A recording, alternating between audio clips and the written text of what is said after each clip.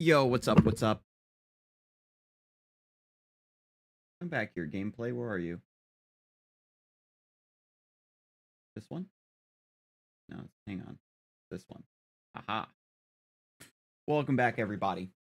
Pokemon Champions. So, I was thinking last night. I think we have a free recruit. No, it might be too early. 2 hours. We'll recruit later for free. That'll be fun. Now that I've kind of got a nice handful and pretty much a team built, I don't really need to recruit. But I was thinking yesterday about the squad.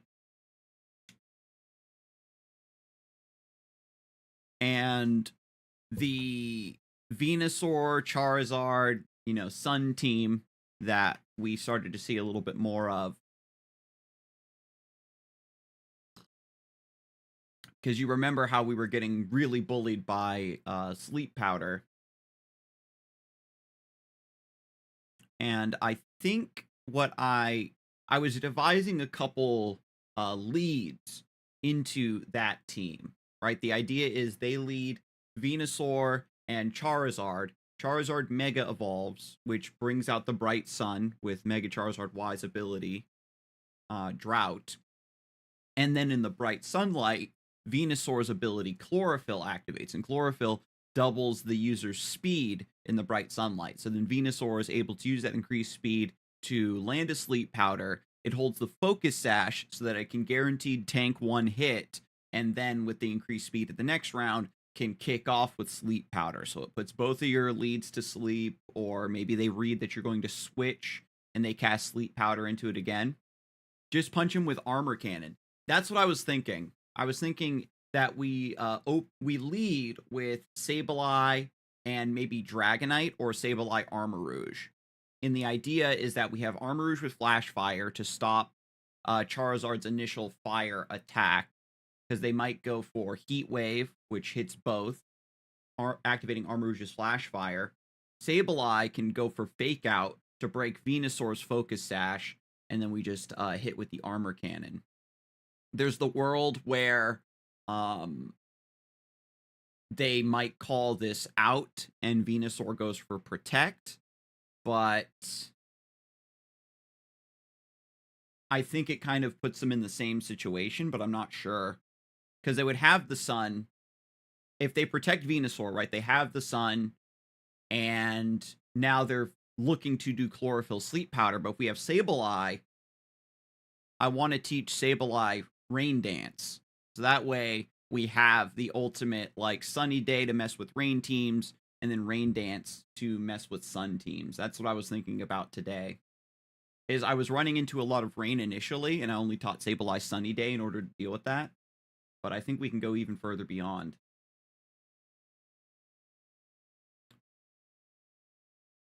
And then I also want to do some math around Heracross's stat line. And the idea would be as well, if I lead Sableye with, say, Dragonite, I have the threat of Thunder in Rain to deal with Charizard.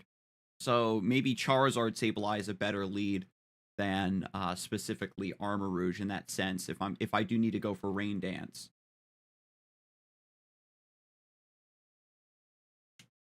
Oops. There's a quick menu, I think it is. Yeah, where you can go to any menu from any other menu. And I think for Sableye, I think we honestly might just take the knockoff away. It's not really doing much. There was also the idea of being able to put Guts on Heracross rather than Moxie, so we can get a lead with Sableye and Heracross, and Will-O-Wisp our own Heracross to activate Guts. Yo, what's up, Zendo? Welcome in. So I don't know if I really care about the knockoff. Maybe this becomes more meta later, but right now it feels like the items that we knock off don't really matter. which I think is fine.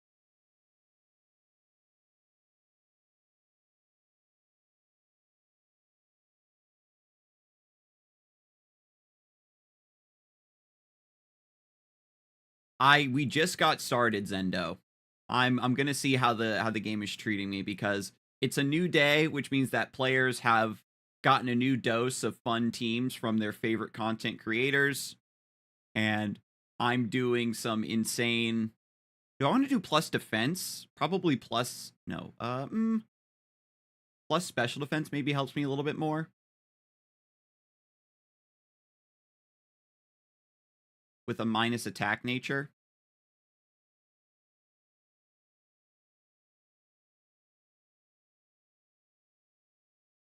Yeah, I kind of like that. The attack does matter for fake out, I suppose, where it's like a little bit more chip damage. Hmm. It might matter for the calculations. Because I was thinking about Sableye maybe going for Focus Sash. Because that's what it had before and it didn't really matter. But if they double up on Sableye or try to one-shot Sableye so that I don't do any crazy disruption. Hmm.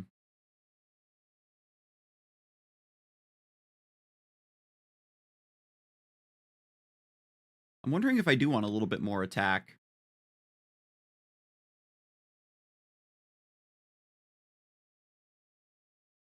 Brave nature. This is kind of silly, right? We have like super low speed because we have Prankster, so we don't really care about having low speed. We just get a little bit more attack so that our fake out hits for just a smidgen more chip, which might matter.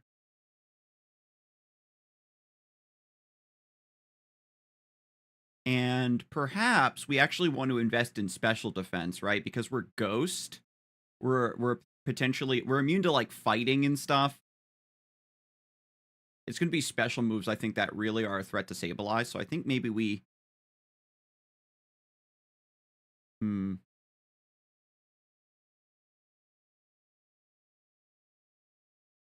Maybe just like a more chill split like this.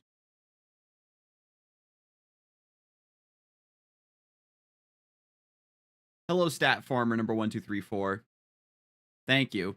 I'm I'm trying to do some deeper like mathematical optimizations for today. So we got Sableye. Now we've got Sunny Day and Rain Dance, which is just absolutely hysterical. Traditionally, Sableye focus on special defense because you have Will-O-Wisp to help with your physical defense. That does make a lot of sense as well.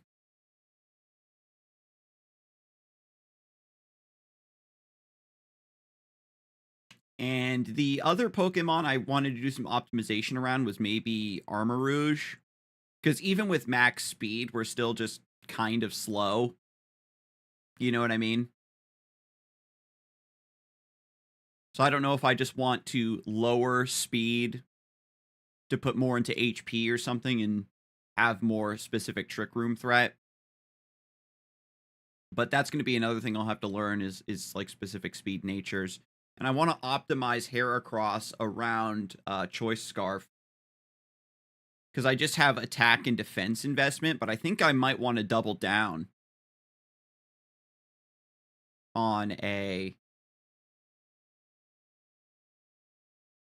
Try to max out my speed as much as possible with the Choice Scarf. And then Heracross becomes my problem-solving delete button.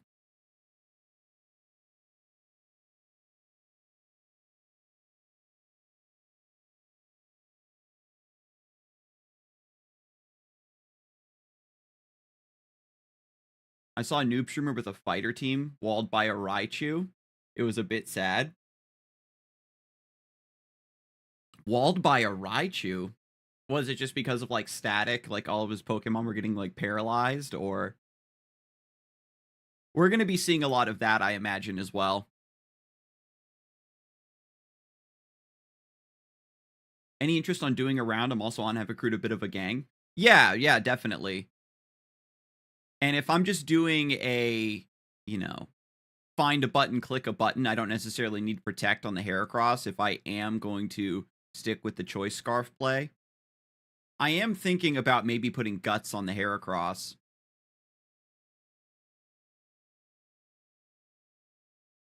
because it does open up some self Will-O-Wisp Will-O-Wisp synergy, and if Heracross ever gets poisoned or paralyzed or something, maybe the guts would activate. No value in a bug move. My idea was that I could go for U-turn.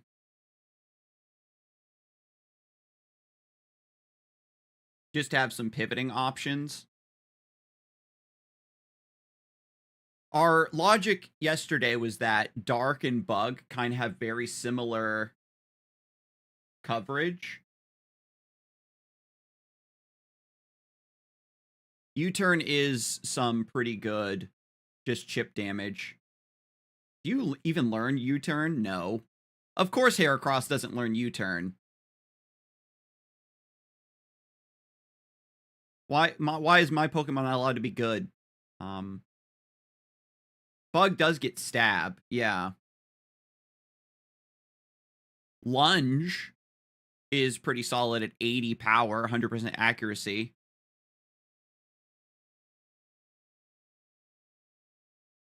Bug Buzz is special. That's why we aren't using Bug Buzz. Heracross isn't a coward. Isn't U-turn a bug move? It is, but they made it a bug move in order to nerf it. The point of U-turn is just to have a move that deals a little bit of chip damage and switches you out.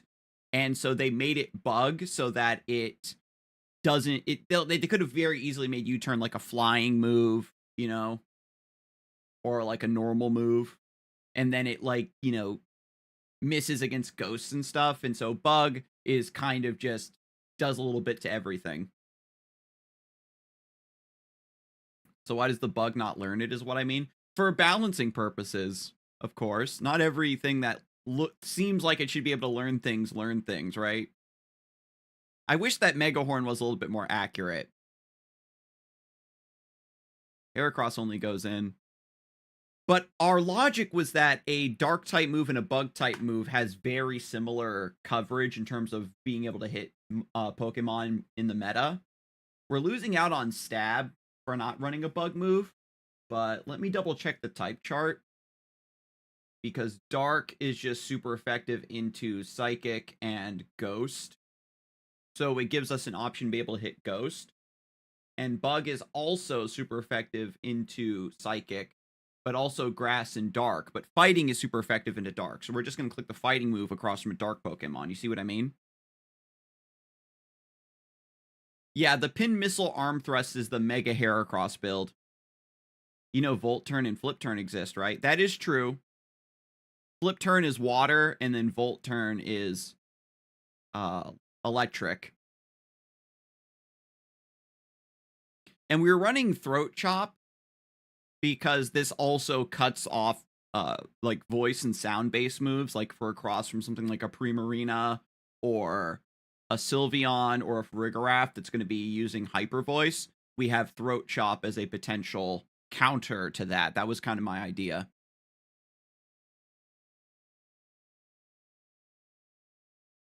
And then Brick Break, we were trying to line this up versus Aurora Veil. And I think with our new speed investment, we might actually be able to click that. And what I was also thinking too, I was doing some calculations before the stream. We've got crazy double edge here, but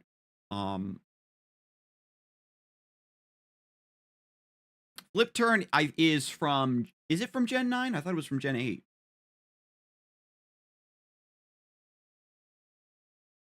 I'm pretty sure U-turn is bug only because of flavor. Dragonflies can maneuver really well in the air, way better than birds.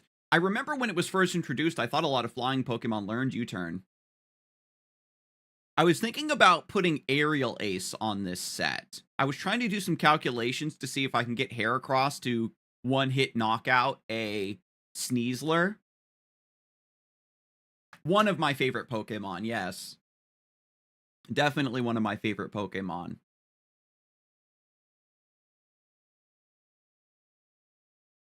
It's also a fully accurate move and the only flying move that Heracross learns. I think with like Fake Out Aerial Ace, I might be able to just click this across from a Sneasler.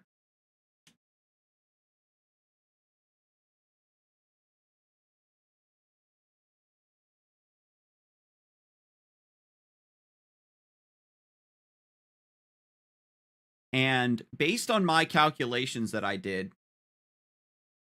I think it's fine. It's a very low base power, yeah. But if we're across, it's similar to having like Mega Horn in that spot, right? Because like Aerial Ace is also super effective versus grass.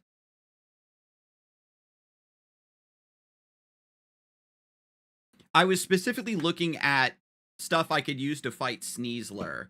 I feel like Sneasler is Heracross's evil brother of being the fighting type close combat user of the metagame. So I wanted to be able to counter it with Fake Out plus Aerial Ace to knock it. Based on the damage calculation I found online, I would, in order to outspeed a Sneasler with a Choice Scarf, I actually don't need max speed investment. What did I write down? I only need 22 speed investment.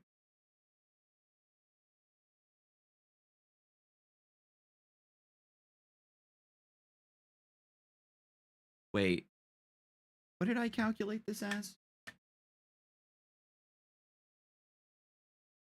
Because I have 85 base speed, and then we invest 22 stat points. And that puts my speed at... Wait, did I miscalculate this? Hang on a second.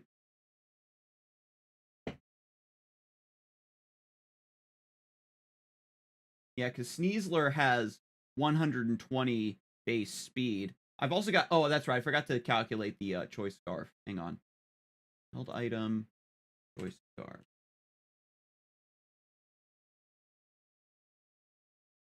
Yeah, so Choice Scarf would put me at 190 speed, and a Sneasler without a Choice Scarf. I don't think people are running Choice Scarf on Sneasler.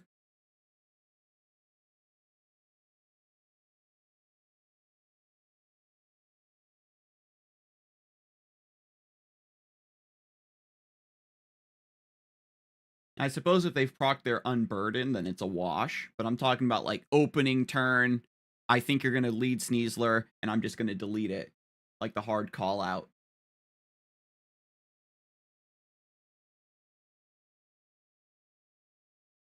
And I need a plus speed nature.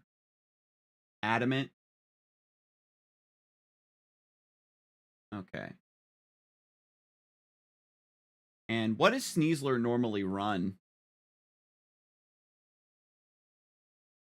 Yeah, I did. When I got to Great Ball tier, they gave me 5 slots. Yeah. Okay, hang on a sec. Before we can actually look at the data, right? Is it... Where do you find the data again?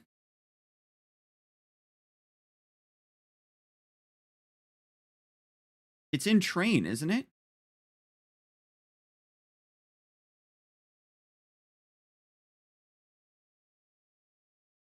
Where do we find the battle data again? Like the Pokemon like stat and usage data?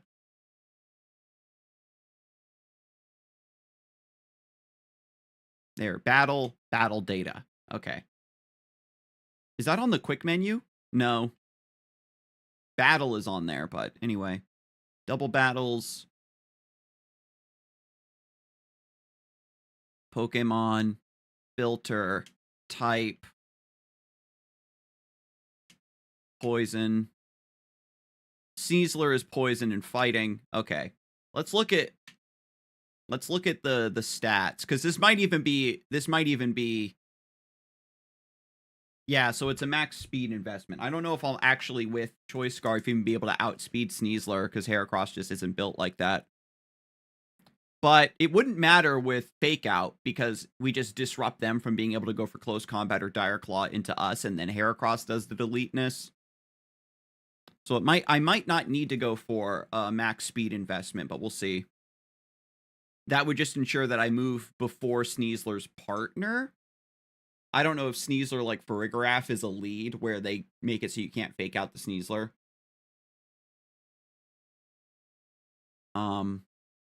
But it's 32. speed. Yeah, so it's max speed, max attack is the most popular spread. Writing this down.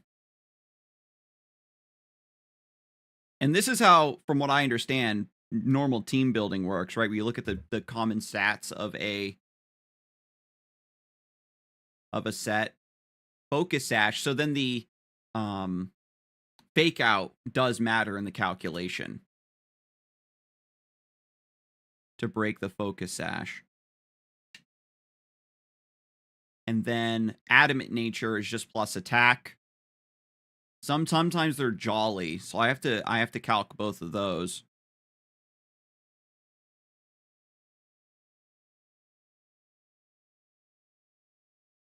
And I'm doing this specifically to blow up a Sneasler lead, but later on in the game, if it does come down to it, I need to see what that number looks like. If you've not seen this particular anime episode, Ash actually taught his Heracross Sleep Talk to counter Darkrai. It's actually a solid competitive strat because Heracross has guts, so it gets a boost when it's asleep, and Megahorn is a great counter to Darkrai. That would be really funny, too, because of, like, the Venusaur Sleep Powder teams that are running around these days. Okay, but if we've got Adamant Sneasler with full speed investment, that comes out to 300. Yeah, that's crazy speed.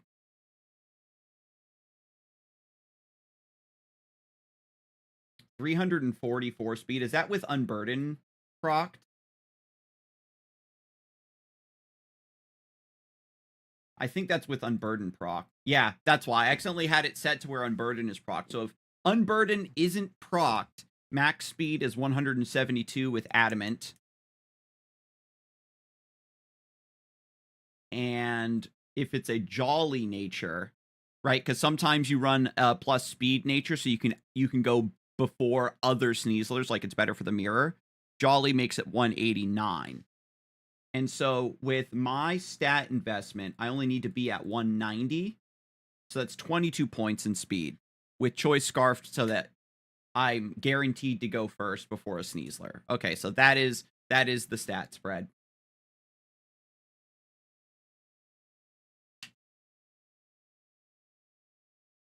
They nerfed all of the CC statuses, which I'm pretty happy to see. Like, full pair is only an eighth of a chance instead of a quarter. Sleep now is a third of a chance to end and lasts a turn less max. Freeze actually has a cap on turns at 3 now. That's very cool. Like, isn't it?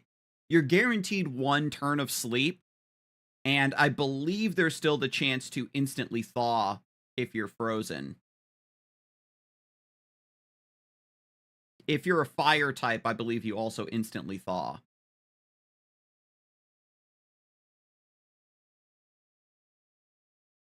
Friend code? Oh yeah, let me figure that out.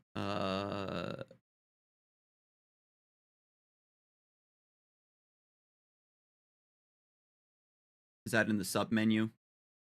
Friends.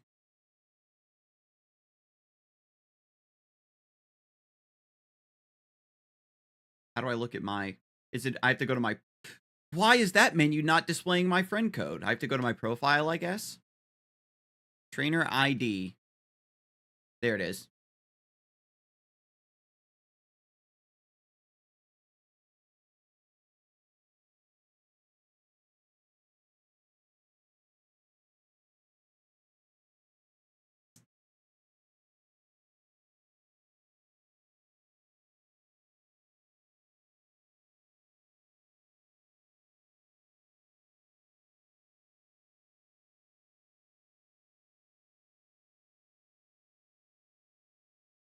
Having something to counter sleep was basically essential, because otherwise you would be very good at reading, switching, and sacking.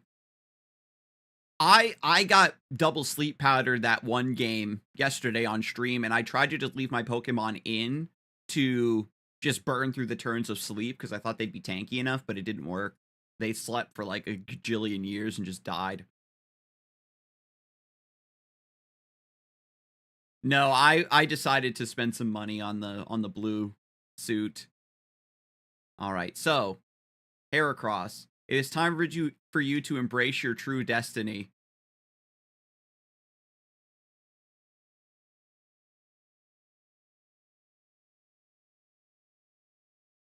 as the sweepy boy,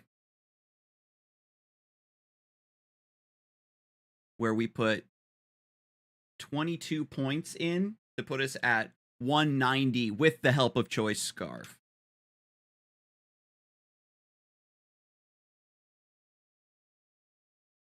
And then we've got a bunch of points to invest. Maybe HP. A little bit of extra bulk. I've only got the 2 mons I really wanted, so I'm slowly getting dripped out now. Exactly. And I think the Protect, we are going to try to go for Aerial Ace.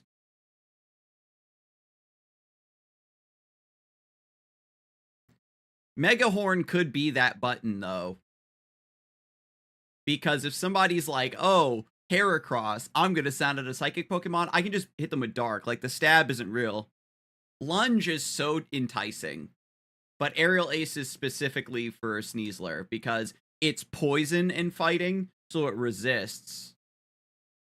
So Aerial Ace gives me a super effective move. And based on the calculation here,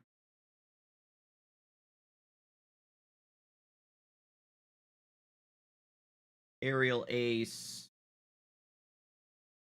What do I click to calculate this?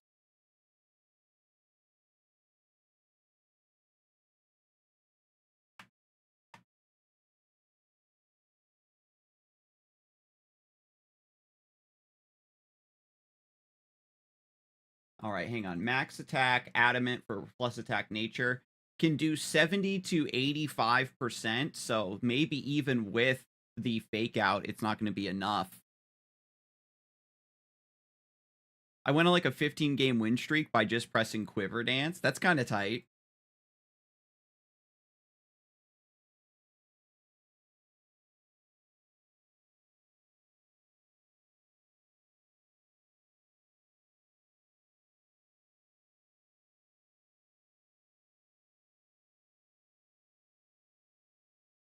Because Bug is resisted by poison, right? So if let me just put Megahorn on this set to see what it looks like.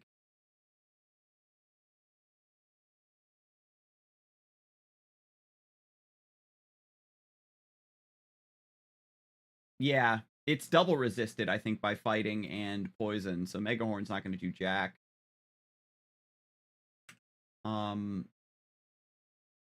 Throat Chop is also resisted. That's what I was talking about. Like, just go for Aerial Ace. Because even close combat, like, Sneasler being fighting and poison is actually kind of low-key really strong. I had Brick Break specifically to be able to punch through Aurora Veil teams. Just as another move.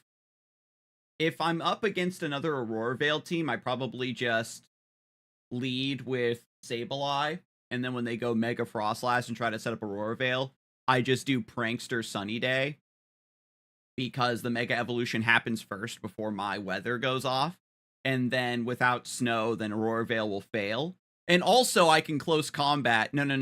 I mean, Frostlash is Ghost, so I would throat chop it. That's another calculation I could maybe try to run as well to see if Heracross could just one-shot a Mega Frostlash.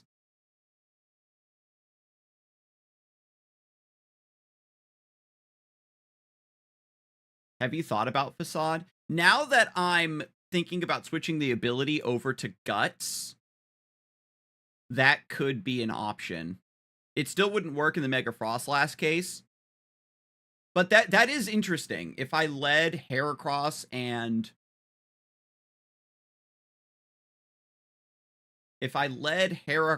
with Sableye, I could do Will-O-Wisp on my own Heracross to proc it, and then try to go for Facade for the one shot. But Will-O-Wisp isn't guaranteed to hit, so I could actually just completely screw myself over. But it's probably nice to have in the back in case Heracross does eat a status effect. Probably over Brick Break, Because it's probably better to mess with the Aurora Veil by just using weather rather than trying to brick break through it, because as much as we tried, we never lined this up regardless. So that could be a really good option.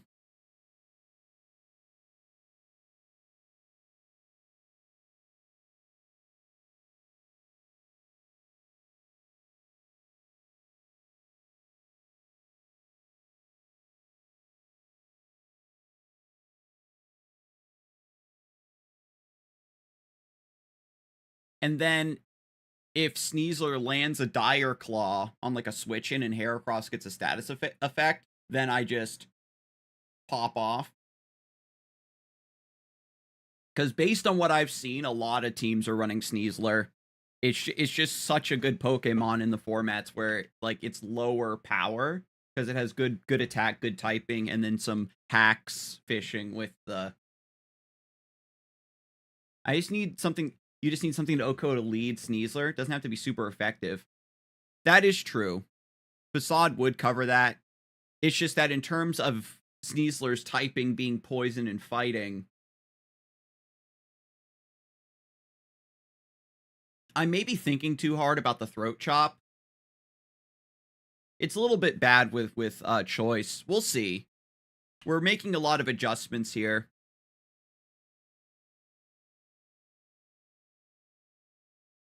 And I'm wondering if I just want to go full speed investment because I'm specifically set up to be faster than Sneasler at 190 speed. But I wonder like what other Pokemon hit that breakpoint, 120 BST.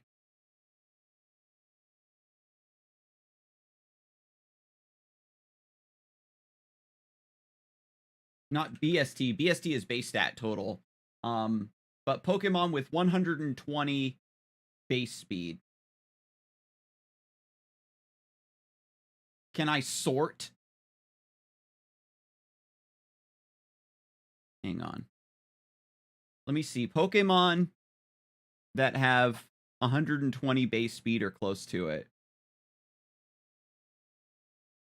in Gen 9.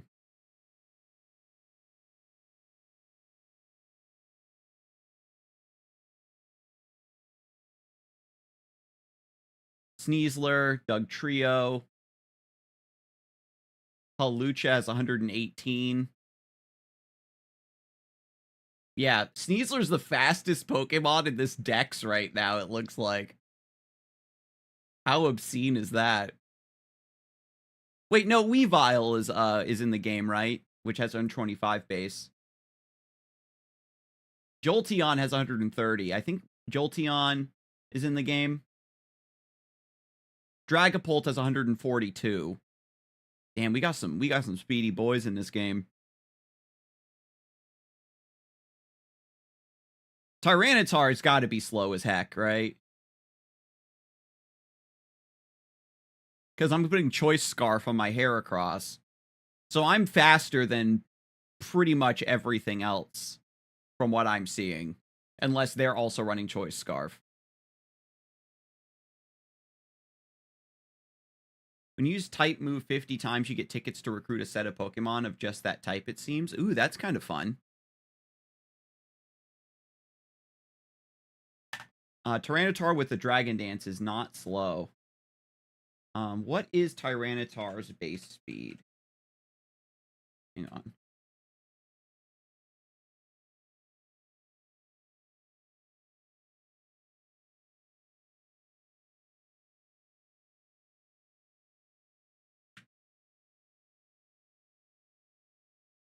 Oh, hang on. It doesn't show up. This is just, come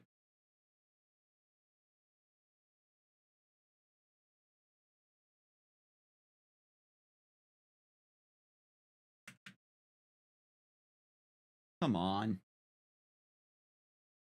And also with Sandstorm, there will be other, like, slightly faster Pokemon with, like, Sandrush, like Excadrill stuff.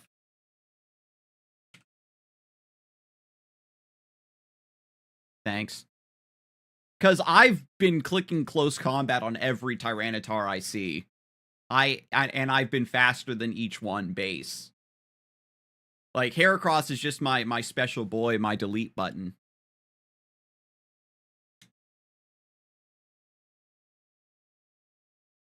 The aerial ace might be cope, but we have to test it.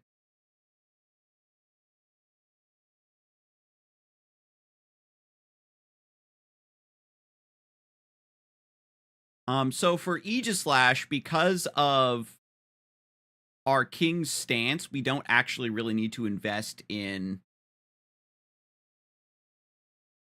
any of our other stats, really, right? Just attack and special attack.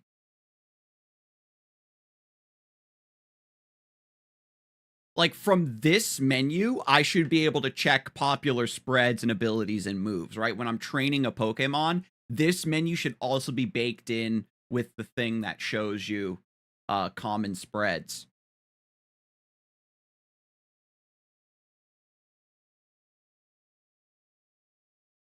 What are the highest BP moves that Heracross has in this game? Probably some of the 20 and 30 type moves.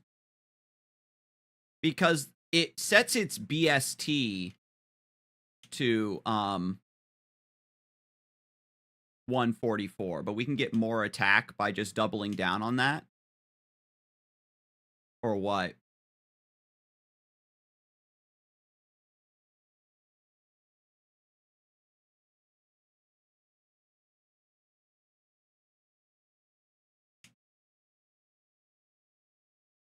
Because I feel like my Aegislash is not optimized. I feel like I should be hitting way harder.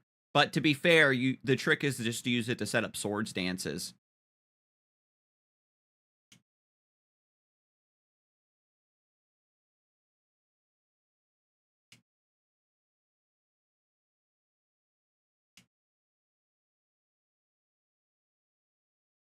There you are. So I think it's interesting that people are running Shadow Sneak. It kind of makes sense because you're in shield mode and you just use this to cryo somebody.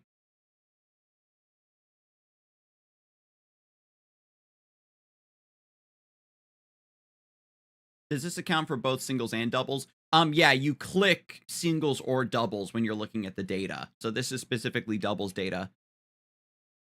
So it's 32 into HP and attack. Okay. Seems to be the best spread. And then adamant nature. Yeah.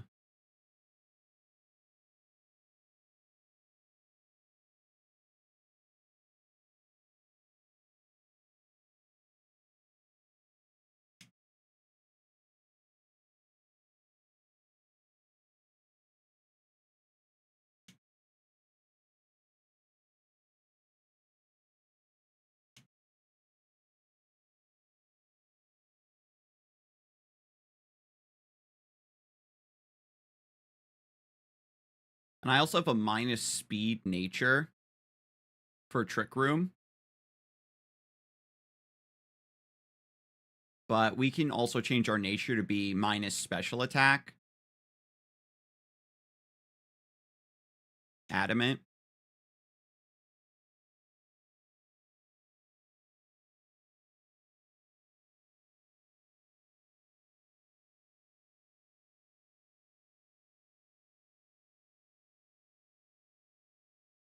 Would Shadow Sneak normally use it after you've already swapped into Sword with another move to eke out as much damage as you can before getting hit? That's true. Or if you, like, just chill with a couple Swords Dances and stuff, and then you have a Prio move to guarantee that you get to use your damage. But the idea, too, of having low speed is that because you attack last, you're in you're in shield stance for the entire round.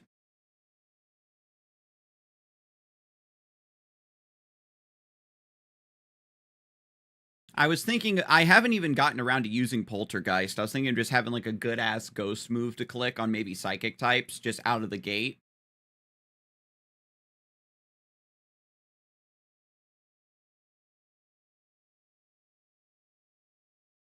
Might be better with the Trick Room mode. Yeah, it might be better with the Trick Room mode. It's only 90% accurate though. I was using Shadow Claw, but it felt pretty weak.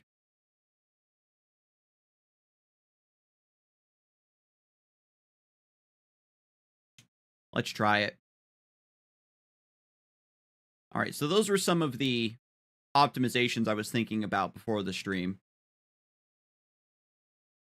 All right, Zendo, how do we play one?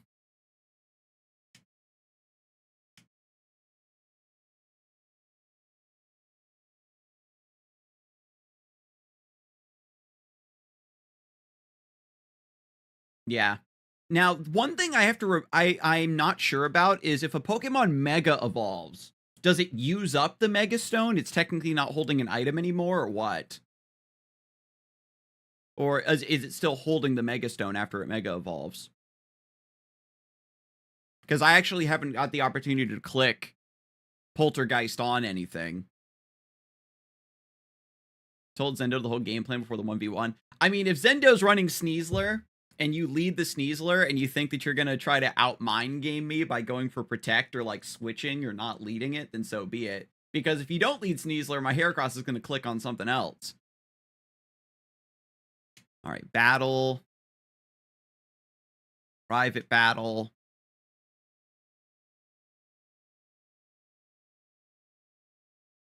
Make a room. Regulation MA. Oh, wait, no, it's double battle.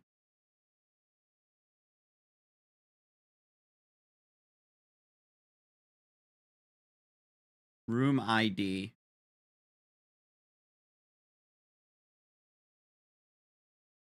Oh, that's cool. You can have 4 different matches going simultaneously in the room.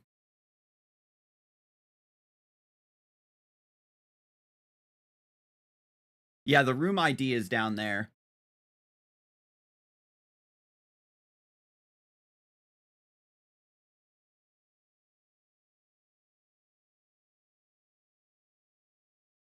Yeah, good luck, have fun to you as well. One of the biggest things I know I'm going to be running into today is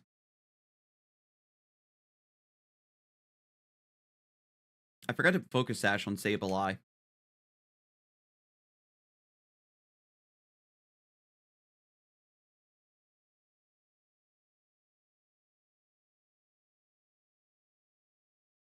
I think that Venusaur Charizard Sun team is probably going to be all over the place today, now that people have had a little time to build it.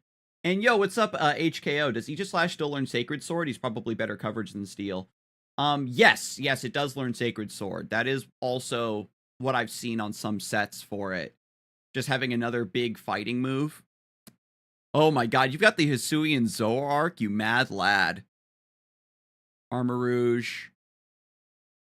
So I think this is Sun. Does Whimsicott set up Sunny Day? Tailwind. And then you just do big Typhlosion things at me. You've got the Venusaur Chlorophyll. Let's try that lead then. I do kind of like Farigiraf. Although Hyper Voice isn't good against ghosts. I think we do bring Armarouge. Aegislash will be difficult to set up against all the fire that they've got going on.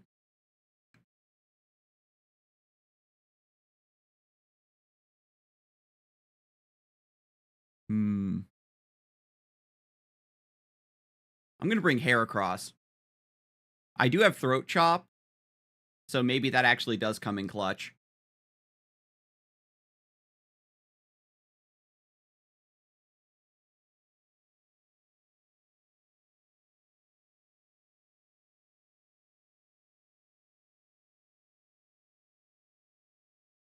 All right, let's see what we got here.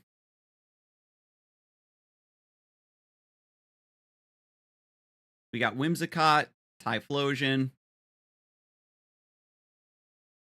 Whimsicott is Grass and Fairy.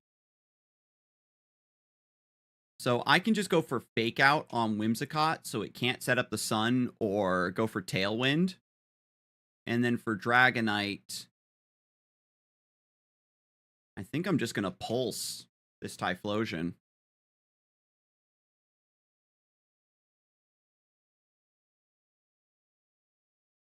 I don't know if Whimsicott is the Sunny Day setter or not.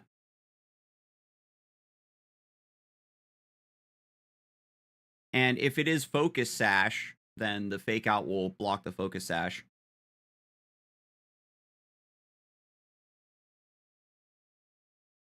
Eruption, that's the one that scales based on HP. So by dealing that damage ahead of time, we actually take some of the sting out of Eruption, which is great. Sableye.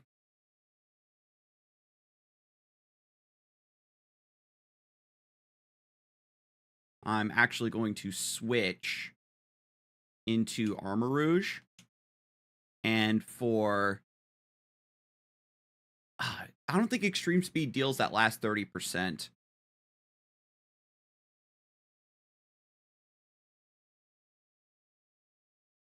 But I'll just click Dragon Pulse again. I think it pretty much does what I need it to do. If they switch the Typhlosion, then whatever comes in is going to get bopped, right? I'm going to set up Armarouge because I think that the Whimsicott might try to go for Sunny Day here. Oh, it's just Tailwind. Okay.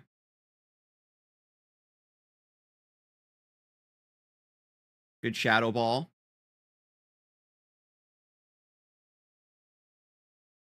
So Dragon Pulse does pick up the knockout. And now whatever comes in is going to be faster. So Extreme Speed will be really nice to get some damage on it.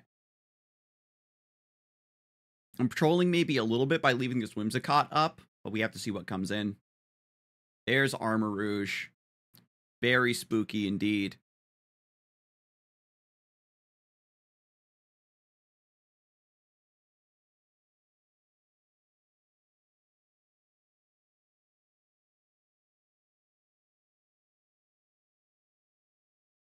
Whimsicott could switch. It most likely will. This is one of those moments where I really wish that Dragonite had Protect.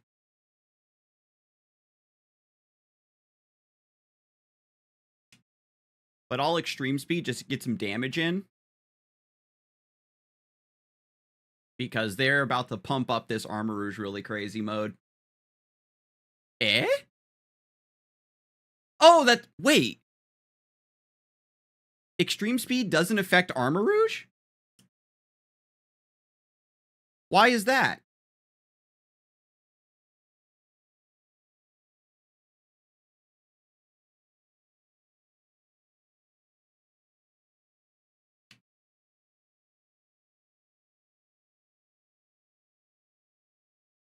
Why is that? I wonder to myself.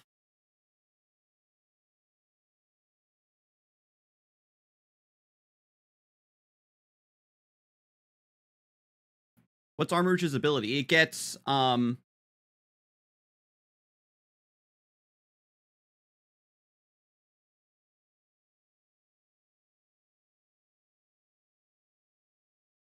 it gets weak armor and, flash fire. What am I missing?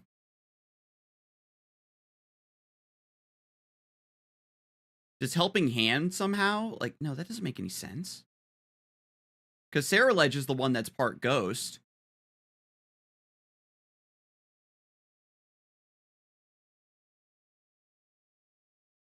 Oh, yeah, that's why. Oops. That's right. Yeah, it's Zoroark. Yeah, I forgot about that.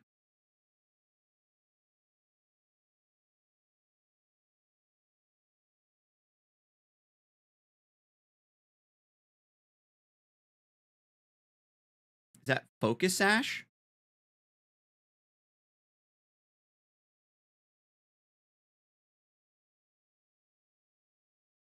The Tailwind is still spooky as heck.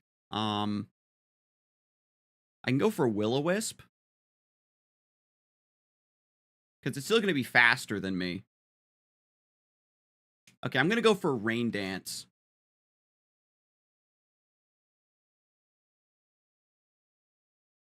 And Bitter Malice is a ghost move, which I resist. So I think I can call out and switch out into Heracross here. The idea is that if I stall out the Tailwind, then when Dragonite comes back in, it'll be faster.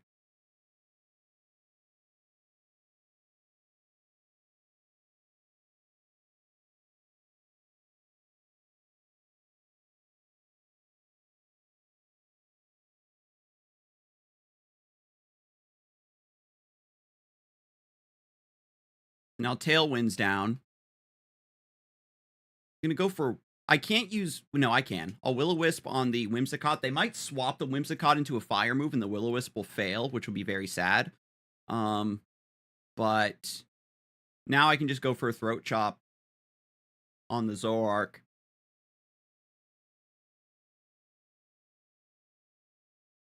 Oh, you're just going to go for the set up the Tailwind again. I respect it.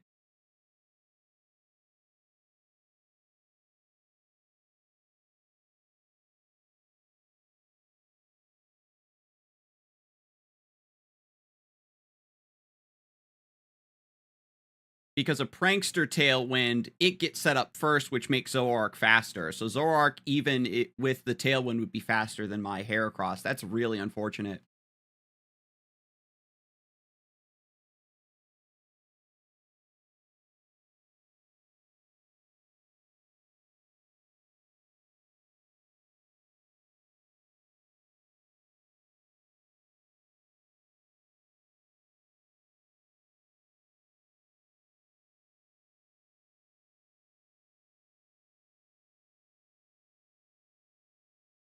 And so then Zoroark moves first and Bitter Malices the Dragonite. Oh my god, I'm getting swept.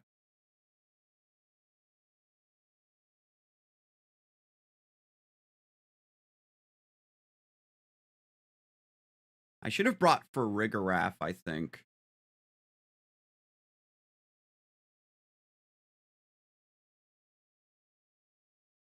Yeah, I was expecting a harder Sun mode with this team.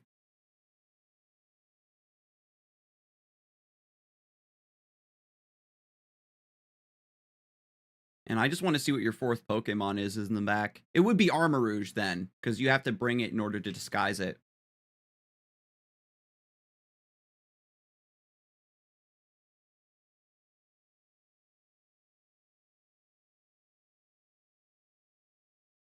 That was very clever.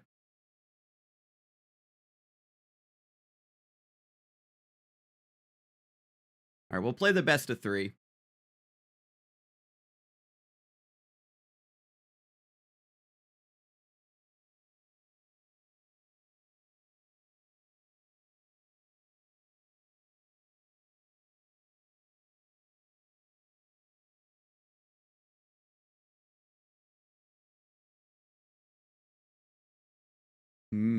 All right, so now how do we adjust?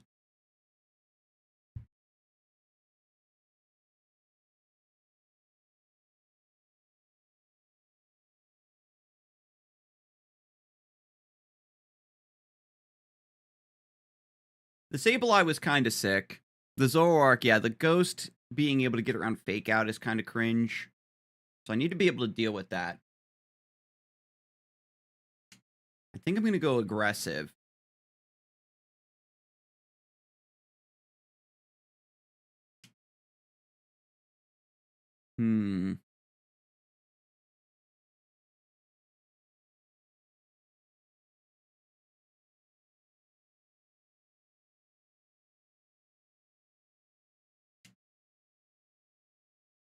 Secretly want to bring Aegislash. I feel like outside of Typhlosion and stuff, it's actually really well positioned into their team.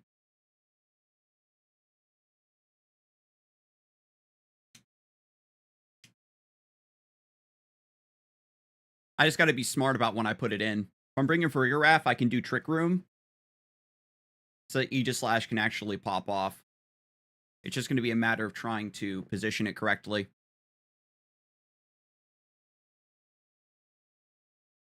Typhlosion Whimsicott lead.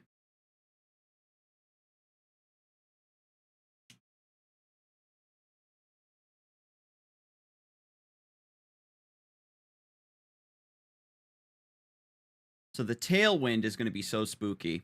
So what I want to do... Now, you're part Ghost. We want to Throat Chop the Typhlosion. And let me see if this actually works. If Armor Tail blocks Prio Tailwind.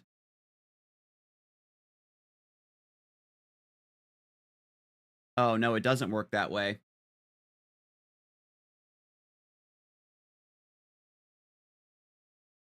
Oh, they went for Bitter Malice and not Eruption.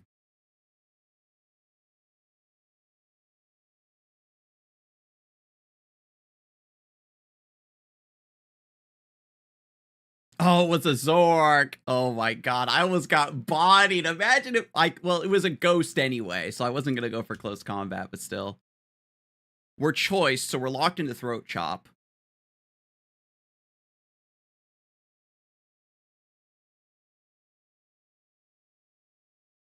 And I'm gonna set up Trick Room here.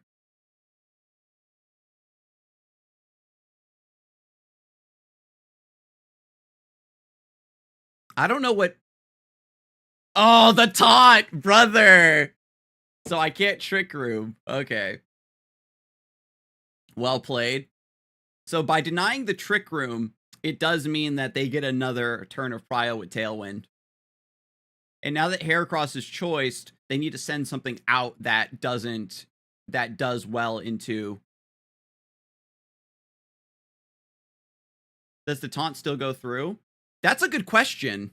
Yeah, it does still go through. That is really important, because like Follow Me gets denied when the Pokemon goes down, but that is a very important interaction as well. I'm gonna write that down. Taunt goes through regardless. So this is the real Hisuian Typhlosion. But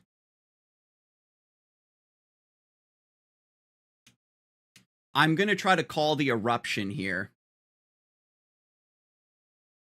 I could get completely bodied by, like, Shadow Ball or something here.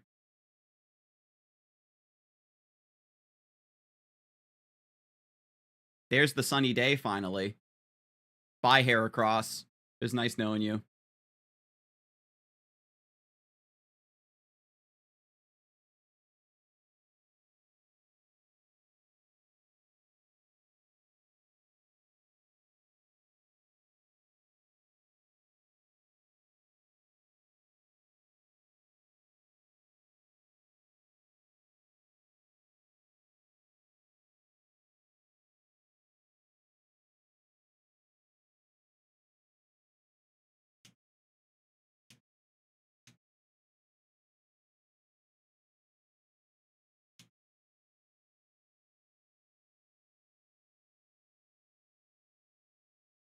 This little Whimsicott, man.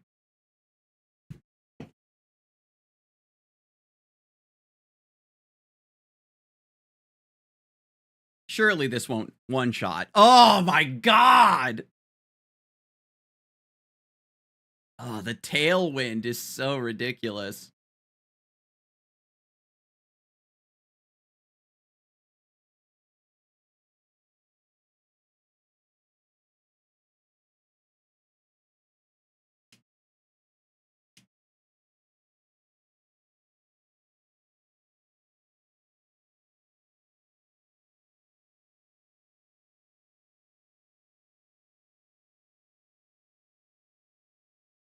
We go for King Shield here.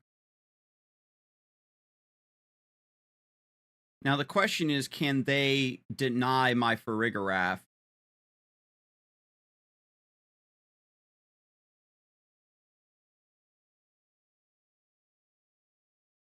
Is this enough?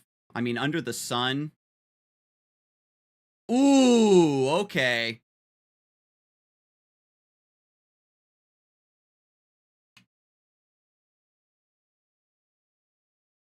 So we twist those dimensions. And then Aegislash comes roaring out with Poltergeist.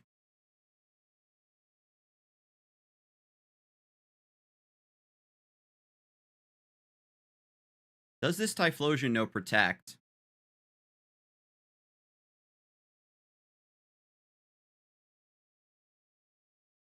The Zoroark is so tricky. Zendo has probably been bullying people with this shit. You were telling me that you were just clicking like Quiver Dance and stuff, but this is diabolical. Red Hoodie versus Blue Hoodie.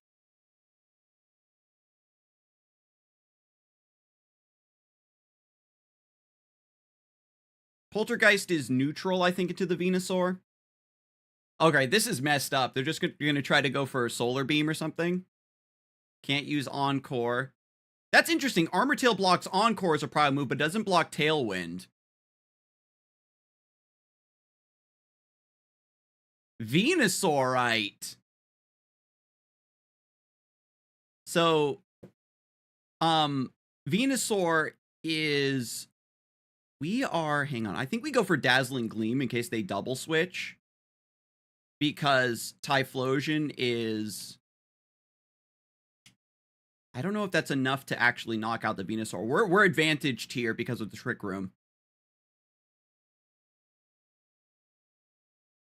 We can just Venusaur. We can just Poltergeist back into that slot if they switch the Venusaur.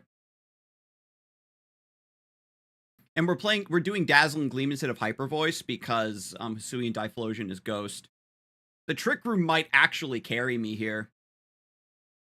I'm trusting that Whimsicott can't do anything offensive. Oh lord, he coming. Hisui and Typhlosion is also Ghost and Fire. Regular Typhlosion is pure Fire. Am I misremembering? How do I bring that up? Damn, the Dazzling Gleam didn't do shit. Oh, that's because it's part poison.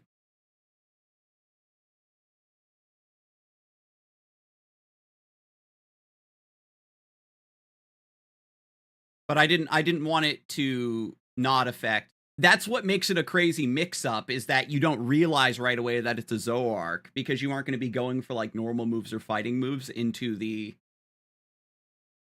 Hisui and Typhlosion. I think we got there. I don't know if Venusaur, like, knows Protect, or if Typhlosion knows Protect, and they can try to stall out one more turn.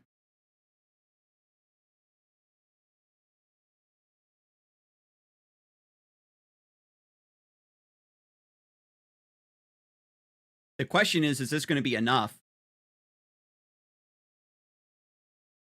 Can Poltergeist one-shot the Typhlosion before it lands like a fire move here, or a ghost move, which is super... What? I'm resisted, right? I think Steel resists Ghost, so it's neutral. They do have Protect. Okay. Trying to stall out the Trick Room. I think I have one more turn to Trick Room.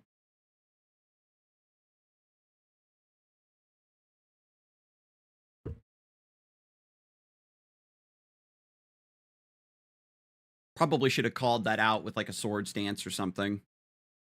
Of course, they would protect the Typhlosion when it comes in. We've got one more turn of Trick Room.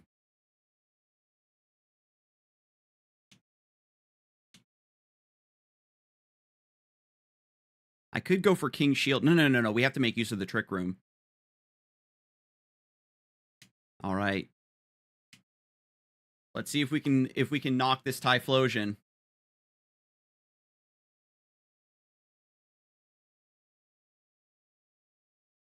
Oh, you went for the double protect? That would have been so clutch if you get the double protect there.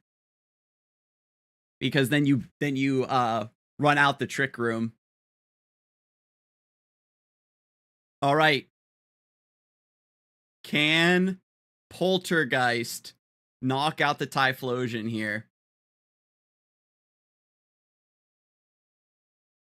It's my only out. I should have protected before I swap.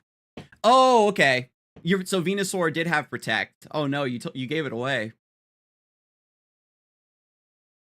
But yeah, you protect the Venusaur to buy one more turn. Hisui, Typhlosion protects one more time, and then I just get erupted and die.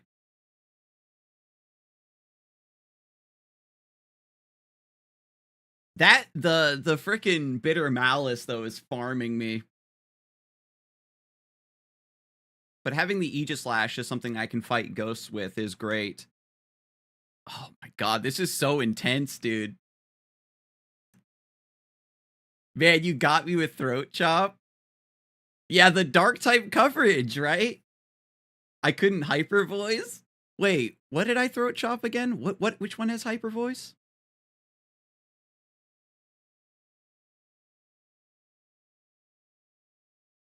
Zoro? I didn't know that it learns hyper voice. That's what I'm saying. Like the throat chop is low key kind of good.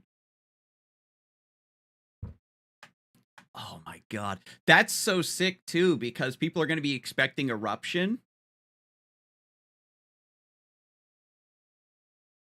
Hang on.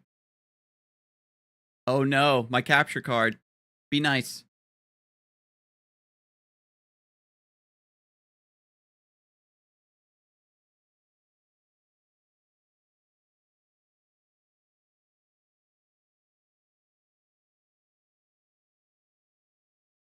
Hang on. It broke.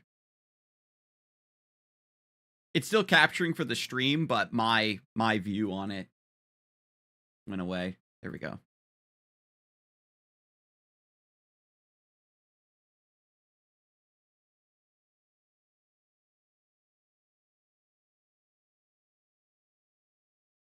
Oh man, the Sui and Zoe arc though is like so intense.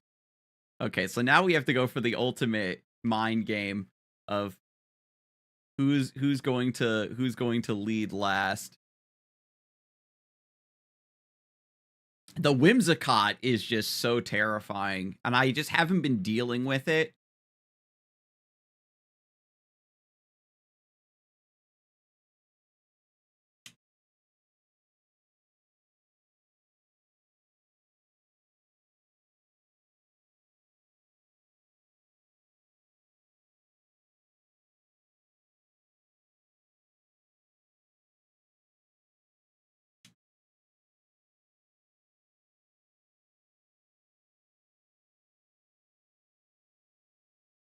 How do I feel about maybe bringing Dragonite this time? The Aegislash is... Oh, man. Actually, if I'm bringing Farigiraf, bringing the Aegislash for the Trick Room mode is kind of goated.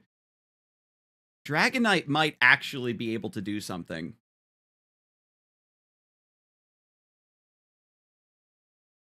What controller are you using, by the way? It's been bothering me. It's just some Nintendo Switch Pro controller.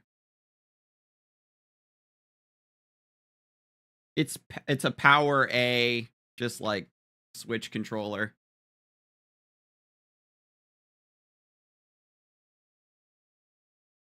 So Typhlosion's Frisk ability activate, which means that it's not Typhlosion. I mean, it's not Zoroark, right? So then Venusaur could be Zoroark.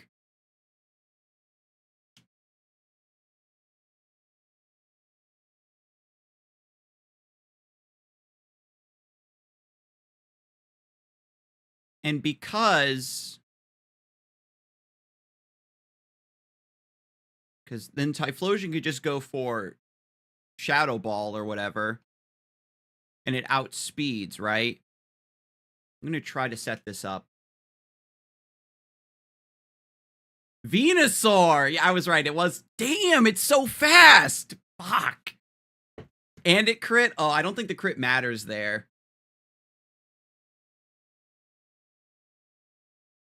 What? Oh my god, they're so fast. This is one shot? Okay, I get the Trick Room up.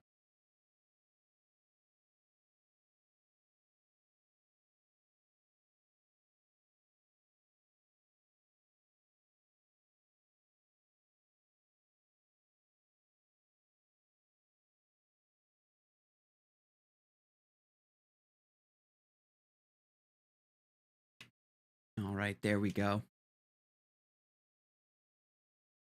I'm gonna go for, like, an insane read here. I think I have to take the big read.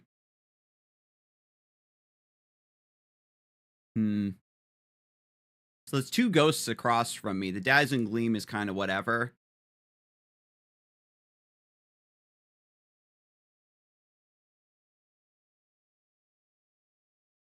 I'm calling out the double protect here. Now that I got the Trick Room up. Oh, they didn't double protect. Oh, I'm dead then. Yeah, I'm dead then if they didn't double protect. Because I just SD. I guess it's like I can deal with one, but not the other.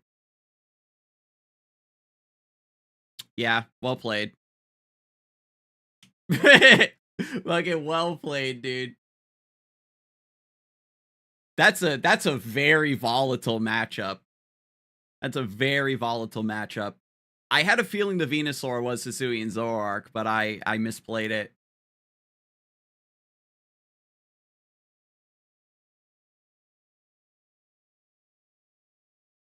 Yeah, I needed to...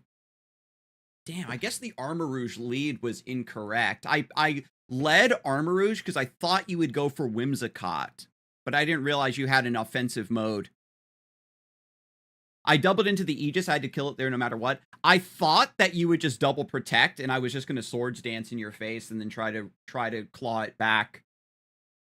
But it makes perfect sense that you just keep swinging on me, because Aegis Slash is my only threat after Armarouge goes down. Yeah, so definitely well played. That team is godlike. I like that it operates outside of Sun. Damn, that's a really sick team. I think actually,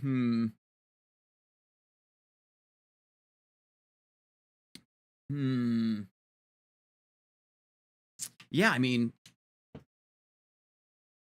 maybe I could have tried to bully a little bit more with, like, Rain Dance Thunder.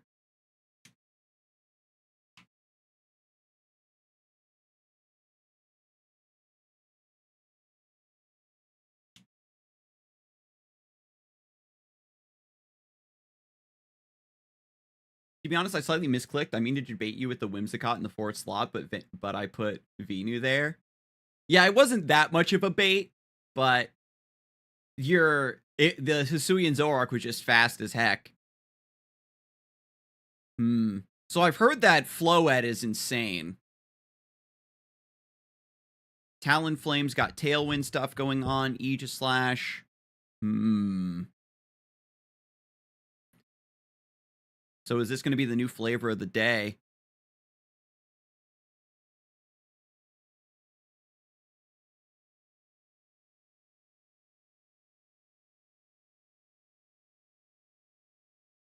Heracross just punches everything here. Pretty much. I don't think this is a rain team. We just have to not get blown out of the water by Floette because it's fairy type.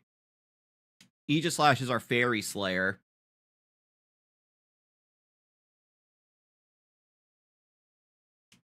I think I'm going to try to just set up like a Swords Dance turn 1.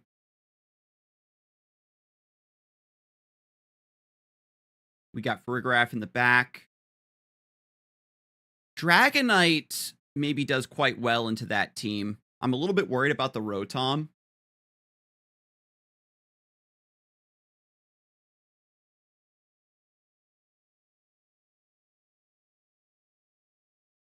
Actually, I'm going to bring Armarouge. Armarouge has Wide Guard, so we can try to counter Earthquake on Garchomp.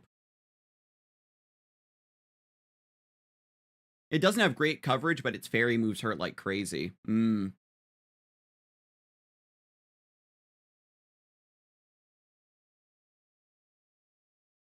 Mousehold has Follow Me, right?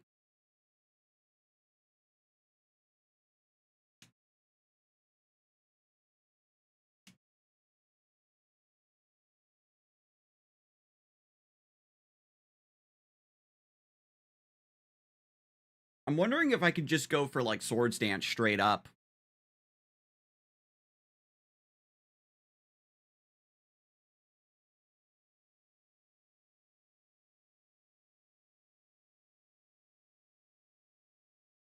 It's very funny, I swapped Whimsicott's moveset one day thinking I could just Encore Trick Room users instead of having it on my moveset to get rid of it. Completely forgetting Farigiraf just turns that off.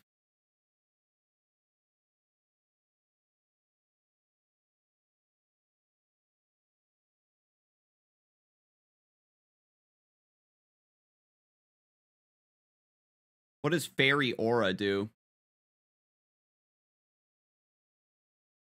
I gotta see what the Floette does. It just makes fairy damage do more. Ugh, Focus Sash. Gross.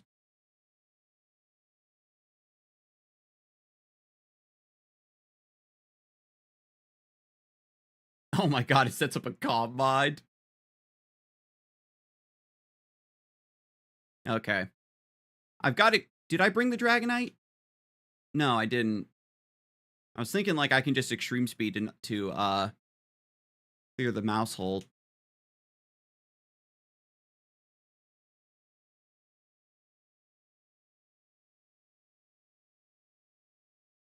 Oh yeah, that's right.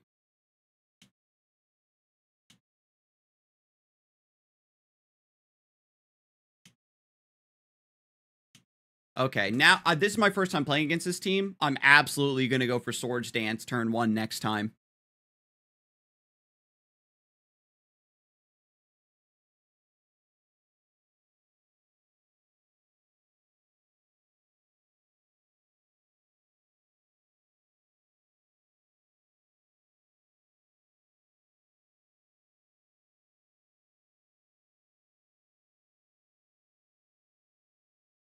Okay. Yeah, so I needed a Swords Dance turn 1. Hopefully this KOs. Because I think that Floette's pretty frail. Okay, we're still in there. I'm not getting swept today. Not by your tiny flower demon. Yo, we can bring out Farigiraf, set up Trick Room.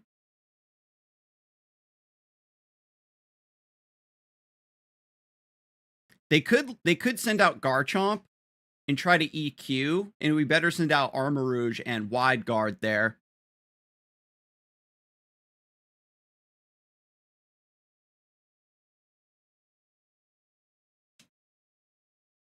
I'm gonna bring out the Farigiraf.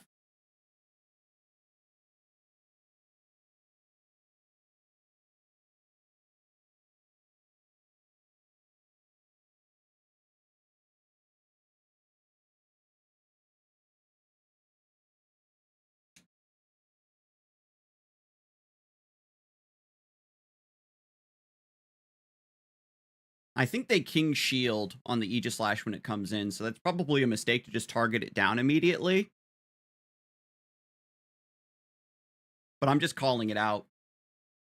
I should probably King Shield here, actually, to get around the EQ. I wonder exactly how they're going to play this, to go back into Shield stance.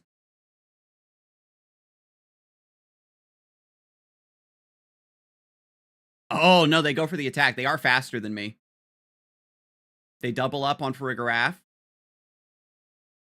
And I land my Poltergeist. Ooh, Aegislash! Okay. And then Farigiraf lands a Dazzling Gleam to get some chip damage on Garchomp. That's a lot of fucking damage. Oh my god. Alright. And now I can protect and go back into King Shield and scout what their 4th Pokemon is going to be. Wait. No, Garchomp is their last Pokemon.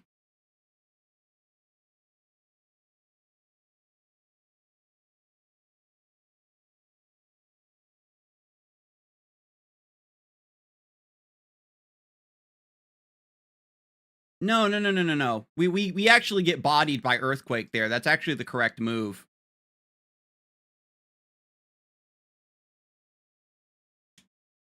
So they're going to set up EQ no matter what. Okay, so what I want to do is I'm going to go for Trick Room. If they single target for whatever reason.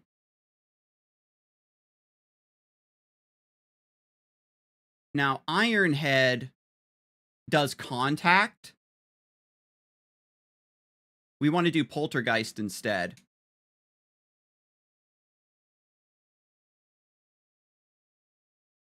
Ah, oh, damn.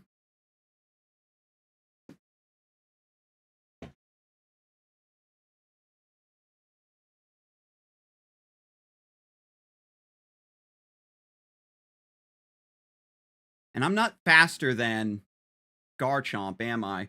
I have Wide Guard, so, like, I can stop Earthquake, but then I'm just in a position where I can't do anything, right? Yeah. Wait, I can stall out the EQs.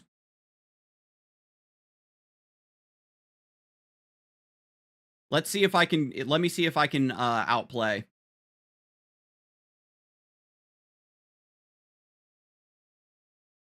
But Tantrum is...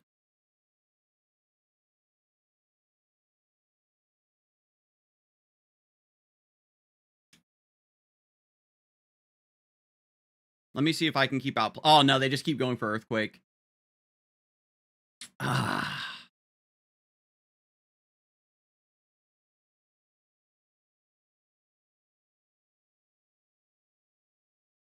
Okay. I needed to... I sent out Farigiraf because I was hoping to set up a Trick Room, but I never got around to it. So I needed to send out Armarouge there and just wide guard calling out the EQ. But no, they didn't go for it right away. They double up. Oh man, that's actually really close. But now I know about the Floette Calm Mind setup. So I go for Swords Dance and then I'm much better.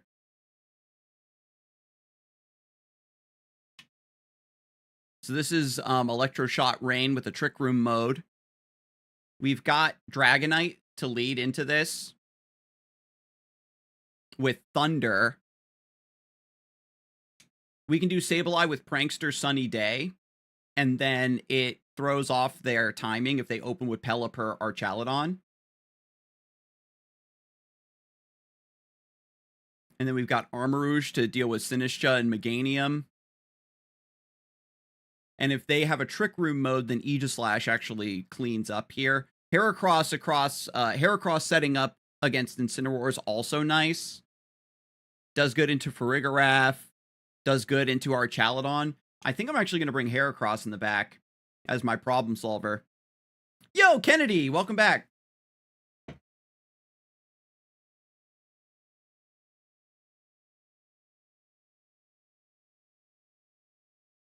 I think you need to protect on one of your Mons that EQ turn that killed both of your Mons. Yeah, I went for a double protect because I wanted to see what they would do, but that didn't make any sense. I should have just protected one and try to get some damage with the other. Or I protect Aegislash and go for Trick Room, but the Garchomp's just too fast there. I needed to play for Trick Room earlier, but I was too concerned with the Floette. So they lead with Farigiraf and Pelipper.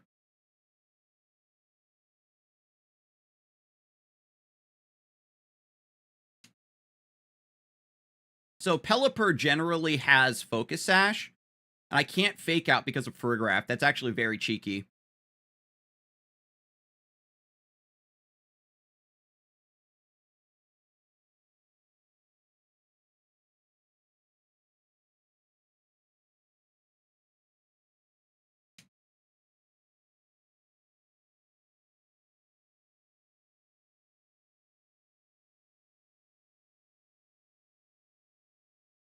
I needed a Will-O-Wisp the Pelipper. How's the battles been? Good so far. We played a set against Zendo. He had a very tricky team. Yeah, they made me... I ran out of time, so they made me click it. There's a chance they swap out the Farigiraf, but they're trying to stop me from breaking Pelipper's Focus Sash. Wow, that does nothing.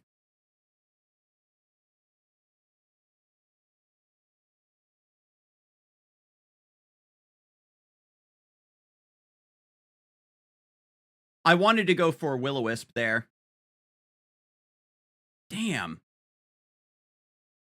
This Farigiraf is very bulky.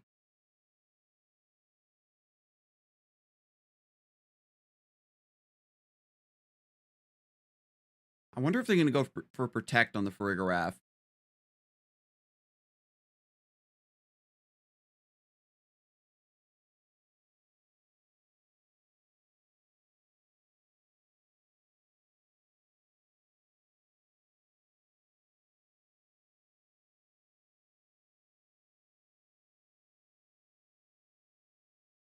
Yeah, hitting the Will-O-Wisp on the Pelipper would have been amazing instead of the... I'll just pretend that I went for Will-O-Wisp and it missed. I'm assuming this is Focus Sash. Yeah.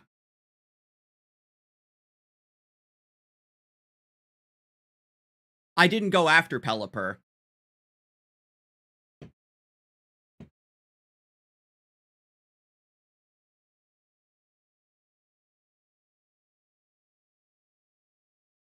But yeah, if I had not ran out of time and I clicked Will-O-Wisp on the Pelipper, then it goes down to burn there, and we're in a much better position. I've got extreme speed. Now the Farigiraf is down, I can just go for extreme speed to clear the Pelipper.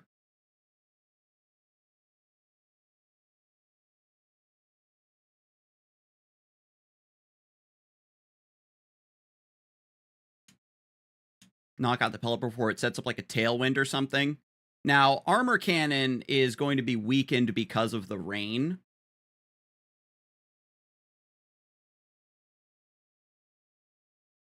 But I still think it's my best bet.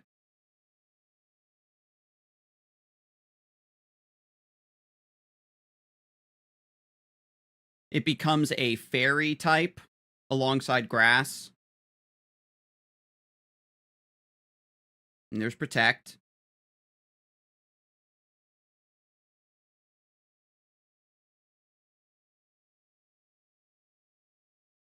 And I forget what fairy move Meganium learns.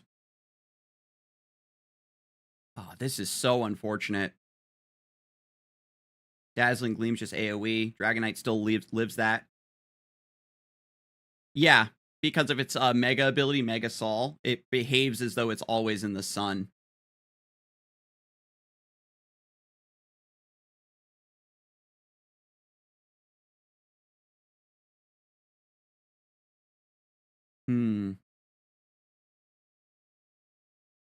Extreme Speed just gets some use out of that. I wonder if I can call out the Dazzling Gleam again with Wide Guard. They might not know.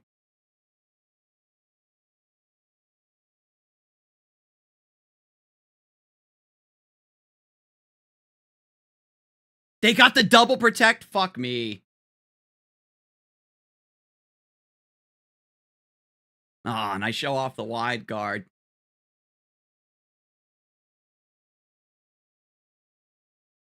So now they can actually withdraw the Pelipper.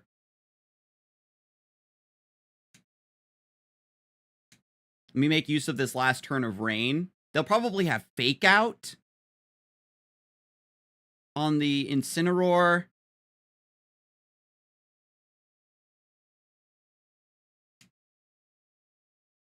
I wonder if they're going to Fake Out the Dragonite or the Armarouge.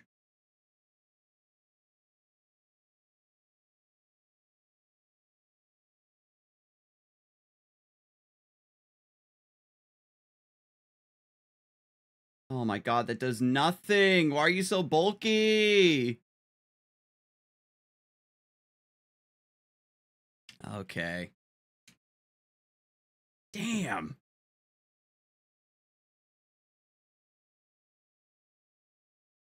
So I'm going to cope and say, oh yeah, I went for Will-O-Wisp on the Pelipper and it didn't land. Because if I get the burn on Pelipper, then I don't have to play around with those shenanigans, and I'm in a much better spot to actually deal some damage.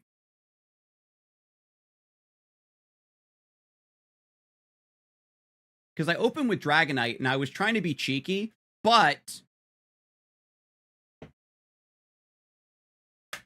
that was also a good chance to see how much Thunder would do. And it did nothing into Farigiraf, because it's just too bulky. But yeah, I should have just done Prankster Sunny Day to just cancel out the rain entirely and probably go for Dragon Pulse or Flamethrower into whatever. That was a much better line. Rather than trying to take advantage of the rain, just counter the rain altogether. Now, this is going to be a Sand team. I've beaten Sand teams before by just leading with Sableye and setting up Sunny Day. And then Armarouge is very... Like, honest, Heracross is insane into their entire team.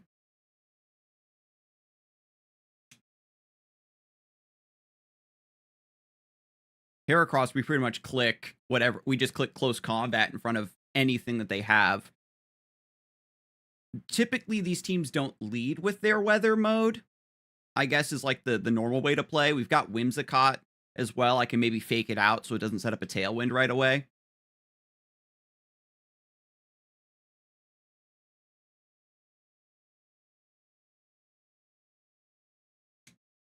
We can bring Dragonite. Well, no, they've got Sylveon and Whimsicott, which is kind of difficult for Dragonite to deal with. I do have Flamethrower, so maybe I can actually fight what's the name? And there's a world where I can maybe Throat Chop the Sylveon so it doesn't do Pixelate Hyper Voice on me.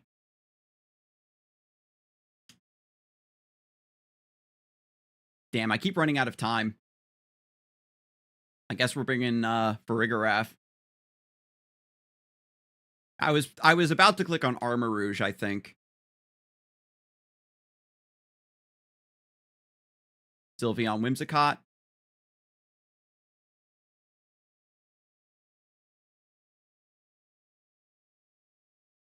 So I'm going to fake out the Whimsicott so it's not like follow me or whatever.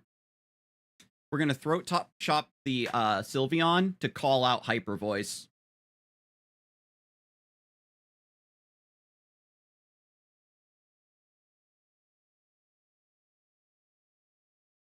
Psych Up.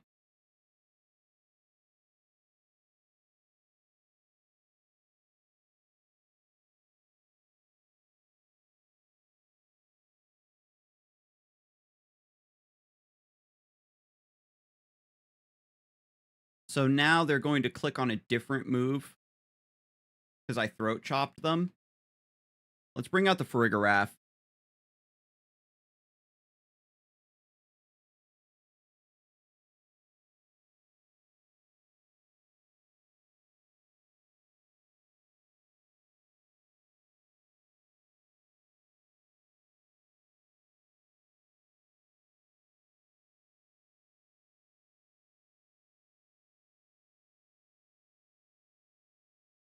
Mental Herb gets rid of the taunt. Psych Up again. I think that's just because it can't Hyper Voice. I don't know. I'm going to Will-O-Wisp into the Sylveon slot, and I'll click a Hyper Voice of my own. Well, Hyper Voice is going to be most likely resisted. How do I look at the rest of what their possible team could be? I just have to remember it from the top of the show. So I'll go for Dazzling Gleam.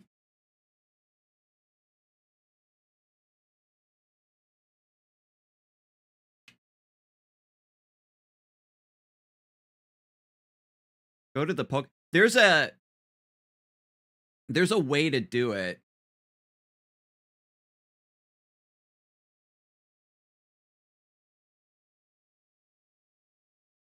It's there when you try to switch Pokemon. Oh, oof, crit. I mean, the burn is nice.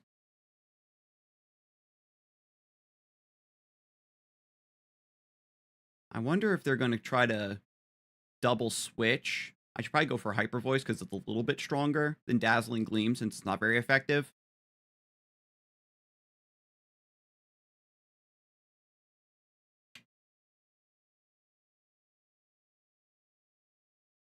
I was running Dazzling Gleam so I have a little bit of some dragon coverage, and I can still do AoE damage if I'm across from like ghosts and stuff.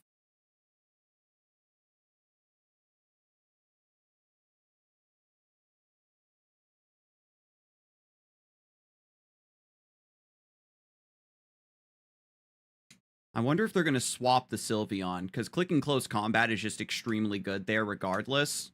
So let's see what we can do. Even if it's not very effective, it could still, yeah.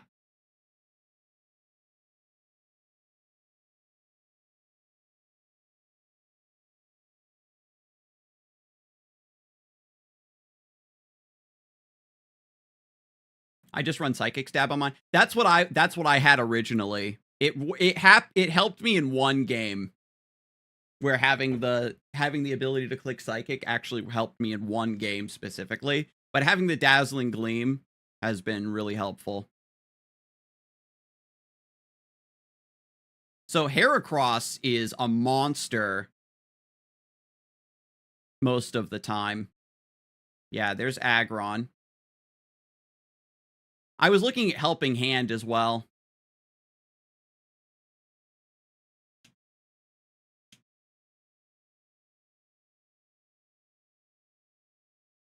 Hmm.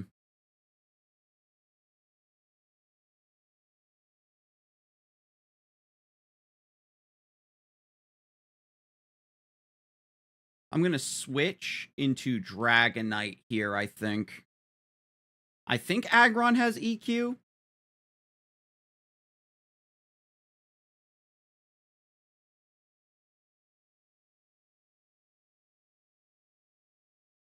But yeah, we just click Close Combat there. The Intimidate drop doesn't even matter. The quad effective is just insane. Scary Face? What? How do we end up back in bot queue?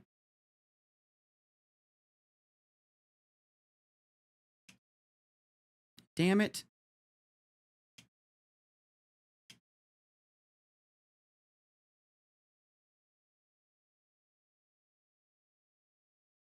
I guess the Psych Up kind of gave it away.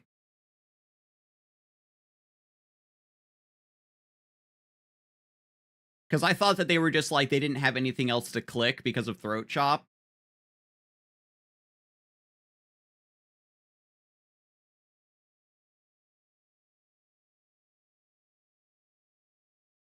Yeah, and then they don't Flamethrower the hair across. Yeah. Damn. I thought once I got to Great Ball tier, I would be playing against humans consistently.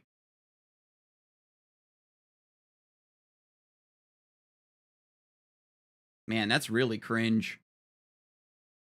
I was understanding when I was in the Pokeball tier, like as a beginner, where it's like not a real ladder, you know? It's just there for you to kind of train and grind and build up some confidence. But now I'm in Great Ball tier, the fact I'm not facing humans is insulting. I don't care if I have to wait slightly longer in matchmaking. Is everybody at the top of the ladder? Everybody is playing this game is at the top of the ladder. Another rain team.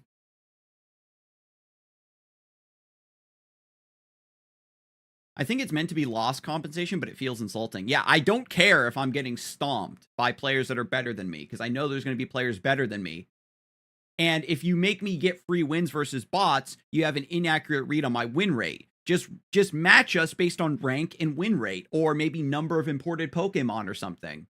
Like everybody who built a team and doesn't have Pokemon home, like me, you can very easily clock that under the hood and just sort us into our own queue. So I'm going to try to do what I was talking about before, where we do Prankster Sunny Day. And then we've got Dragonite to just screw up their weather stuff.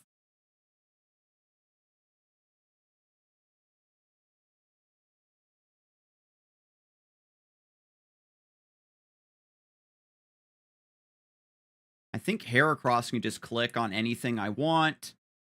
And if I've got Sunny Day, then Armarouge maybe comes through. Yeah, I kind of like Armarouge into this team.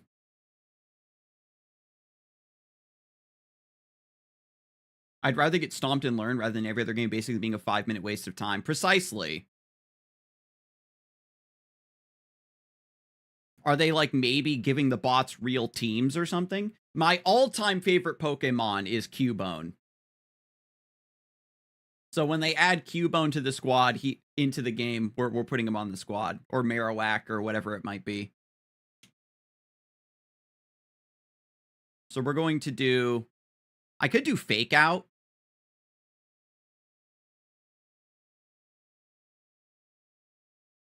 I'm just going to do Sunny Day.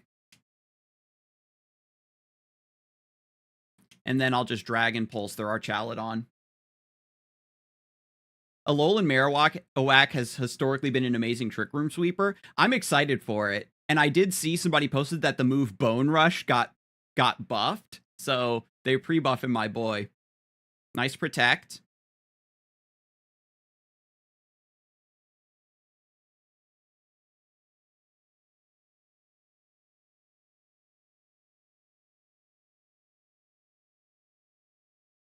I haven't seen Marowak, no.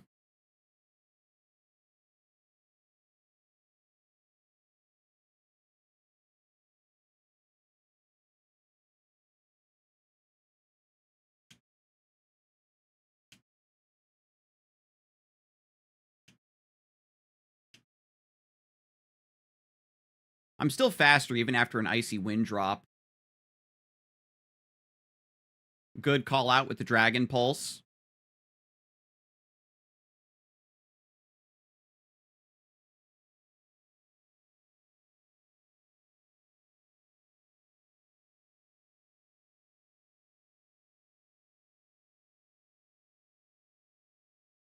Ooh, nice miss there. Now, I could be running Flamethrower on this Dragonite.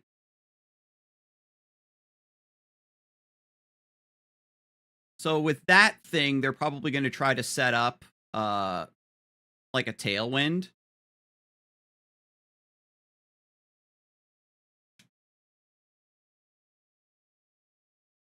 Oh, I do have Flamethrower on this.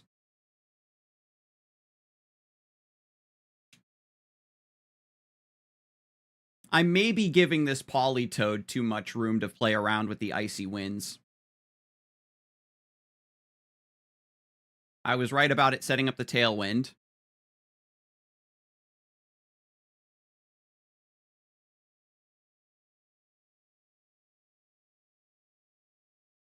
That's very cute. It knows Drizzle and Rain Dance.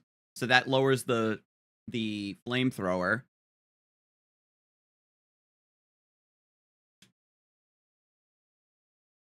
And so now, I wonder if that's going to... They get to move first. But I don't know if they know about my Dragonite Thunder technology. Moonblast, it will hurt, but there's no way Whimsicott can KO, right? Yeah.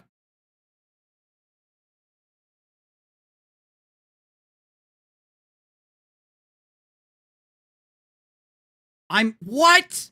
I'm really, really underestimating the damage that these support Pokemon are doing.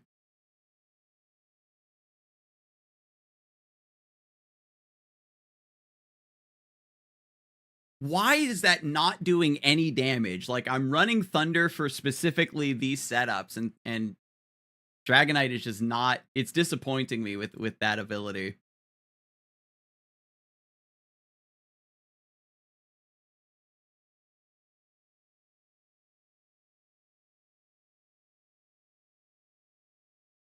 You got to remember that Weather Ball is base 100 stab.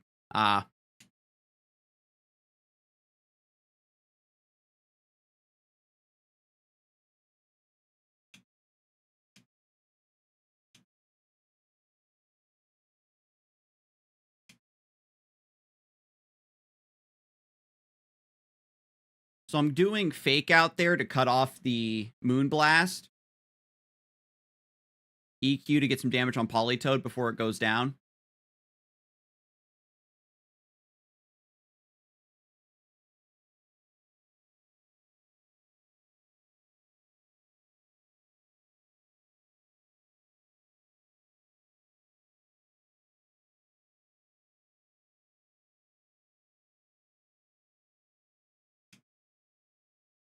So we know they have Archaludon in the back.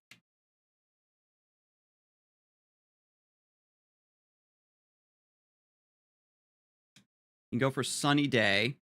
Sunny Day turns Weather Ball into a fire move, which is actually really bad for me.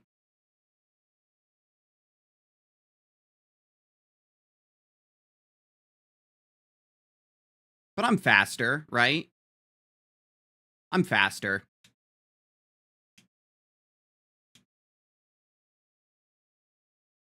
Even with Tailwind, I think I'm faster with my Choice Scarf. I have to run the calc. Tailwind. All right, so that does make them faster. Tailwind plus Whimsicott. Yeah, I'm still faster than Politoed.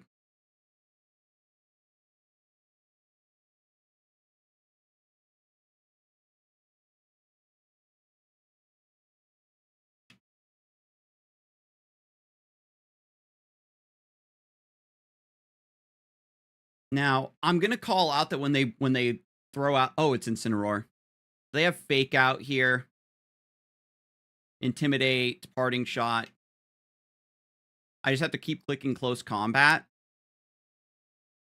They're most likely going to fake me out. So, yeah, we'll just take the Fake Out. I just have to keep clicking and hope I sweep. Because I'm not sure Whimsicott can actually do anything to me. What ability does Heracross have? I gave it Guts. Damn! Yeah, never mind. I switched it to Guts to maybe take advantage of if I get ever statused. Or maybe I can use... What's the name? Will-O-Wisp on it and try to kind of set it up as a sweeper. Damn, where did I go wrong that game? They had the Dragon Pulse read, and then I went for the double Dragon Pulse, and they switched into Whimsicott, which was really nice. And I think I just underestimated Whimsicott and Politoed's damage, and Thunder did absolutely jack shit. Stop, babies! Hey! Hey, stop! What the hell is this team?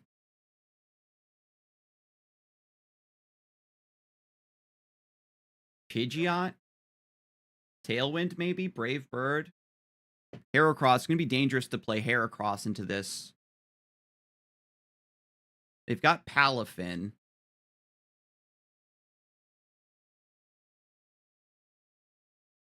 I'm going to lead Sableye. I think they're going to try to lead Palafin and flip turn. So I'll fake it out so it can't flip turn and then KO it. They aren't expecting the Heracross, right? Like, if you look across from... If I look at their team and I look at my team, they're like, there's no way he'll bring Heracross, but it's actually kind of goated. And then...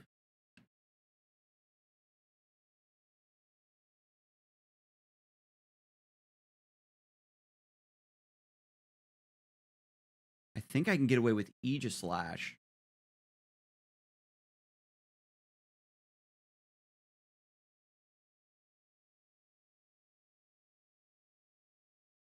My Dragonite is special.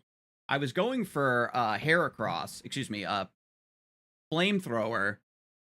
So I have like a fire move to take advantage of Sunny Day or just kind of clean up stuff. Just have some coverage there.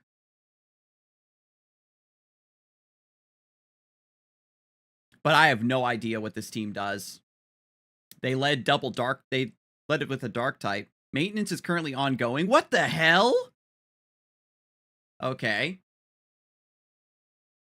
What does that mean? Scheduled maintenance period. 4 to 6. So 2-hour maintenance. Am I still allowed to... Oops, I didn't mean to do that.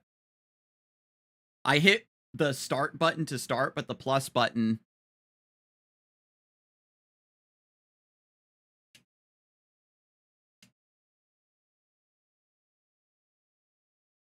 It's probably much later. What time is it in Japan right now? Wow, that's cringe. Hang on.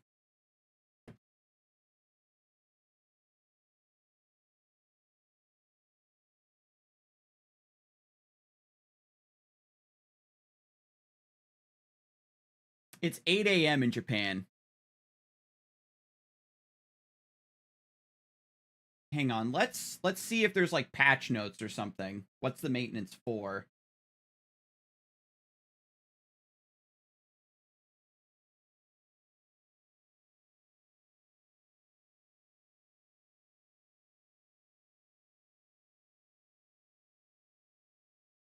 Mogwai made it to Master Ball tier with Venusaur. Venusaur Sand. Venusaur, Tyranitar, Excadrill, Rotom, Sneasler, Corviknight.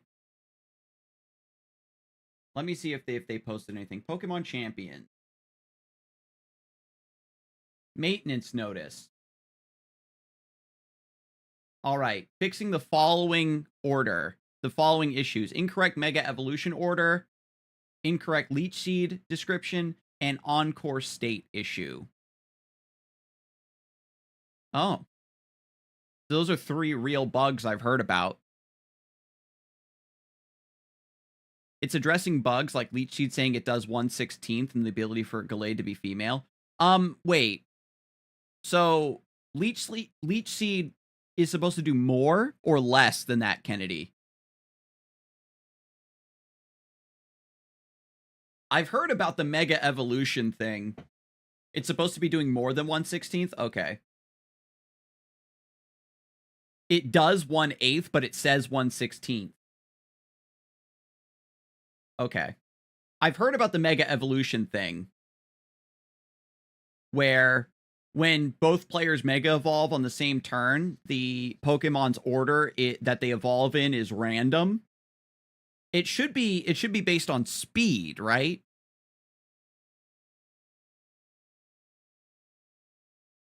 Because when you're trying to set up weather by evolving Mega Frostlass or evolving Charizard, like, it's really important for Weather Wars. After the patch, Megas will always be after switching. So that's the way it's supposed to work, Kennedy, is that switches happen first and then Megas trigger, rather than Megas triggering first and then switches happening. Because that would also mean that you Mega, like if you Mega Charizard and you set up the Sun and then they switch into a Drizzle, you get bodied, right? That's how it's always been? Okay. Because that's the thing. I wasn't sure how it was it supposed to be, and I'm not running a Mega Weather team, so...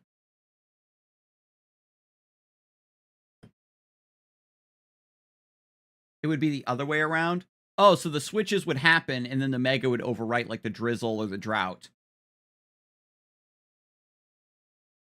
That's right. Yeah. So I don't know if that's gonna... It's not going to, like, make certain teams better or worse. It'll just make it easier to decide exactly what you're doing.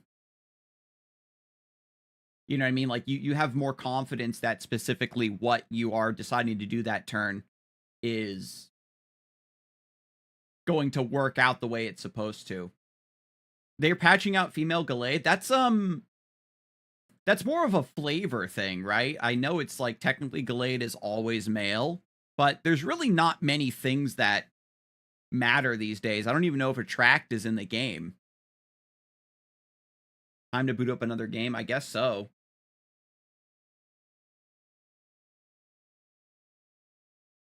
Guilty Gear? Cute Charm is? Okay. Yeah, so I guess it kind of does matter. I know that there was one meta game where, like, having an all-female team was, like, slightly plus EV. I wish I would have known about this ahead of time. Apparently, there's also a bug with the move Haze, but I don't know if it's a visual bug or not.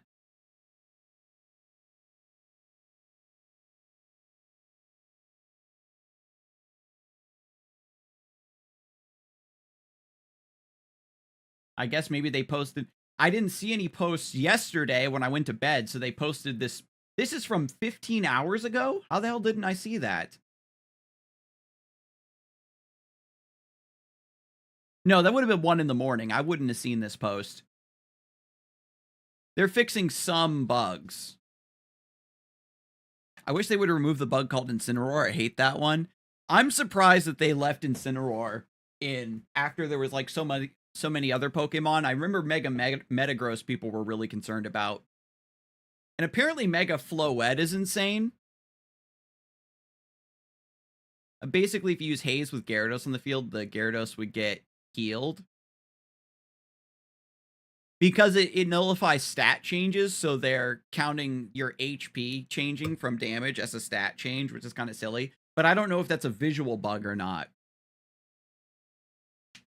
But I haven't encountered anything at my low level. It was just a visual bug? I see. He's too tanky to be able to half his move as Great Disruptions and the other half powerful attacks like Lariat and Flame Burst. They took away Knockoff or something to nerf Incineroar. From what I heard, it, like, lost one of its really useful moves, but that's about it. It didn't actually do anything, it just played the heal animation. Halucha's crazy with the one-hit KO things. Oh, that's right, Elk Gwen. I heard about that. Because you Mega Evolve and it gets no guard, and then use entrainment to give no guard to an Oko Pokemon.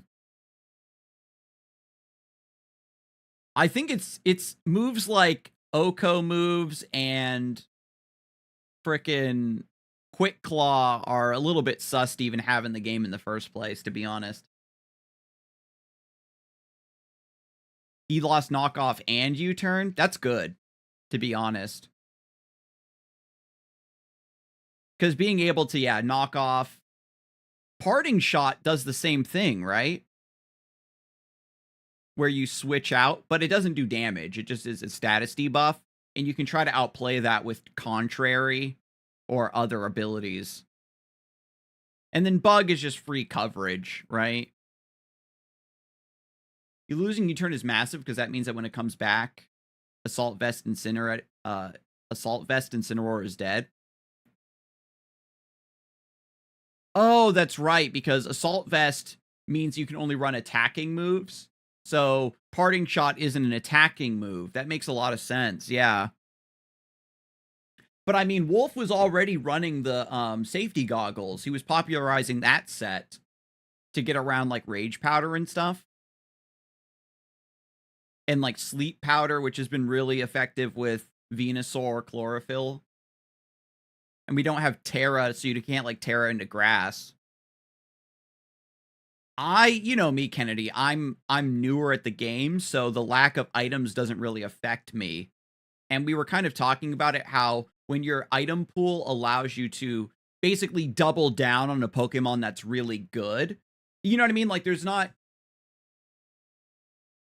By removing, like, Life Orb and, you know, Flame Orb,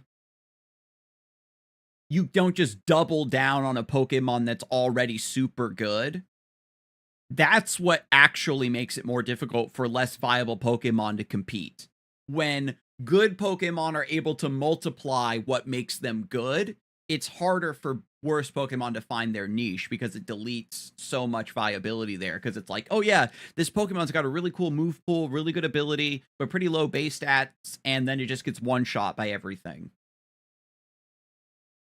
And I wouldn't be surprised if we see going forward that a lot of moves, a lot of abilities and stuff get nerfed or just don't come back, especially items. Like, people are like, oh man, I can't run Loaded Dice Scale Shot.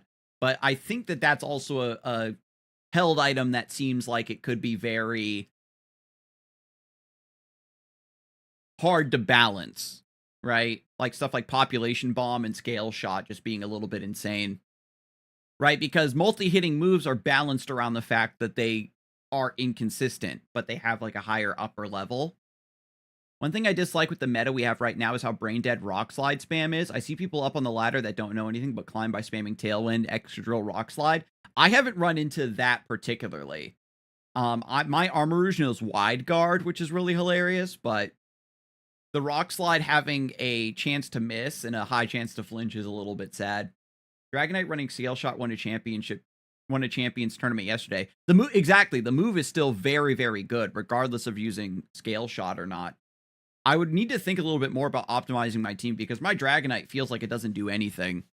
So I'm like using it wrong. Maybe I should build it physical and lean into extreme speed. It's just my team already has so much physical on it with Heracross and Aegislash that I wanted Dragonite to be my sort of... It might be the stat points. Yeah, it's... gee, I wish I could log into the game and look at my team a little bit more. I think I have the right idea.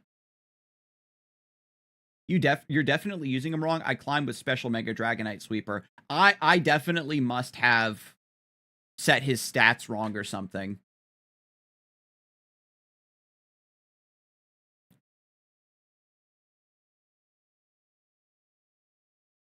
Mega... What set were you running, Rune, if you don't mind me asking? Because mine has Dragon Pulse. Yeah, we'll have to check back in an hour and 50 minutes. I might just have to... I was thinking about maybe loading up Guilty Gear. Guilty Gear Strive 2.0 finally dropped. It's like a big patch that reworked most of the game and toned down like the damage and power level. Heavily nerfed Happy Chaos, which is a character I just despised. And I'd like to maybe get back into Guilty Gear. My set is Modest. Full special attack. What's Modest Nature do again? That's minus attack plus special attack. Heat Wave. Surf? Ooh, I've been really thinking about Surf.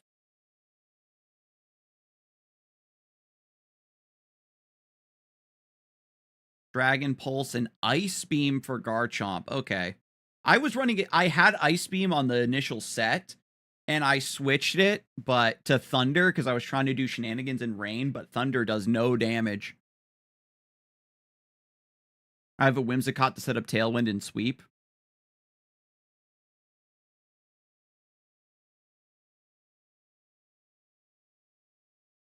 And I was almost gonna ask what your held item was. And the ability is just multi-scale. I think that's the only ability that Dragonite gets, right? Hmm.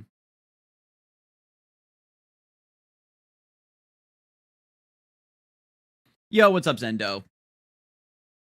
I'm getting some intel about Mega Dragonite. I'm about to switch over to Guilty Gear. Because... Yo, what's up, King Zell? Hey, Scarzig, I haven't been here in, like, years when you were playing that card game about the monsters that made a card after you. I wish I remember the name. I'm glad to see you're still streaming and having fun. Yeah! Yo, what's up, King? Means a lot to see you double back around. The game you're thinking of is called Duelist, with a Y. And they actually made a sequel. The fans got together and released Duelist 2. Scarzig isn't in Duelist 2, but Duelist 2 has Legacy Mode.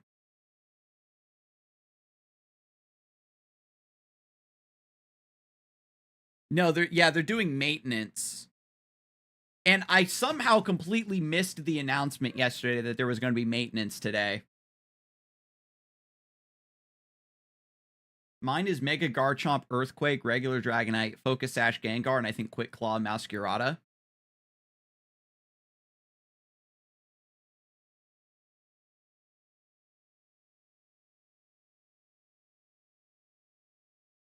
Yeah, so at least let me update Guilty Gear. Issue! Because I haven't played Guilty Gear in, like, years. Yeah, that you don't need Protect because multi-scale kind of helps you. And of course with Tailwind, you're just outspeeding everything regardless. So if you just sweep before they attack you, you don't need Protect. If you have a Discord, I could just post it there. Yes. I think the Discord link is underneath the stream.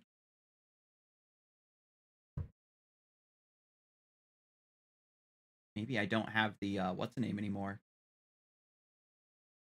Oh, I forgot to connect Chevalier bot, that's why. I think this link still works. There we go.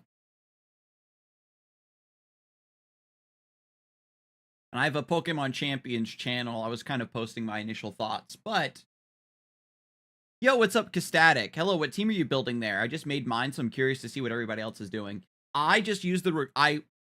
I spent a stream... Welcome in, by the way. I spent a stream just kind of going through some of the early confirmed Pokemon. And I was like, ooh, I like that Pokemon. I like this Pokemon. I like that Pokemon. And I made the list. And then I went back and actually said, okay, but what are the stat spreads of this Pokemon? What's its ability? What's its move pool? I picked the Pokemon first. Then I looked at what they were capable of doing. And then a team kind of evolved out of that. So my current squad is Sableye, Dragonite, Armarouge, Aegislash, Heracross, and Farigiraf, which is kind of like a knight-based team, which is my aesthetic. We got to put Corviknight on the squad. I could definitely see running Corviknight over Sableye if I don't want to mess around with weather anymore. That makes sense. I did the same. I built a team around my favorite Umbreon. That's awesome. That's super cool. Because if I run Corviknight, which would complete the Aegis/Armarouge Corviknight, and then Farigiraf is the Noble Steed, and then I would have a Tailwind setter, and then I would just have like a bulky Tailwind, Iron Defense, what's it called, like Heavy Press, maybe U-turn, and then we just kind of do Mirror Armor shenanigans.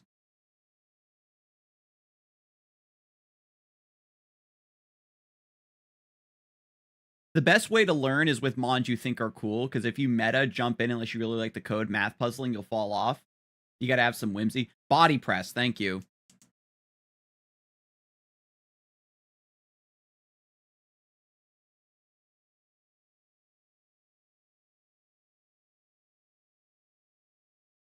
And then I end up transitioning into some weird, like, tail room ideas.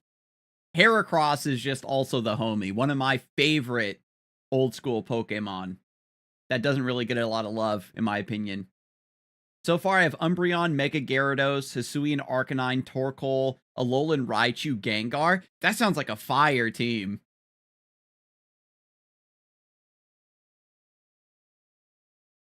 You get to do Hisuian Arcanine in the sun. Mega Gyarados gets to swing through in rain, potentially. I saw that Joe Brown, one of the VG casters, posted his team with around that he built around Mega Gyarados. It was some really meta stuff. Not like super meta. It was like Mega Gyarados, King Gambit. It looked terrifying. My team is really weak to a fairy. I really want to put Tinkaton on the squad. Aegislash is my anti-Fae king. It comes through with Iron Head to clean up those annoying fairies. I like Draft because you can make flex teams like Tailwind work and flexible enough mons, although I do miss straight 6v6. That is one thing I do hope that they patch in eventually, because everybody was saying you don't need to have an official ladder for it, but in terms of making a custom lobby, you absolutely should be able to do 6v6 1v1s. Eventually, it would be cool if they added a ladder for it, because 6v6 singles was the old school competitive format. You know what I mean? Like the current doubles format is proper VG, and that's what they're going to be using for regional tournaments. But the bring six, pick 3, from what I understand, is a popular format in Japan specifically. Gilly, get out of here. Yeah, exactly. And people who are new to Pokemon are going to want to use their full team and not just bring 6, pick 3. You found a Corviknight yet, by the way? Pretty solid for beating up fairies. Can also be a Tailwind setter. Yes, I did recruit a Corviknight. I just haven't edited it yet.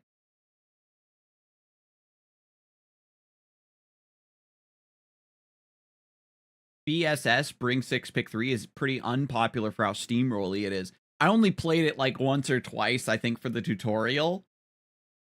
But it seems a little too volatile, is probably how I would put it.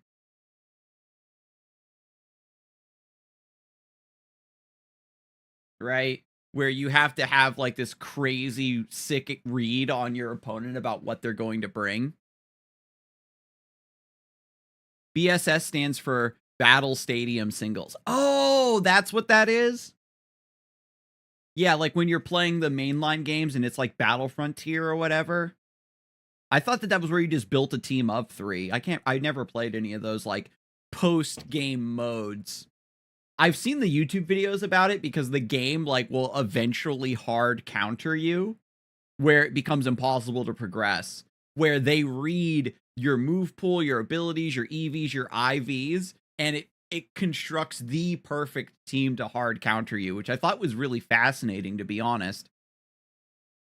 Yeah, maintenance is going to last a couple hours. What I'm doing right now is I'm patching Guilty Gear Strive to 2.0. I am tangentially, unless y'all just want to hang out and yap about Pokemon Champions. I'm kind of a casual fighting game player, but I haven't played Guilty Gear Strive in a while. When they added Happy Chaos, the game just became super degen. And yeah, honestly, this is kind of chill.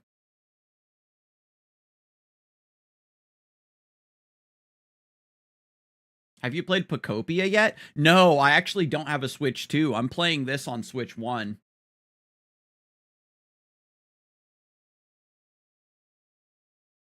What does Happy Chaos do? So Happy Chaos in Guilty Gear Strive is a character. He can enter a stance where he pulls out his gun, and when he looks at you, a crosshair appears on your character. Okay? And the thing about his gun is essentially it's an instant projectile.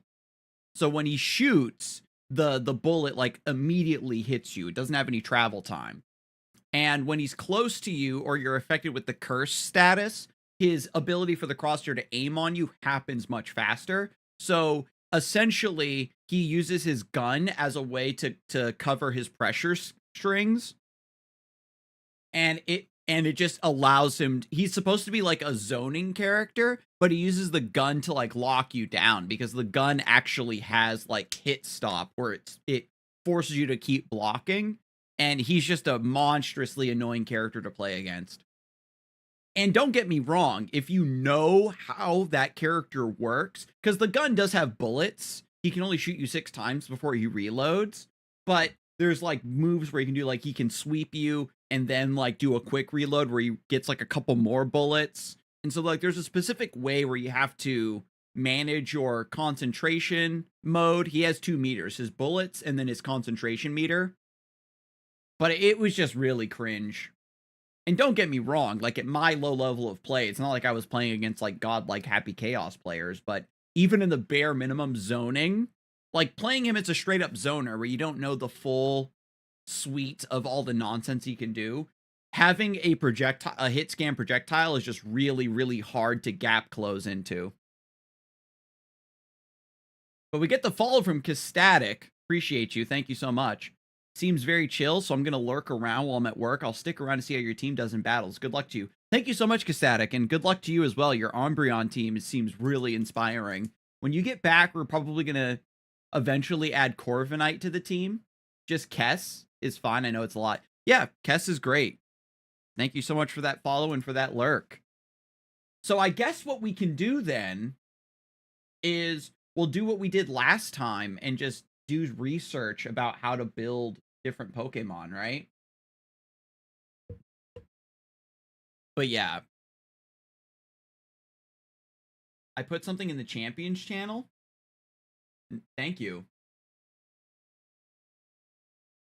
Because early at the beginning of the stream, I was doing like damage calcs because I was trying to use Heracross to beat Sneasler.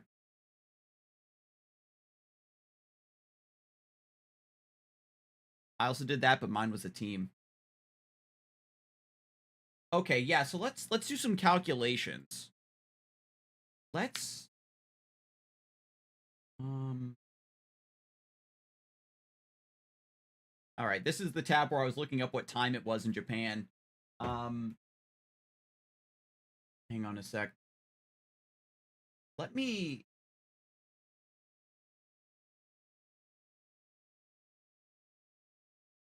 Pokemon damage calculator.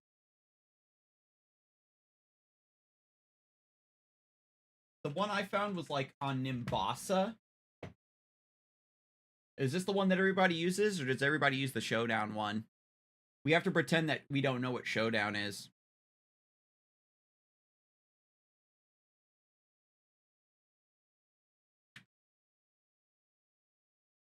Both are good.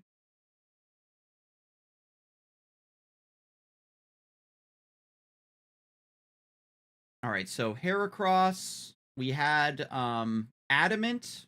What did I write down yet? Adamant Heracross.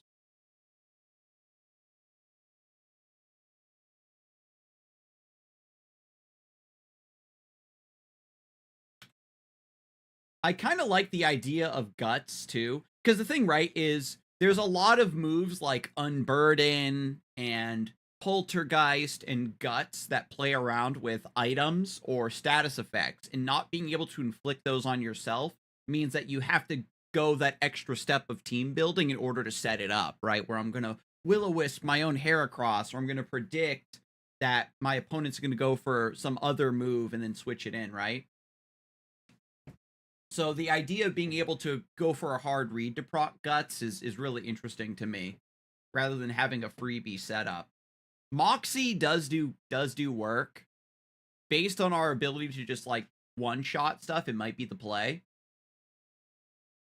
But our Heracross is Choice Scarf Adamant. And initially I had it set to 22, which puts us at 190, so we outspeed Sneasler, which is at 189 is max speed with Jolly, I think. Yeah, that's what I wrote down. So if we calc this versus Incineroar gets bodied, right? Because it's weak to fighting. But what's the fastest Incineroar? Incineroar only has a base speed of 60? My god. Yeah, so we outspeed Incineroar. When we calculated it, I want Heracross to be faster than Sneasler, and that puts it in one of the top speed tier. Did you calculate -1 attack? Incin is never fast. Okay. Oh, yeah. Let's do that. How do we calc stat changes here? Status, current HP. Where do we count the stat drop?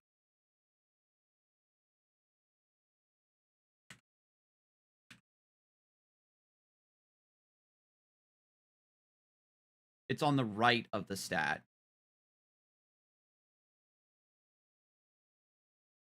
Oh, I see. -1.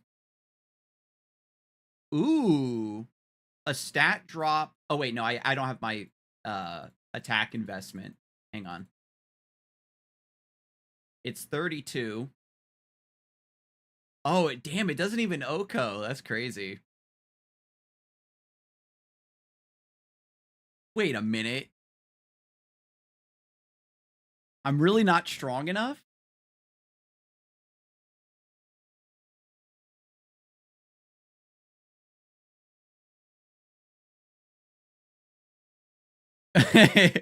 I haven't even put any investment over here. Let's hang on. What's the Incineroar set?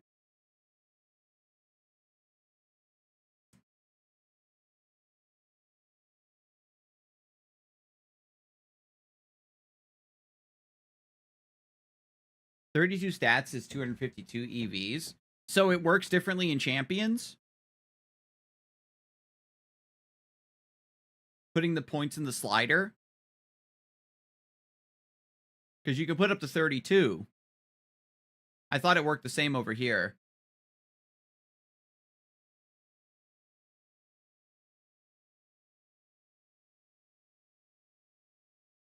It's okay, Gilly.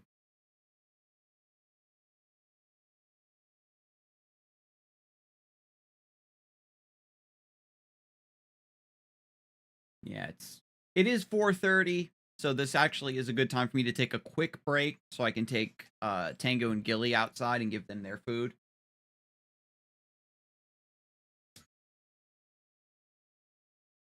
So I need to find a better calculator that shows, because like up here it says damage calculator and like it's different ones. So this doesn't, so this isn't using the same calculation, or it's like spread differently, because I don't know anything about EVs. I just went in Pokemon Champions to see. All right, so this one is correct with the champion system. Okay. So if you could look up a quote unquote standard Incineroar set for me while I'm on break, then we can put that into the calculator and kind of figure out what's going on. All right. Come on, baby. Let's go outside.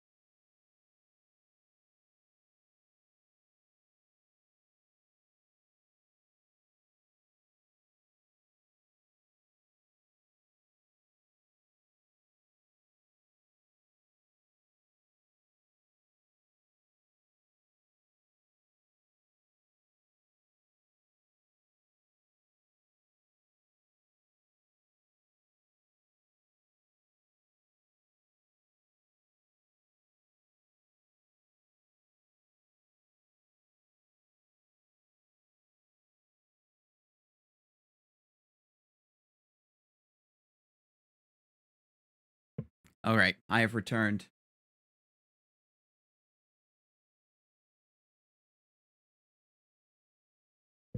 Okay.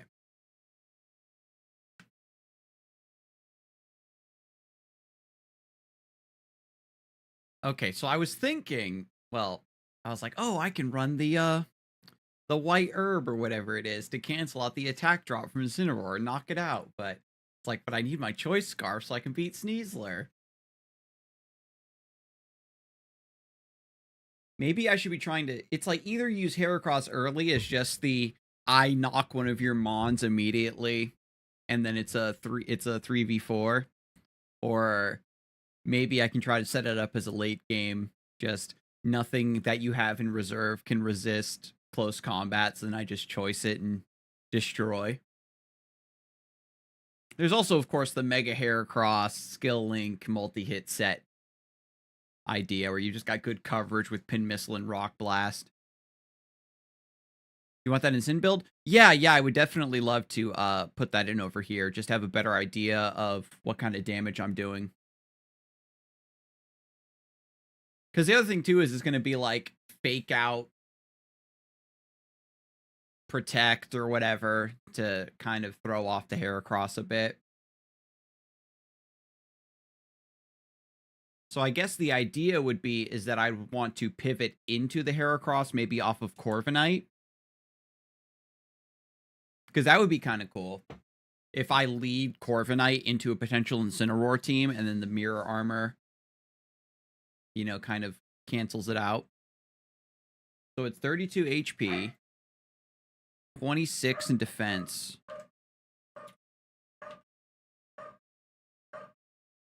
Rest in special defense.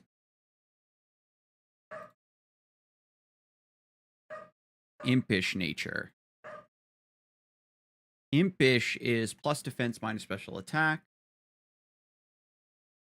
Okay.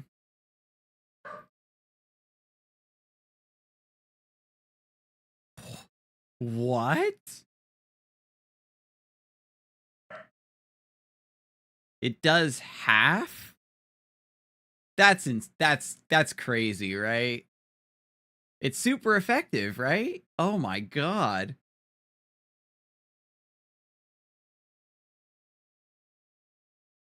Incineroar just big. Oh wait, take away your attack drop. Are they level 50? Yeah, this one is the champ calculator, so I guess all these calculations are based around them being level 50 automatically. It's applying Intimidate automatically. Oh, when I click Intimidate over here. Oh, okay. That's cool that they put that in automatically. Yeah, even what's the move called? Nightshade. In the description it says deals 50 damage. It doesn't say deals damage based on user's level, it just says deals 50 damage. Still not amazing. I know, I wish I could like build Heracross to just one-shot Incineroar. But without Intimidate, it is I can high roll a KO without the Intimidate. Yeah, and then if it's a Citrus Berry,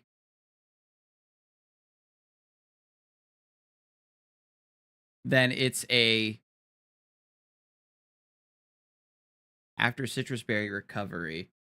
I've been trying to cook something to one-shot those annoying Mega Tyranitar. The best I could cook was Sui and Zoro with Focus Blast. If you can cook something to deal with that beast, I'd be eternally grateful. I have been close combat one-shotting Tyranitars with Heracross my entire VGC career so far. Whenever I see a Tyranitar, I click close combat on it. And, you know, that was before I was running Choice Scarf today. Initially, I was running White Herb so I could close combat, then cancel out the stat drop. The Mega, too? Yes. They Mega Evolve, and it immediately explodes. It's hilarious. I don't need to run the calc because this is my Heracross set and it explodes. And then I get honestly, it's like it makes me secretly want to run Moxie. Let's test real quick a Moxie boost. If I one-shot something else, then to get Moxie to cancel out the Intimidate, I guess it would work. If I have a Moxie boost. So if I turn off the Intimidate,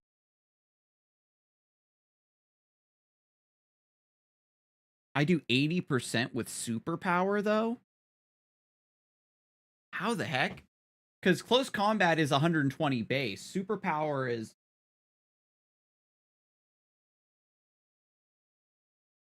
Maybe you had an attack drop that you forgot about? Superpower is 120 base, yeah. Lowers the user's attacking defense by 1 stage after attacking.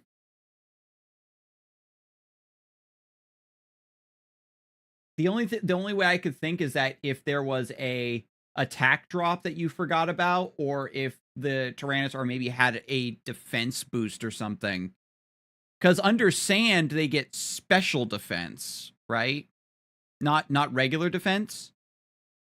Maybe that's what it was. Maybe did I like counter the sand, and then I one-shot it. Let's put it into the calculator. Tyranitar, Mega Tyranitar.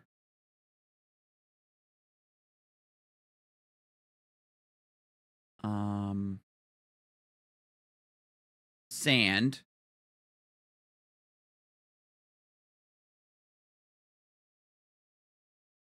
Yeah, and then assuming it's max defense, 32, right? It still says it's a guaranteed 1 hit.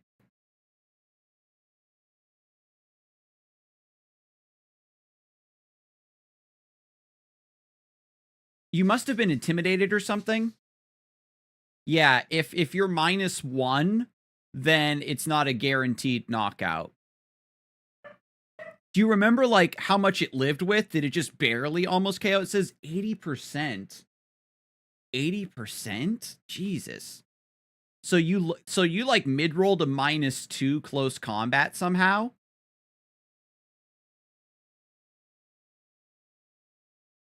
That's the only thing I could think of. Could it's held it would be Tyranitar, right, for its held item, so there's no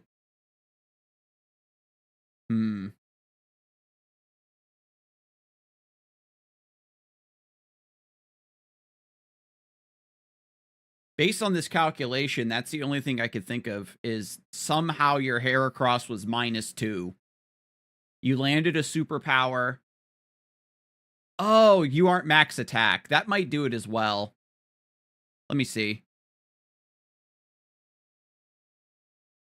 I'm also adamant for plus attack.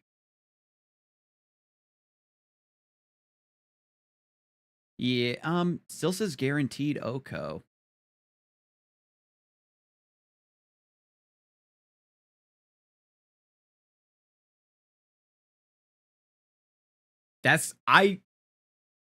Oh, I wasn't using a Heracross. My bad, my bad.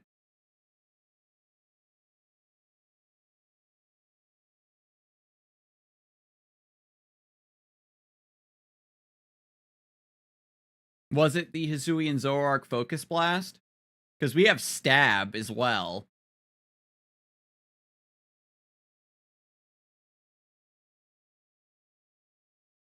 Like, what's the minimum you can get away? Because, like, what if my only other big fighting type move on my team is Aura Sphere on Armor Rouge.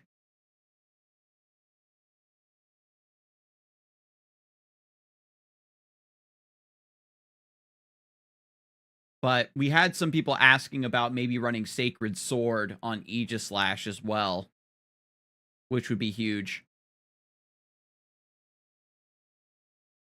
Zoomeril and Feraligatr. I feel like a Zoomeril would do it with pure power.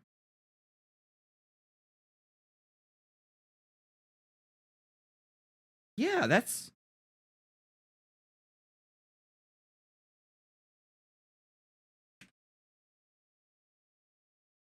Azumarill. Huge power is what it's called. Huge power is plus 50%. What's the exact effect of huge power? Because there's huge power and then pure power, right? And they're slightly different.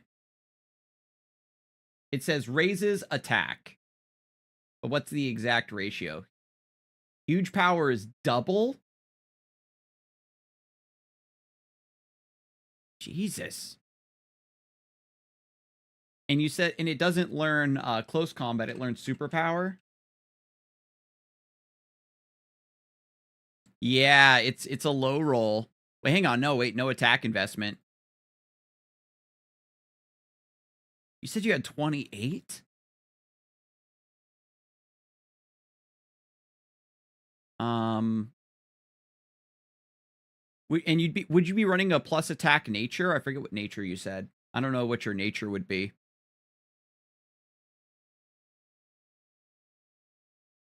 Probably adamant.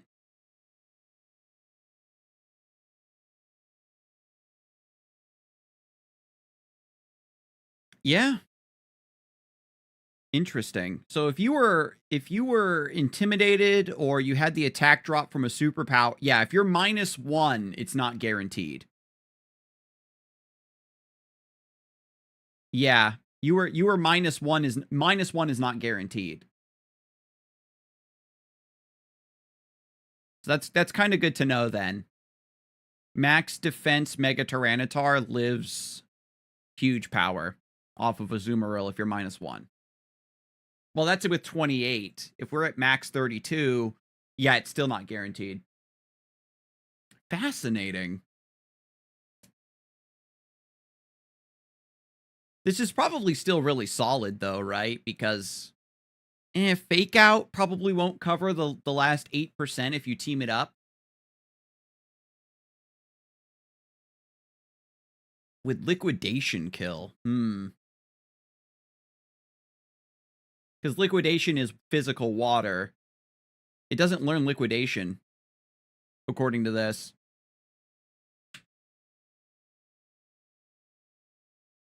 Wait, that's an item slot. My bad. I was in the wrong slot. Wait. Ability. Not ability, sorry. Move. I'm in the completely wrong territory. I'm looking at the wrong thing. Whoa, this thing is even weaker. Bruh.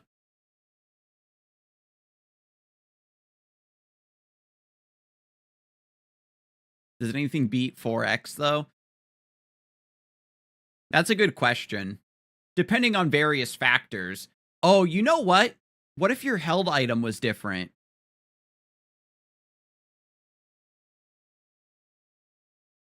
If you really... What if your held item was like black belt or something?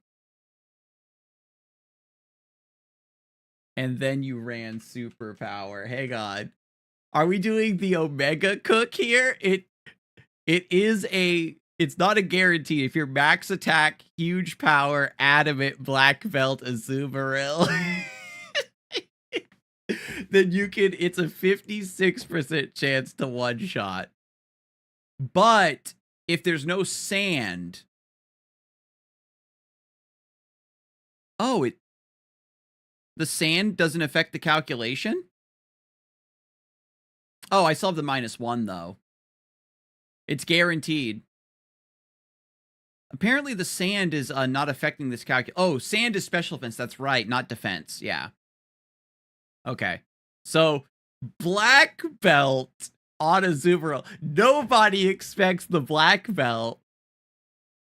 Snow is defense. Thank you. I'm going to write this down. Sand is SPDEF for rocks. It's only rock types, or is it rock, steel, and ground get SPDEF? Is it only rocks?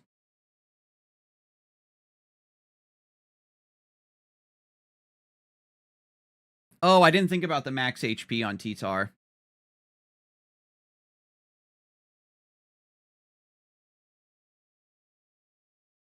So it's only rocks. And then snow is defense for ice. And that's on top of Aurora Veil. And Rain is 100% accurate Thunder. And then activating like Swift Swim. Fire moves have their power halved.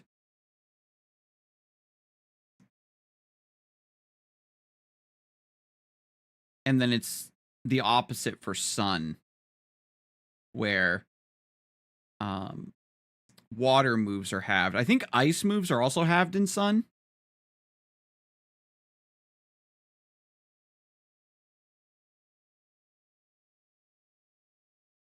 Yeah, Ground, Steel, and Rock are immune to the sand chip damage, but only Rock gets the stat buff. And then there's other abilities that activate in Sand. It's called like Sandstream, I think, where you get extra speed in the Sandstorm.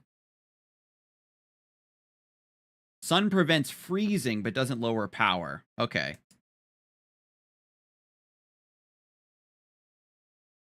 I saw somebody say that like Blizzard has lower accuracy in the Sun, I think. We get the follow from I Am Error. Thank you and welcome.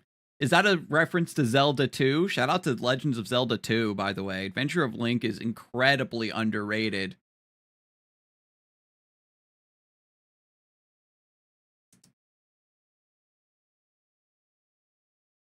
Blizzard and Hurricane are 50% accurate in the Sun. Ooh. Okay. So I want to jump back over to the Heracross set real quick. Sandstream is just the weather setter ability. I'm thinking of Sand Rush. Yeah, thank you, Zendo. Sand Rush is the name of the ability that increases speed in the sandstorm, right? I think it's called Sand Rush. And what's the other ability that's for snow? It's called like Snow Veil or Ice Veil, where like you get increased evasion in snow. Is that in the game? I only know that a couple Pokemon actually learn it. Snow Cloak, thank you. I don't even know if that's in the game. Bright Powder's in the game, so they aren't afraid to mess around with accuracy moves. Thunder is less accurate in Sun? Frostlass has it? Interesting.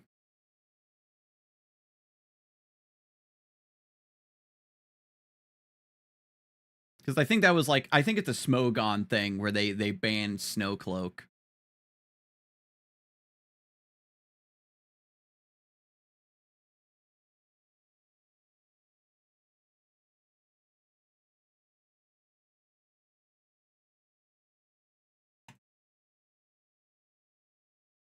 But I wanted to do some calculations against like Politoed. One of my biggest weaknesses, I feel like I'm getting completely outplayed by Rain all the damn time. So if they're like extremely bulky, I'm not exactly sure what Politoed sets are looking like these days. You just have the focus task, so you don't actually care about your stats. You just want like max speed. Maybe they don't care about their stats. Maybe max special attack.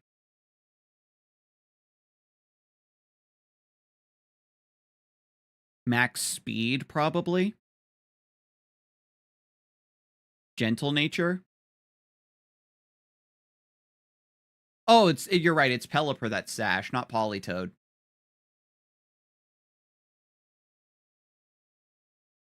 Yeah, the Hurricane on the Pelipper just bodies Heracross. I'm wondering if there's a way I could, like, knock out the Politoed, because it actually does a lot with, like, Icy Wind and stuff.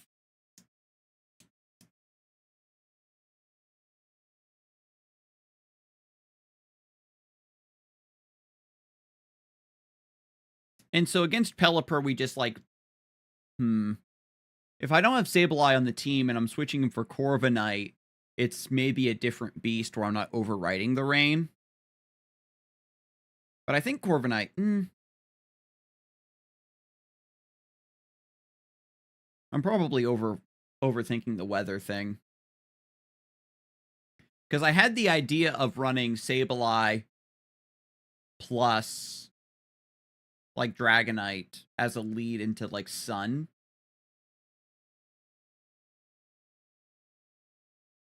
You could try Bullet Seed gambling the Politoed on Heracross. That is true. If I'm running like Mega Heracross instead of Mega Dragonite. But man, maybe that's the play. Because with Mega Dragonite,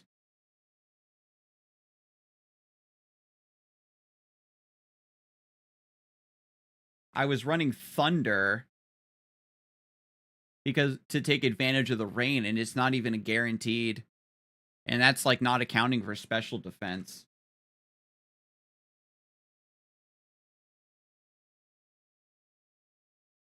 If it's max HP, max special defense, it's nowhere close.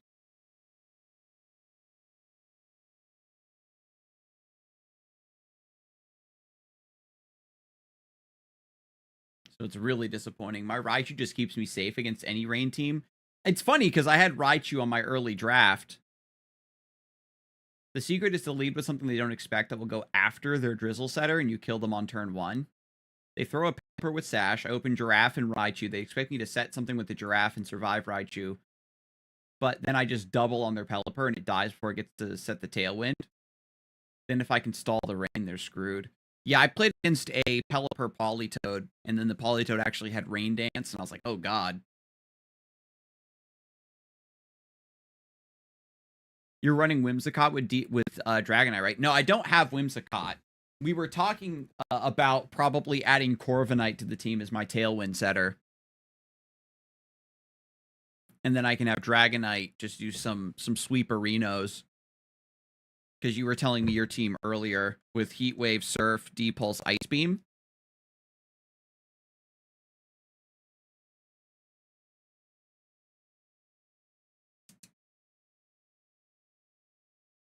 What do I have? My current squad is Sableye, Dragonite, Armarouge, Aegislash, Heracross, and Farigiraf. But I have, the Mons, the ones that I remember. I've got like, the default ones they give you like Steelix, Halucha. I have Corviknight. I have Absol.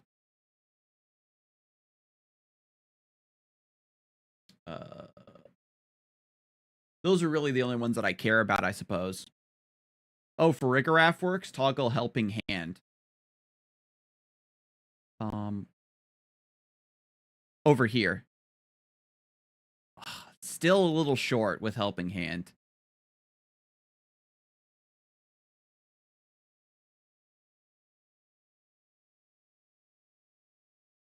Putting Rain in the Drizzle setters makes sense to anti-meta the Prankster Weather setters. I thought that having my Prankster Sableye Weather setter... Oh, I didn't fully set it. You're right. My bad.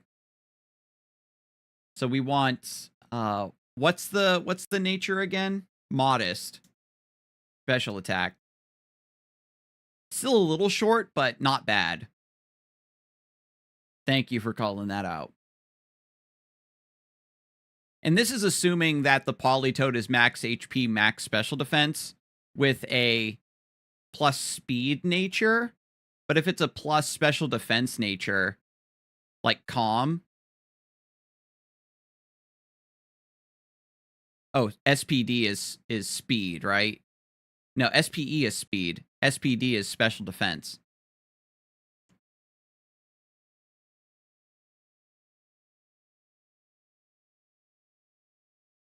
I know what the problem is here. You don't have Whimsicott putting fake deers.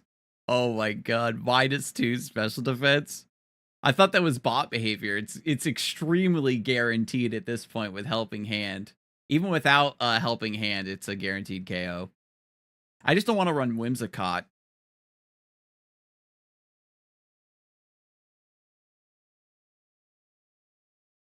If there's a way, maybe I can run... Maybe it's like I lead with Dragonite and some other fake-out Pokemon. Let's go to the Pokemon database. And let's see who learns Fake Out that we can put on the team. Because I know Raichu is one, and that's another one that people use.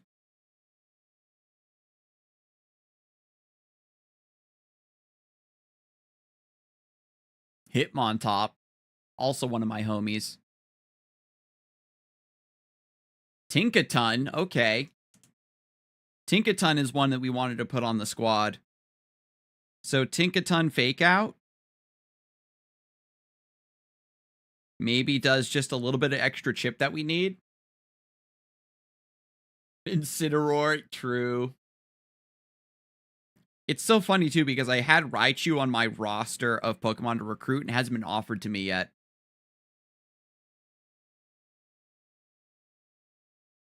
Aw, Scraggy. Oh, God, Sneasler. Why does Sneasler get Fake Out? That's so brutal.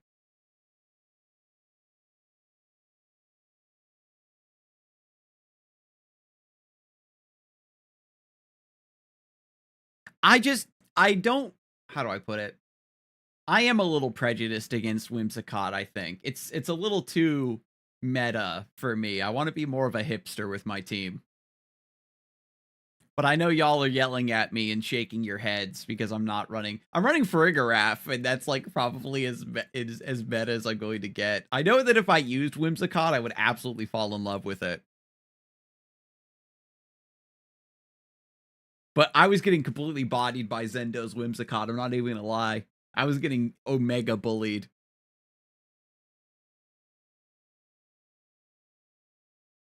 We just have to build against Whimsicott.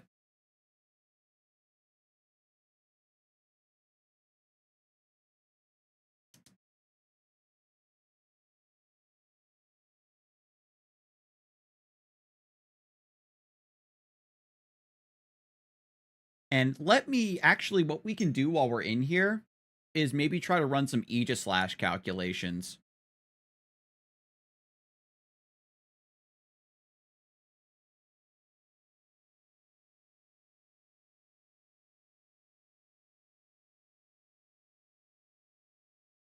So I know how many Swords Dances I need. What's up, Sensei Cloud? You're the broadcaster from Regionals. Yes, yes. I am a Pokemon TCG host and sometimes caster. They let me cast from time to time, but I've been hosting a lot. It's been really fun. And now I'm learning Pokemon VG using Pokemon Champions. We're doing some learning and some theory crafting and some calculation while the game is actually under maintenance. Welcome in, Sensei Cloud. This Poke Society we live in was built on the backs of Whimsicotts that came before us. I know. Honestly, Whimsicott needs to get ejected from the game the same way Incineroar did. Did Whimsicott get any nerfs? Maybe the lack of certain held items, perhaps?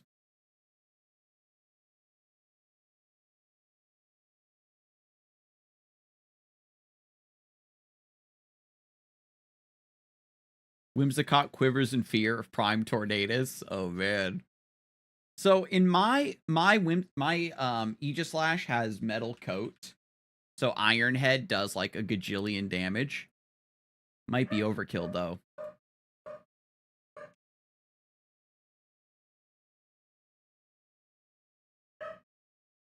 Oh, it was Thunderous. Her nerf is called Sneasler. Oh god. So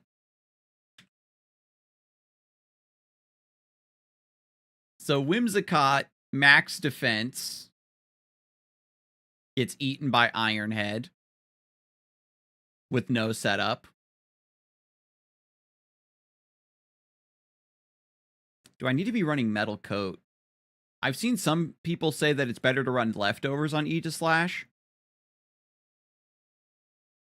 because you can stall with King Shield and get a lot of healing out of it, and you're taking advantage of how tanky you are naturally in Shield stance to set up Sword stance. I have Leftovers on my Farigiraf, though.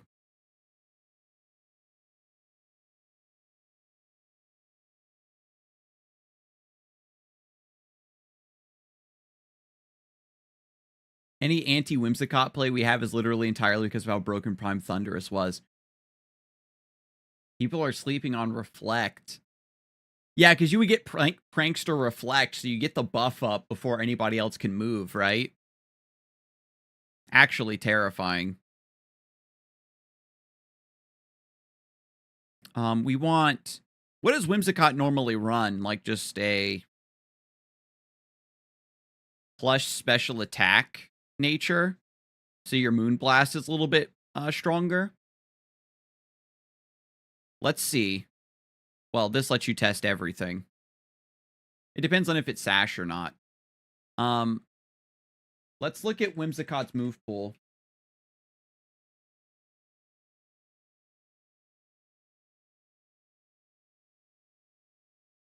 Moves learned. Gen 9. Control F. No Reflect? Yeah, it learns Light Screen, but not Reflect. Did they change that in Champions? There's a chance that this isn't updated and that it actually does learn Reflect as well, because this little goblin is too strong. Legend ZA? Eh. It's always timid to beat other Whimsicotts in the Encore 1v1. Oh, interesting. A speed nature. I'm just looking at notable fairy Pokemon. Sylveon.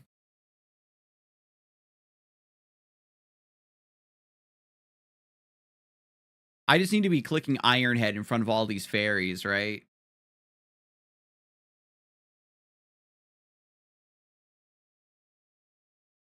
I don't know what this... Sylveon is like max special attack or something. If it's max defense to live Ironhead, it's a little sus, or probably max HP. Goes through max HP. If the final two are in defense, it's still guaranteed. Yeah, I figured it'd be something like this. We still guaranteed with... And that's without Metal Coat. So maybe I don't actually need Metal Coat. It does help against, like, neutral attacks, I suppose, to have that extra buff. And if I keep leftovers on my Farigiraf, then I'll put Metal Coat back on.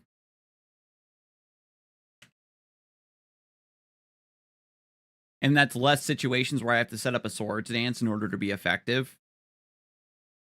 I've been seeing a lot of Gardevoir as well. That just dies. What other fairy Pokemon have we been seeing around? Azumarill. Azumarill is interesting because it's actually neutral damage. It's not guaranteed. So if I'm at... Swords Dance is +2. Or is Swords Dance +3? Sharply is +2, right? Primarina, that's another important one.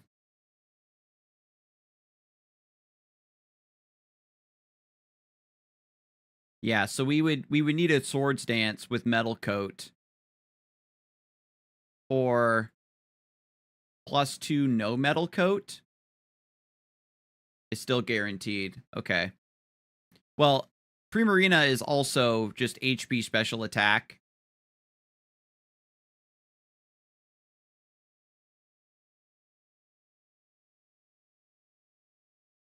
Oh, Floette. Yeah, that's a good idea. I think we did blow up a Floette earlier on the stream before maintenance. And they had a Calm Mind, which is only special attack, special defense.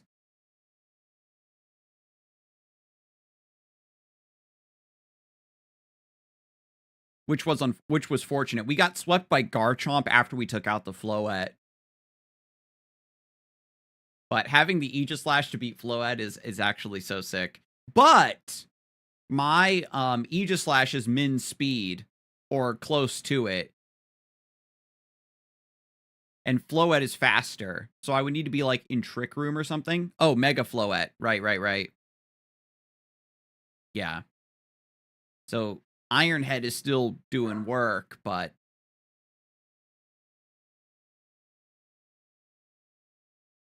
32 in HP. It's not guaranteed.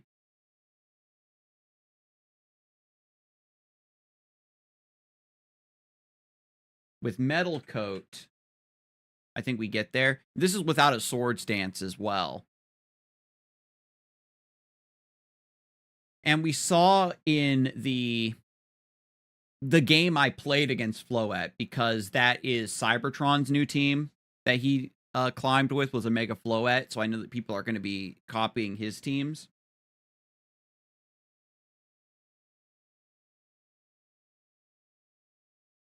And it was Mousehold Follow Me. And we started with Heracross. We close combated the Mousehold after it clicked Follow Me. And then if that happens and Heracross takes out the Follow Me, then the Aegislash will take out the Floette.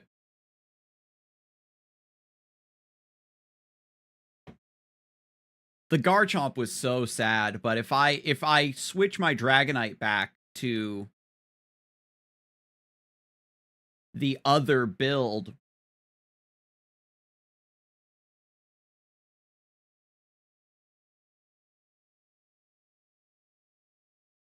with Ice Beam, then that would be actually super helpful.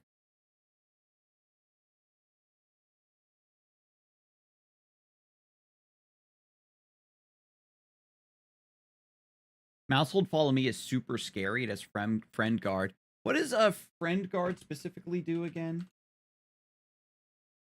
Oops, I can't. I spelled guard wrong. Reduces damage. Oh, it's just a straight up damage reduction. Interesting. Because I remember when I saw Mousehold, people were just running it with like Population Bomb, but without loaded dice. It's probably not that big of a meme, but it's just a cool little guy, right? Helping Hand, Follow Me.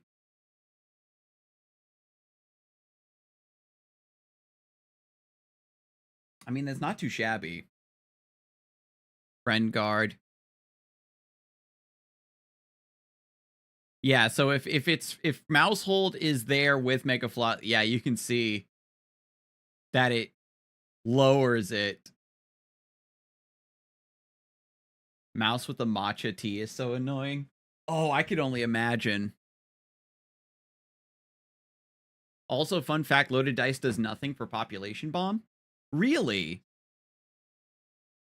I'm sad maintenance happened before I went to work. I was so ready to make people forfeit some more with my team. Yo, King Kaiju. What are you going to share the sauce? What team did you cook up to make people forfeit? I've been just kind of trying to optimize my own team and learn the matchups. I've been really struggling in terrain. I'm misplaying it heavily. I have to think of a better lead into Sun and Rain. I was using like Prankster, Weather Setter, Sableye to kind of throw them off, but that's not good enough. The weather teams are learning and adapting, so I can't just cancel their weather in Oko. Population Bomb is based on accuracy, not number of hits. If you want more Population Bombs, you use Wide Lens. Weird. Mega Gengar, Tyranitar, Sinistcha, Incineroar, King Gambit, Como. Basically, it's a race to see who can kill 2 mons first. If I do it, I just swap to Gengar and Sinistcha to Rage Powder, Mega Perish Song, then Protect and Substitute. Oh my goodness. So you have like a... So with Como is spread damage. Tyranitar, you do like EQ spread damage.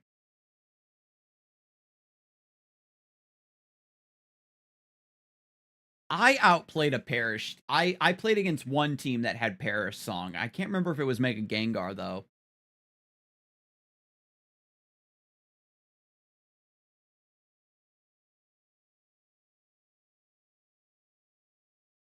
I feel like I played against something like that.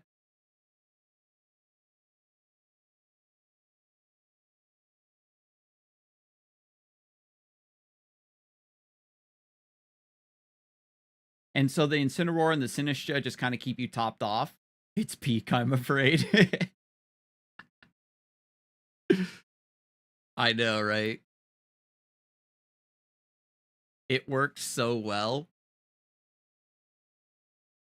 I know that Dragapult is a little bit more meta with Infiltrator to maybe get around, like, Substitute and stuff. And people saw that Mega Golurk has Unseen Fist, which goes through Protect, but that's probably not going to save them. If they don't know the strat, or what? Incineroar, to be honest, is only there for Fake Out and Parting Shot and Bulk. I mean, that's good enough a lot of the time, because you just get some chip damage, you're lowering stats, so it's harder for your opponent to set up on you.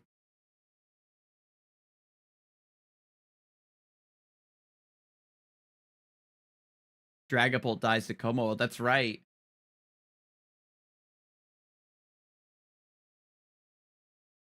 That is diabolical, though. Because, like, if I saw that team across from me, I'd be like, oh, Mega Gengar, Incineroar, King Gambit. I'd lead Heracross into it, I think, because King Gambit and Tyranitar get deleted by close combat.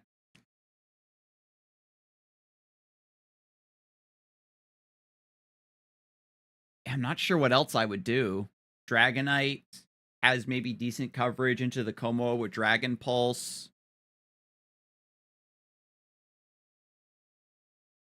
Maybe I bring Aegislash. I think it might be a pretty tough one with, like, Fake Out and stuff. I might not actually be able to get the knockouts I want.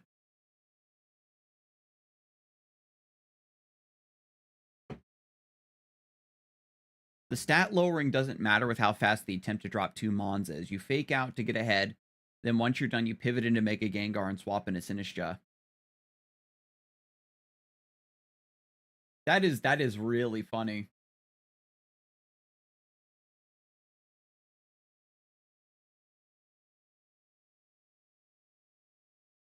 So they would need to with this setup, they would have to lead Floette and Mousehold, by the way, and then Mousehold protects to keep Friend Guard active to protect Floette from getting one shot by Ironhead.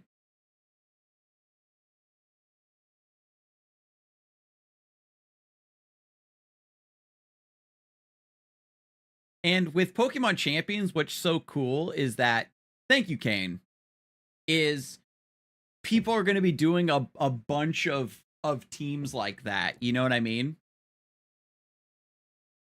In VGC, a lot of teams are optimized around the tournament format. But when you have a best of one ladder, some other teams come out of the woodwork. Where it's just like, I'm just going to catch you off guard with some nonsense. But I just, Okay. Our Chaladon versus our Mega Dragonite, not Dragapult, Dragonite.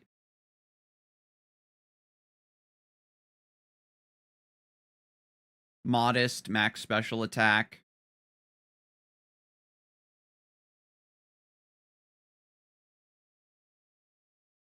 Dragon Pulse. What is... It's a two hit knockout. I don't really like running Draco Meteor, but Draco Meteor is also not a guaranteed knockout. And this is before stat investment. I just don't like the potential to miss, is all. I'm in Ultra currently. At least 80% of my games have ended with my win via forfeit. Yeah, once the Perish song comes through, there's no shot that people are going to be able to deal with it. I'm still in Great Ball League, but I'm just kind of trying to get over the hump of dealing with weather. A lot of sun and a lot of rain teams right now. Yo, congrats, Kennedy. I only, like, yesterday when we were streaming, that was like my first full session. I think it's amazing how easy it is to build teams that will breed so much creativity into the scene. Before, it would take people a lot of money and time to build teams, and you wouldn't be able to try them as often before a competition. So most people would play safe and have the same teams, but now we are in a new era. That is a really, really great point, Rune. That because we have more freedom to test different things, that players aren't going to be turned off by, oh, I just need to invest the 40 hours into constructing this meta team. Because you have to think about it too, like the time to actually test and the time to construct the team for tournament play, you know, you only have a limited amount of time. But if you're able to just directly copy a team using the replica code,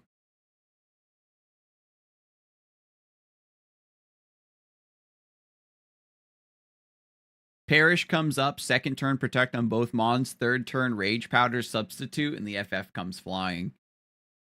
And to get around Rage Powder, it needs to be like a grass-type Pokemon that can outspeed Mega Gengar, and I don't know if that exists. And your team has Sand, so they can't do Chlorophyll to make Venusaur pop off, right? That would be true if it wasn't for the site that legally I don't know the name of. I definitely get it, because there are people like me that are curious about Showdown and VGC, but haven't really jumped into it, because even if you find a team you really like and you get really good at playing online, then building the team for a tournament is a little like hard to overcome. That's the best part. I only lose to the most creative cores. You open a screen, you literally change your whole mon, the moves, the stats, and the ability, and before you would take a lot of time to revamp your team. Are we in the lab? Yes, yes. Pokemon Champions is under maintenance right now, Ben. There were some bugs in the game regarding the way certain abilities resolve and how they function and different moves that they're doing a patch for. It's a 2-hour maintenance to fix those, but I wonder if there's going to maybe be some other updates that aren't advertised. So I'm just doing some calculations here so I can go into matches just more prepared. And I guess my Dragonite has been suboptimal for a little bit because it's been feeling weak. But y'all were talking about setting up Tailwind, so I might just give up anti-weather stuff. Has your team changed from yesterday? No, I haven't made any changes. I calculated around Heracross being a choice scarf user rather than just doing close combat white herb. And I was switching around Dragonite's moveset potentially a little bit. And I'm probably going to finally set up Corviknight and put it on the team. I tweaked Aegislash a little bit as well. It's like stats were a little bit suboptimal. But I think that's all we did. We slightly tweaked Heracross and Aegislash, but the same 6 Pokemon. But Corviknight's probably going to be on the squad over Sableye. Play around with having some Tailwind ideas on the team and some U-turn stuff. Maybe Tailwind, U-turn, Iron Defense. What's that move called again? I always forget. Body Press, where it's like based on it calculates based on the defense of the Pokemon.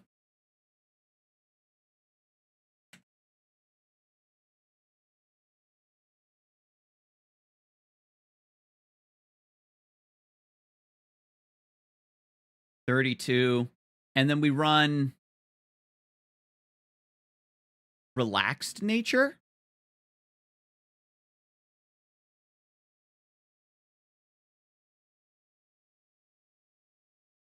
Impish Nature, plus defense minus special attack.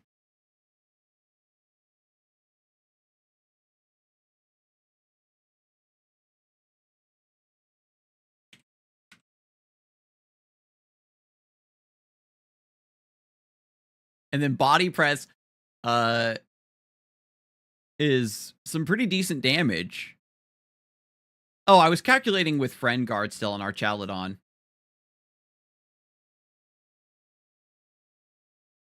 The weirdest bug in Pokemon Champions is this: if a Dragapult holding a Focus Sash used Dragon Darts and one-hit KO to Gyarados, the Gyarados would use Dragapult's Focus Sash to survive the hit?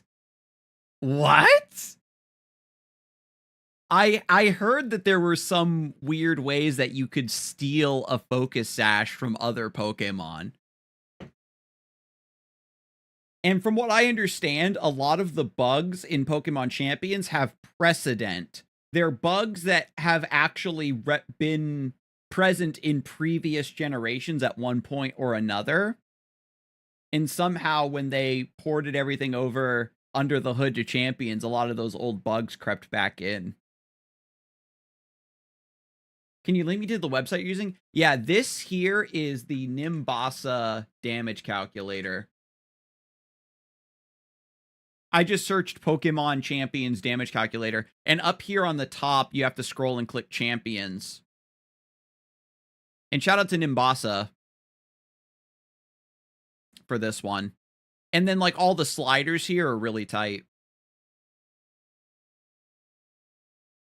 And what's useful about this is the ability to, you know, know what your stat spread should be. Like, oh, I need this much speed to go before this Pokemon. Because I have my Heracross set to 190 speed, so I outspeed Sneasler with Choice Scarf so that I can close combat it. It's not a guaranteed knockout, though, which is unfortunate. Fun fact, Nimbasa is an actual place in the Pokemon universe. Oh, cool.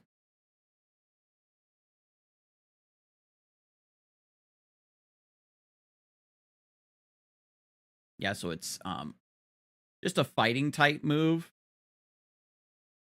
Max defense. What other? Incineroar does pretty decent damage.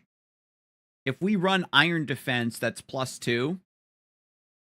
If we set up Corviknight with +2 and then we body press, we can knock out Incineroar. Thank God. It's in the Gen 5 games. It's where the Electric Gym is. Neat. Oh yeah, up here the logo is Zebstrika.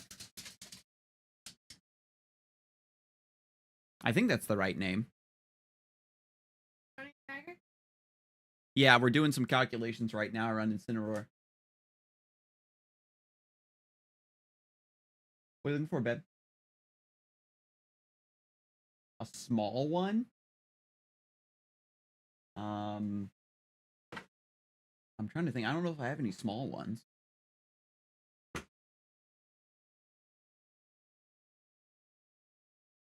You'd probably have to go around to Target and maybe pick up one of those. Yeah, no,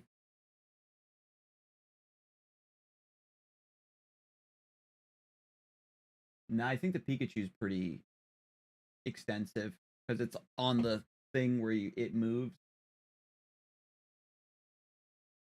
Because some of those are Mega Blocks and some of them aren't. Oh, the Eevee set. That one's perfect. It's sideways in the bin. In the bin, the clear plastic bin in the black box there. Yes, I knew we had another one of those pixel sets. That'll be perfect for her. I do have some Lego sets on my shelf over here, but my desk camera, I need a new mounting bracket for it so I can get my top-down view and we can keep building sets.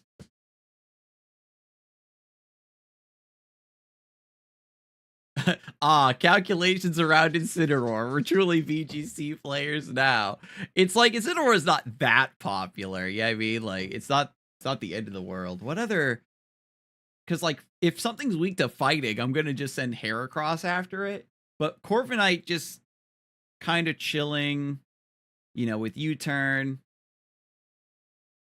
The idea would be body press, iron defense, U-turn, and Tailwind. And then Corviknight with Tailwind gives our Dragonite some offensive threat. And Armarouge, perhaps, gets some offensive threat.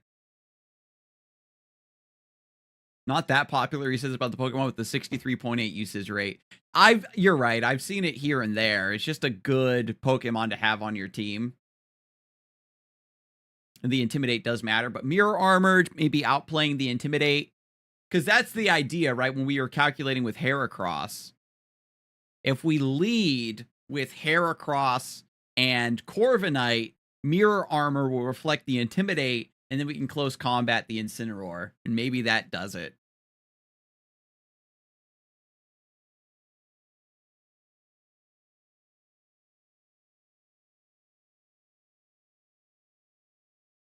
But another set I'd like to look at is maybe figuring out Farigiraf. Because like we've got Hyper Voice, Dazzling Gleam, Protect, and Trick Room. But do I need Protect on Farigiraf?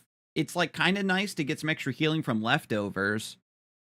But I don't know if I've really been using it correctly. I guess it's like if I switch in for a graph, it's going to take the hit regardless. And it's so slow that I won't be able to set up Trick Room. So if I'm doing Trick Room, I need to do it at the top of the game. I can't do it to try to set up some sort of late game, right? In Pokemon Sword and Shield, Incineroar reached a peak usage rate of 83%. I'm not surprised. Sword and Shield was Incineroar, Zacian, and then whatever 4 Mons you scrape out of the bottom of the barrel, right, from what I understand. Regieleki. Sword and Shield is when I started in the Pokemon scene.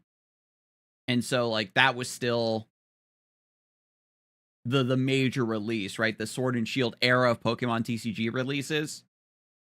Evolving Skies had just come out, I think, when I was, like, learning and getting back into the game. Incineroar, Groudon, Charizard, Groudon, and Rillaboom.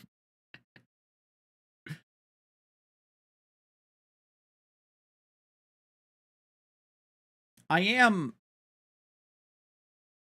very intrigued by players to get a little bit more creative with Pokemon Champions. I was disappointed when a lot of people were saying, no, don't team build. It's really hard to team build. Just use a good team, just copy a good team and learn that way, which, you know, generally speaking, that's like the most generic advice you can give. You know what I mean? Learning a new TCG, you don't try to build your own deck right away because you don't understand the game.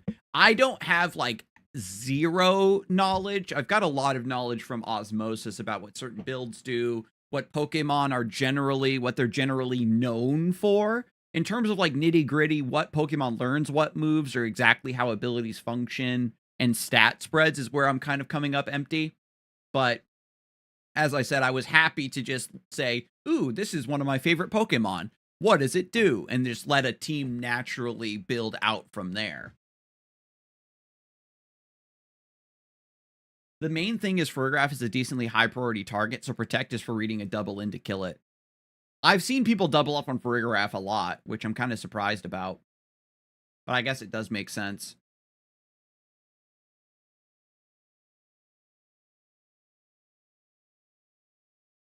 I just noticed that if Corviknight had Prankster, it'd be one of the best supports in the game. Why does it have access to so many good support moves? Yeah, let's, where's the other? It was Pokemon DB. This one. Can I? Hang on. I have this, Force Dark Pages, which just is a color inverter. So the sprites look ugly, but we don't have to stare at the screen. Let's take a closer look at Corviknight again, because we got to put this boy on the team. Aegislash, Armarouge, Corviknight, Fergraph the Noble Steed, Dragonite, and then Heracross is also a knight. Don't at me. It's got a crested helm. He's a beetle. That's a knight. Beetles are the knights of the insect world.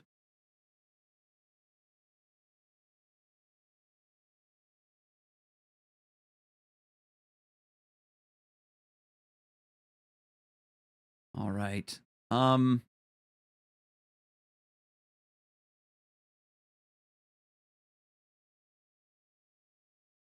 Yeah, agility, like fake tears, scary face. It also learns Sunny Day and Rain Dance. Reflect, Tailwind, U-turn, Body Press could work. Yeah, if I give up on Iron Defense, which is probably for the best, because if I'm U-turning a lot, I'm not going to have like a setup with Iron Defense. Reflect is kind of chill.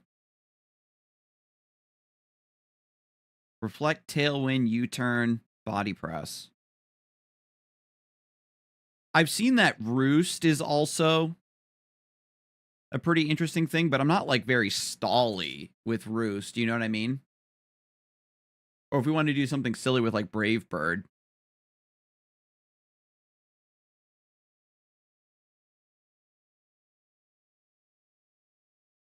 Do we want to set up Light Screen instead?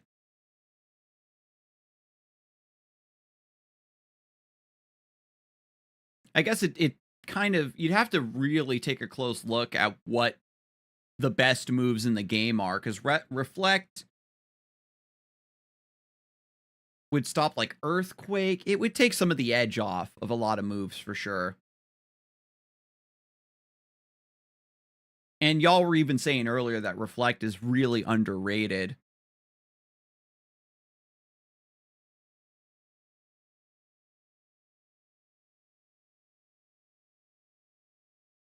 What does Metal Sound do again? Lowers the target's special defense.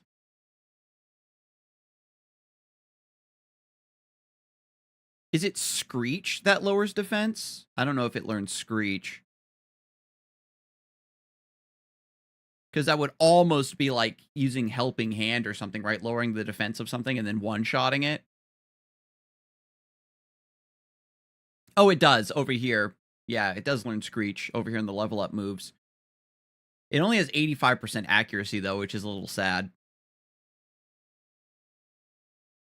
And this would be if we're trying to line up Screech with...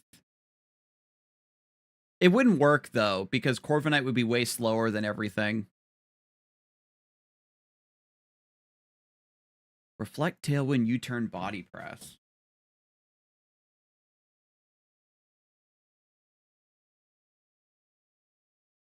Bulk Up is interesting. Bulk Up is attack and defense raise? No, Iron Defense would be better. Taunt. Ooh, Taunt. That's very cute. Taunt. Does Taunt have Prio?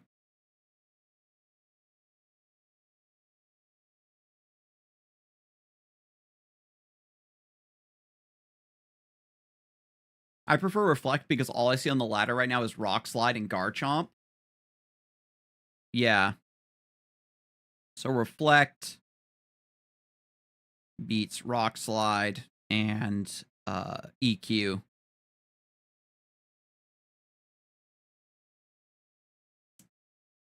No, Prankster gives Taunt priority. Oh, okay. That's unfortunate.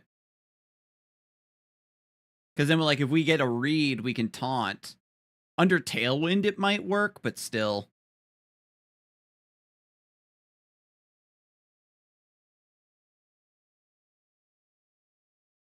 For the fourth move, the Reflect is kind of interesting. Defog resets. Removes entry hazards and barriers from both sides. Defog. It's mostly Aurora Veil. It doesn't say that Aurora Veil is affected here. Not Aurora, yeah, but I don't know. Defog is useful in 6v6 singles, but not good in doubles. Spite.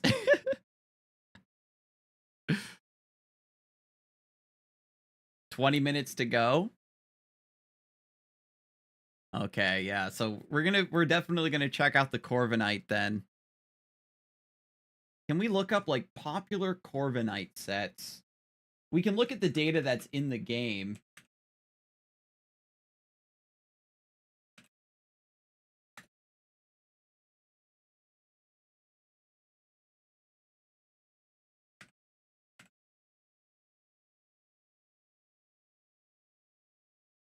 This is from Pikalytics. Is the name of the website.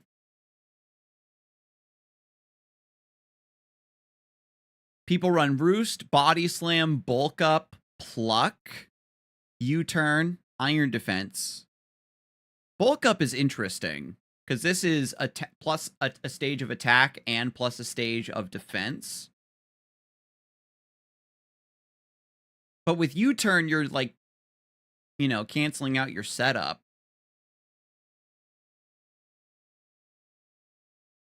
Brave Bird would be really sneaky in that fourth slot. This is for Scarlet and Violet. Yeah. So it's a different format, so these are different ideas. Having Brave Bird is really hilarious though. I'm just kind of getting an idea.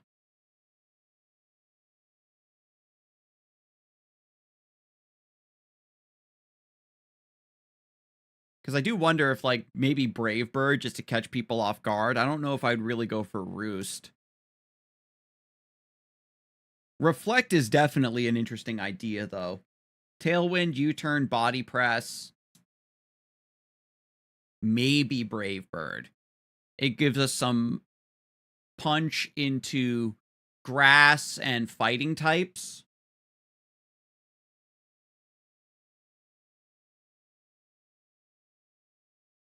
And then I have to figure out how to weave Tailwind into my current game plans.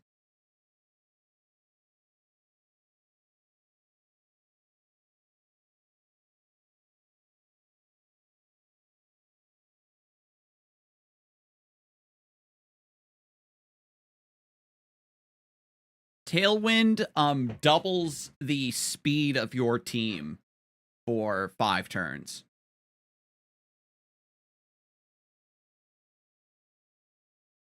It's just that Corviknight is slow, so we don't get, like, the priority boost of Tailwind for, like, Whimsicott does.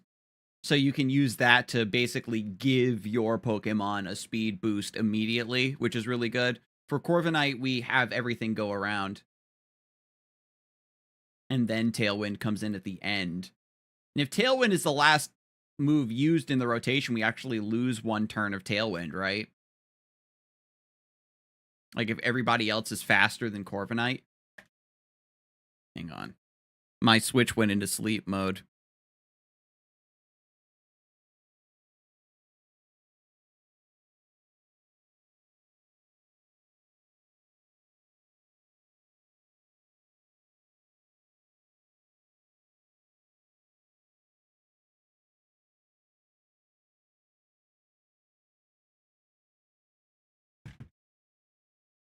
Undock it and redock it.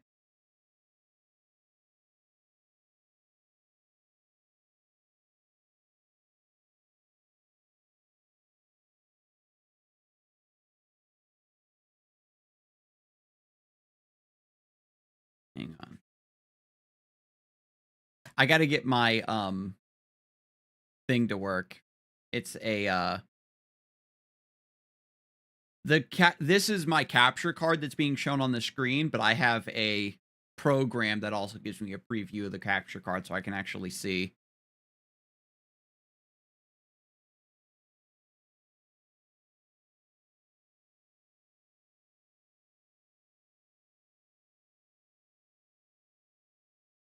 Are you doing the warm-up competition tomorrow? Oh, I completely forgot about that.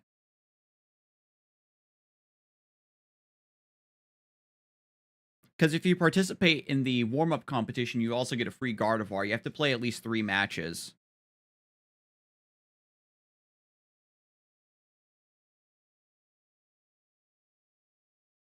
Maybe I do squeeze in an extra stream. I might just grit my teeth through 3 matches and then drop if it's going to be just a lot of, like, really meta stuff that I can't really compete with. Oops, wrong button.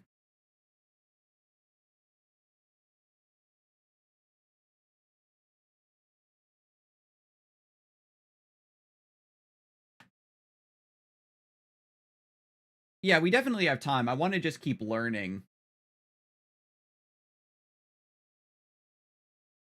That plus an extra 2 hours tonight to make up for the maintenance, surely. I might have to take another really small break to actually eat something. But we could probably do a longer stream. We already took the pups out. Heidi's going to work.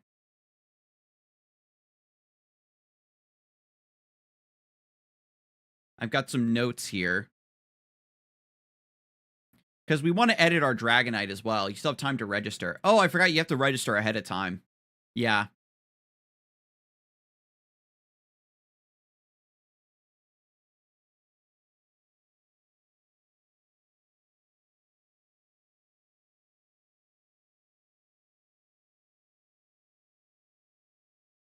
And then with Heracross, we've got that sort of optimized now.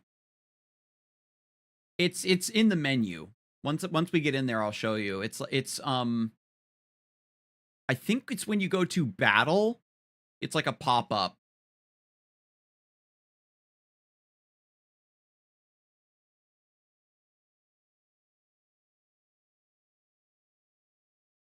It's not like I particularly care about getting a free Gardevoir, but it'll be nice experience for how competitions work.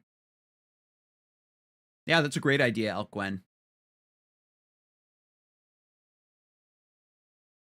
So we have Corviknight already unlocked.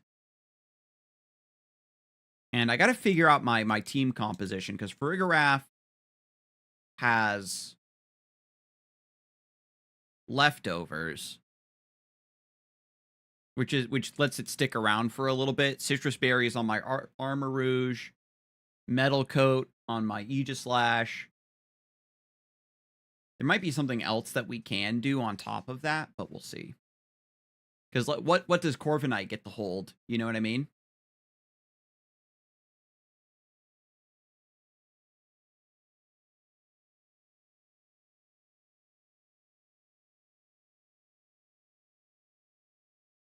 Armor Rouge has been getting one shot today. I did see in the data that Armor Rouge typically runs Focus Sash.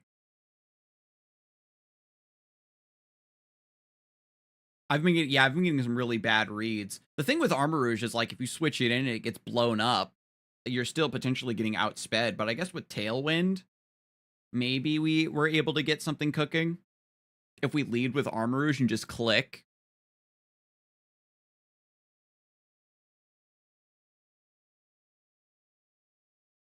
And my Armor Rouge moveset is kind of silly. I've got Arm Cannon, Aura Sphere, Wide Guard, and Psychic. But I just haven't really been finding the good spots for it, you know?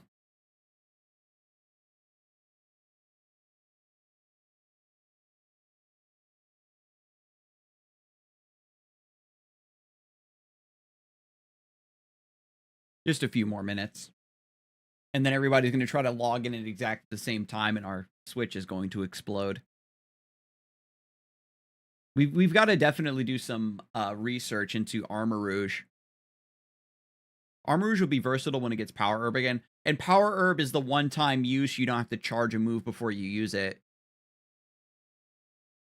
I wonder if they will add Power Herb, because they already let you do Rain Electro Shot, which negates the power-up, and Sun Solar Beam, which negates the power-up turn.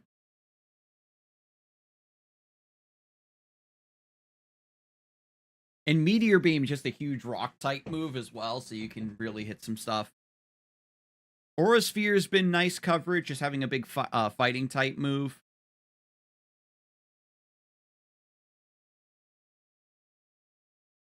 But I've just been running Armor Rouge kind of in the wrong spots as well. Where, like, I'm trying to be like, oh, yeah, if I'm playing against the Sun team, I could bring Armor Rouge and then take advantage of that with Arm Cannon. But if I'm using Fire on Fire, it, like, doesn't really work out. Wide Guard has been really hilarious, though.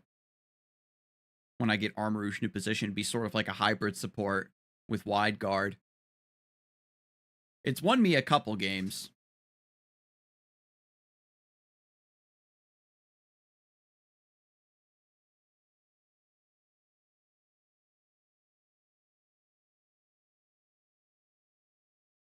But there's just so many Dark-type Pokemon that are super good, so being able to put a Psychic down is really hard.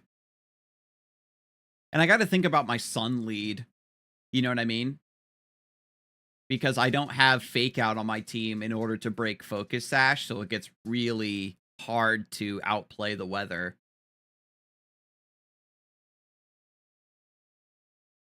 So I'm not fully sure how I should be operating.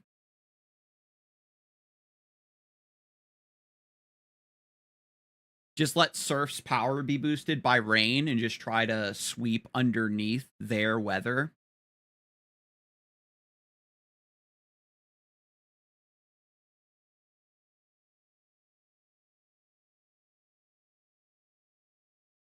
I was using, like, extreme speed on Dragonite to sort of clean up these Pokemon that have, you know, only a handful of HP after a Focus Sash. So it would be nice to maybe have a little bit more priority on my team if I do go for Shadow Sneak instead of Poltergeist on Aegislash. But the Poltergeist is just so strong. Like we saw versus Zendo, it helps out a lot, but how much priority do I really need?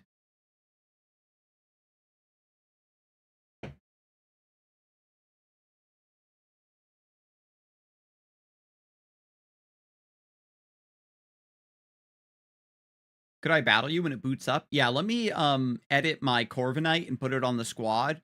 I got to do some shifting around with my Dragonite and my Corviknight and everything.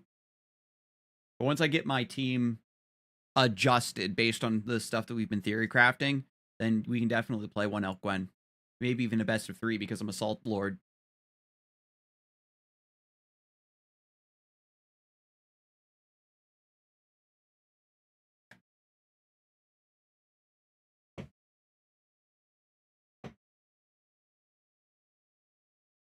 I got to think about maybe some other Mega Pokemon to incorporate onto the team, not just Mega Dragonite. I haven't looked into any other Mega Pokemon really.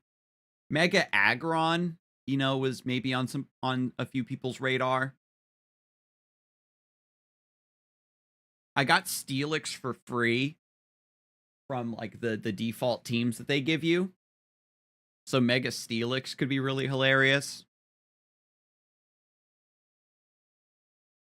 But that's just making me really weak to fight, to even weaker to Sun because I'm running like too much Steel on my team. You know what I mean?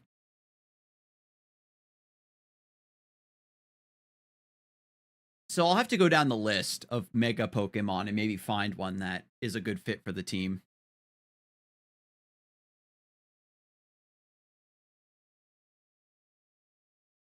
Mega Absol was also one that was on my radar. That could be a fun swap out for Dragonite, but I need Dragonite, you know, to deal with other dragon Pokemon. Mega Absol is just so frail. Exactly. I was curious about Mega Absol Z. Hisuian Samurott is what I really need to get on my squad.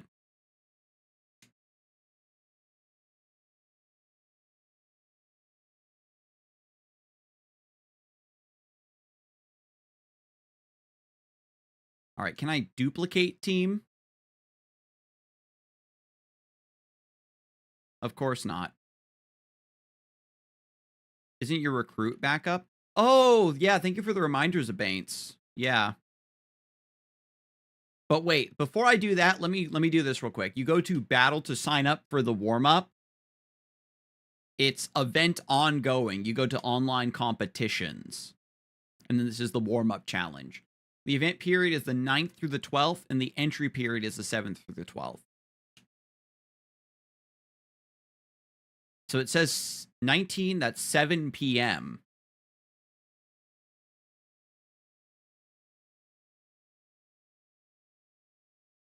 And then you agree to the rules, don't cheat, etc. Don't harass your opponents, follow the code of conduct. I agree to all of that. Oh, you have to register your team ahead of time. That's why I didn't sign up for this. Because my team wasn't complete yet. Let's tweak our team and then sign up. That's my bad. I forgot that when you sign up, you have to register your team right then and there.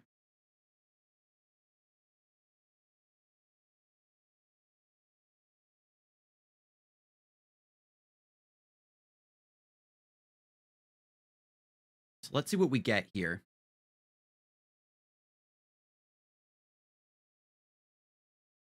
Saraledge. Yo, it's Clawitzer, though. Oh, I had Clawitzer on my radar as well. It's just the boy.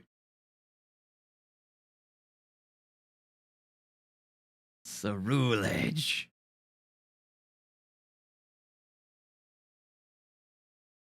All right, I'm going to take Clawitzer, I think.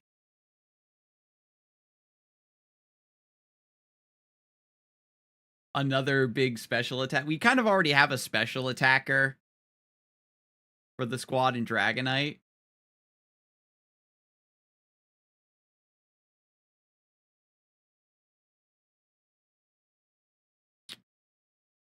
We've got to take Saraledge, though, right? We have the arm. We might even swap out Saraledge for Armor Rouge, depending on the matchup.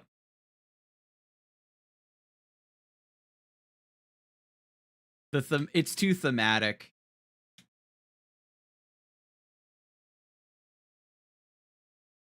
We'll figure out Saraledge along the way.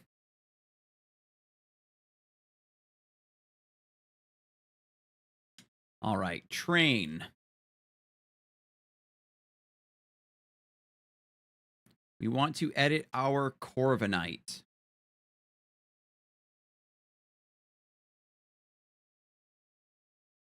So we do max defense and max HP.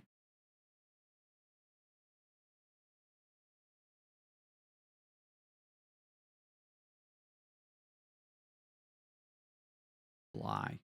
We want U-turn, body press, and tailwind. And this fourth move, it has Iron Head. We can just keep that as another attack, but we were thinking about Reflect. Let's just look and see what else we've got here.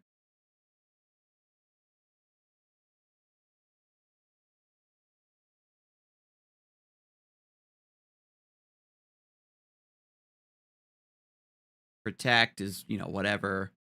We talked about Screech. We can kind of use it as a defense drop and buff the attack of some other attacker. But because of the speeds, Corviknight doesn't move in the right order, so it doesn't quite work.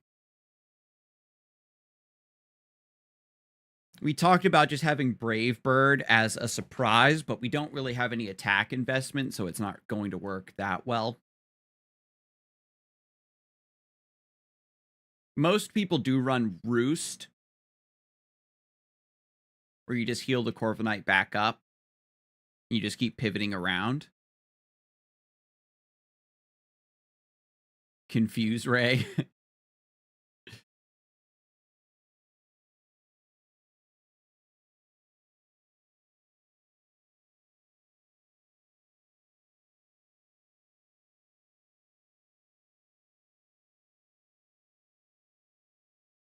We can maybe play around with Reflect just to see how we like it. Wait. It does learn Confuse Ray? No, Confuse Ray is a ghost move.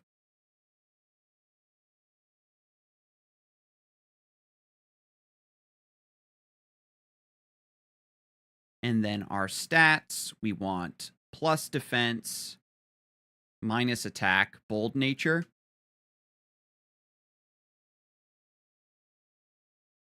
No, we want attack. We don't want minus attack just so U-turn can do a little bit more. We want impish. Do we really care about speed investment? 89. I wonder if that's an important breakpoint. 89 speed. It might matter with Tailwind because then it would be doubled to 178.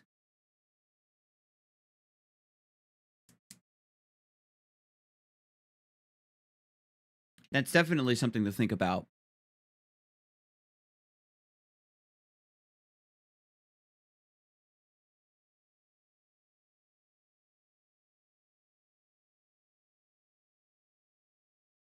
I don't want to... Well, I could save a couple thousand VP by using a training ticket here, since I'm doing a big swap on the Corviknight. That seems worth. There's probably some sort of calculation where it's like 2,000 per training ticket is where you want to do, but small tweaks, you just use VP.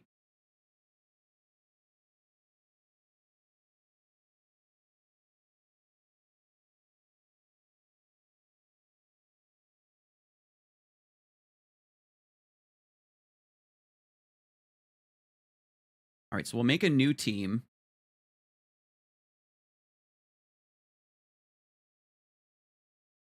Let's see how good the auto build is. If I put Corviknight on the team... What the hell is this?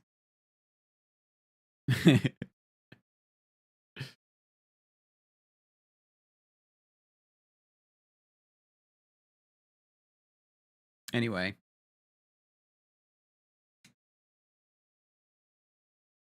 Oh, that's right. We still have to edit Dragonite.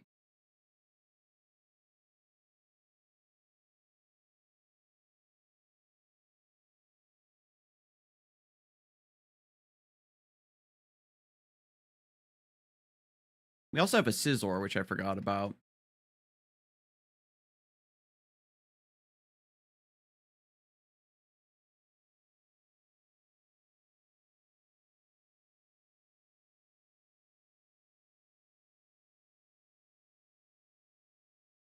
Okay. And then let's take a look at the... Okay, I had a plus speed nature. Plus, you wanted... What was it again? Modest? Yeah, just a plus special attack nature. Especially now with Tailwind, we're going to be doing pretty good in that area.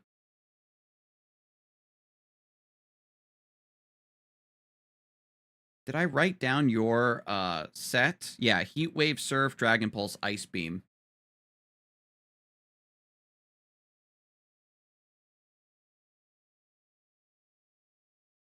Was that say this move's doubled against targets that have the submerged status? Interesting. I've never seen that before. Heat Wave is also AoE, right? All opponents.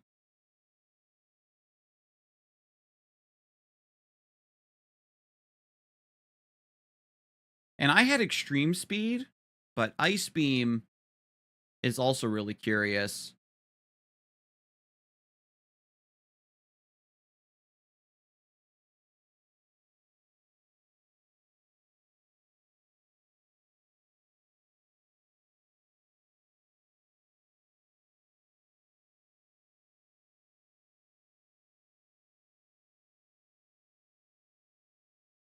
Modest, full special attack, full speed was the set that you shared.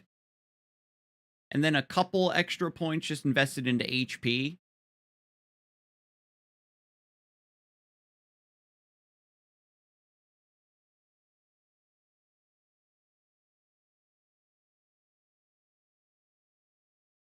See if we can get some better results from Mega Dragonite then.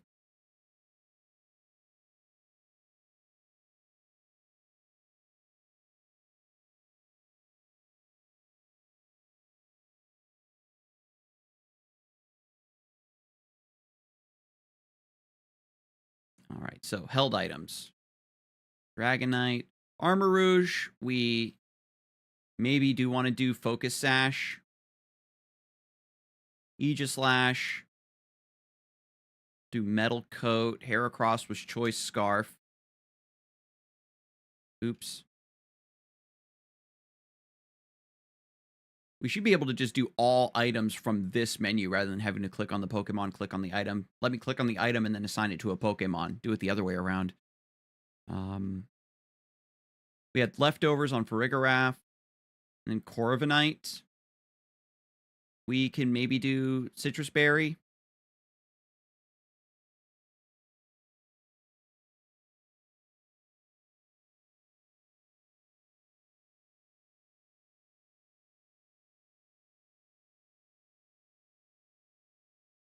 Maybe leftovers on Corviknight and Citrus Berry on Farigiraf. We'll figure it out.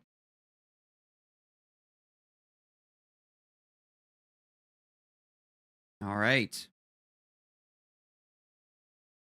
All right. Thank you for your patience, Elk Gwen.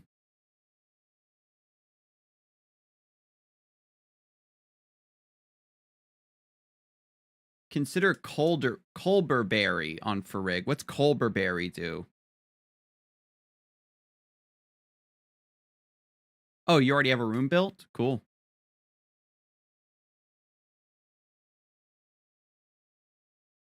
Reduces dark damage. Oh, that's cute.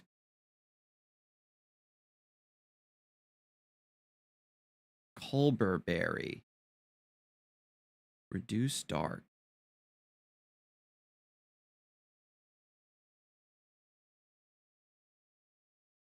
I'll definitely keep that in mind. The berries that let you cut some of the damage you might take is nice for being able to swap in.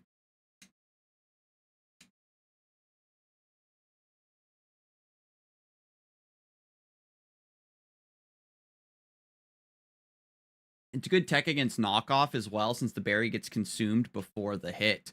Oh, that is kind of cool. Okay. Looks like a good, well-rounded team. We definitely want to bring Dragonite to help out against their Dragonite and Garchomp. Aegislash helps us deal with the Zoomer a little bit. We've got the Incineroar as well. I wonder how much Heracross could actually do into a team like that. Let's try something like this. I was thinking about this lead. And then we'll keep this and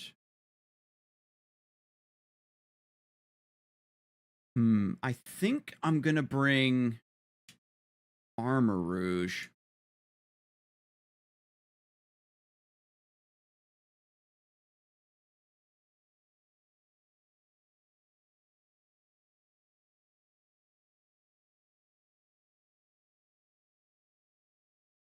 Everywhere I go, I see his face. Pans out to a poster of Incineroar and or Garchomp. Garchomp is always really solid in the regulations where they allow it.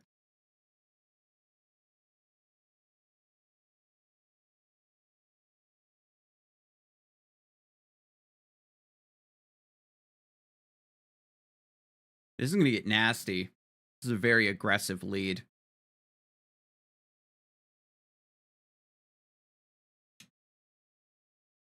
The good news is that Corviknight isn't going to be affected by Earthquake. This is my first time actually seeing Mega Garchomp. I don't even know what this thing does. Look at that chin, though.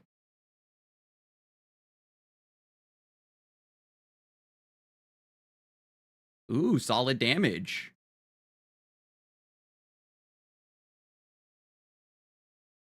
Oh, that was a cool animation.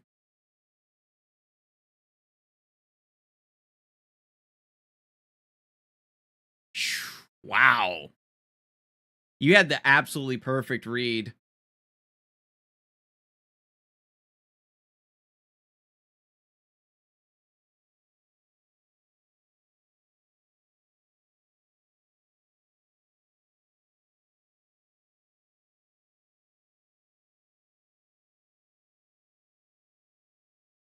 Eh? I think you're in a much better position there. You don't need to forfeit Elquen. Because I went for Reflect and not Tailwind. Because I was trying to set up against EQs. I was going to send out Armor Rouge. Oh, you have to go? Oh, okay, I understand. Yeah, the maintenance took too long, but I appreciate you hanging out with me today, Elquen. Good luck to you in your future battles in the warm-up match as well. We'll train with this team a little bit more, and then I'll register it later.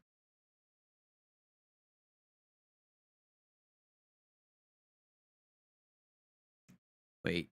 Yeah, let me sneak in another ladder game. And then hopefully our games kind of end around the same time if you're already in one, Kennedy.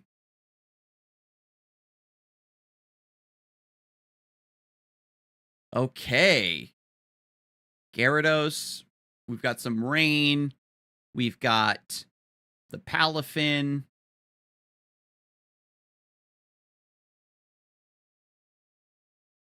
Aegislash is pretty good here. Resists a lot of the water junk that they're going for. Threatens the Sylveon.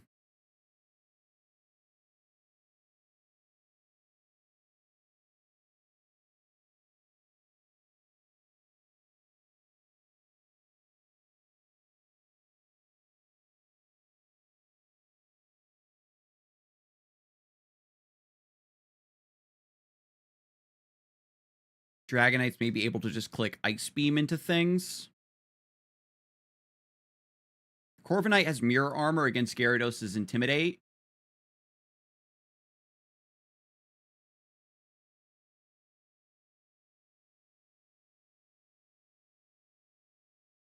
So let's see what they lead with.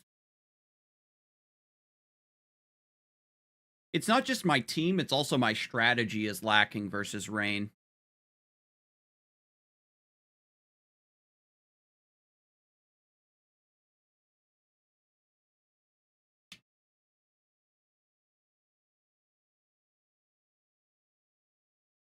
So for Corviknight, we're going to set up Tailwind.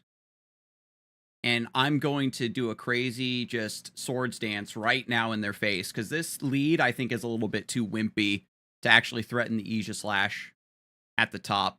Because Palafin's just going to want to go for Flip Turn.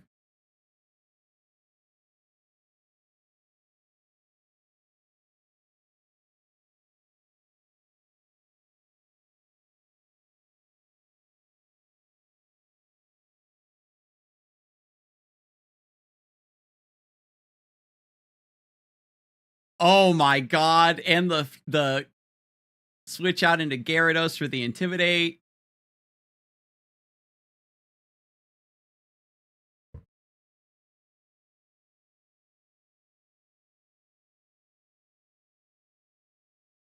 What does Rain do? Increase the electric damage. Thunder becomes more accurate. Water moves deal more damage. Fire moves deal less. There's certain abilities like Swift Swim that activate when it's raining to like double speed. I'm going to go for a U-turn on Politoed to break potentially its Focus Sash. This might be Mega Gyarados.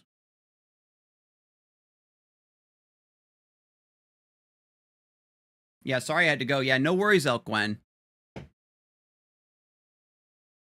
I want to knock out the... I think I want to get some damage on Gyarados. They're going to go for something really ridiculous, I think. So Corviknight actually outspeeds there under Tailwind. I can go for Dragonite. Now that we've got Tailwind set up, I might be able to just click Ice Beam into most of their team. Because it's neutral into Gyarados because it's part flying. What? Gyarados isn't holding an item? Oh my god. Brutal.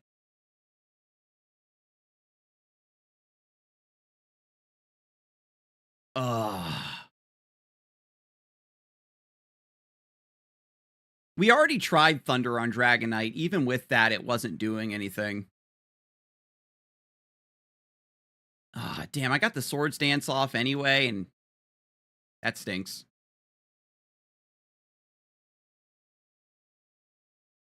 Gyarados doesn't have a held item? It said that Gyarados avoided the attack, not that the attack was ineffective.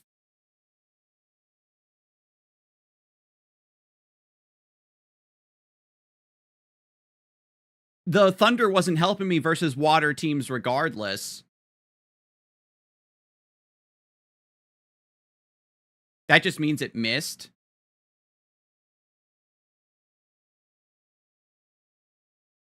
But they switched into my Ice Beam.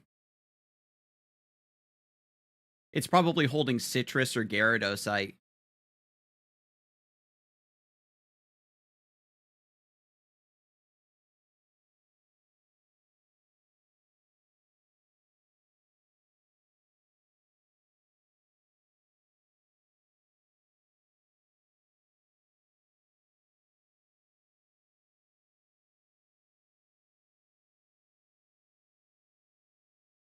I'll Dragon Pulse into the Dragonite slot.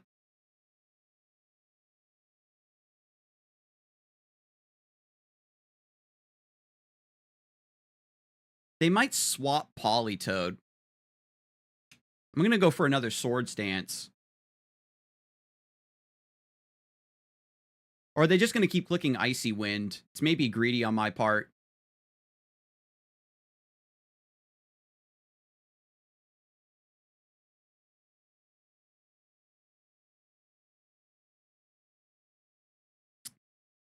I was thinking that they might try to swap Politoed into Gyarados.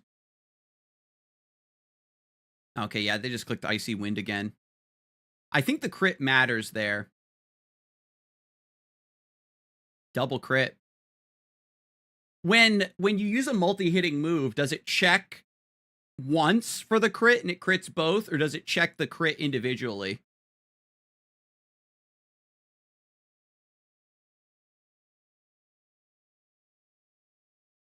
It checks individually? Wow. And there's Gyarados.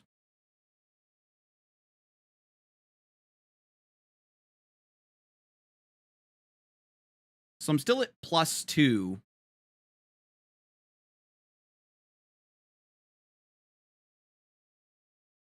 I wonder if they're going to read the Trick Room and try to double up on it.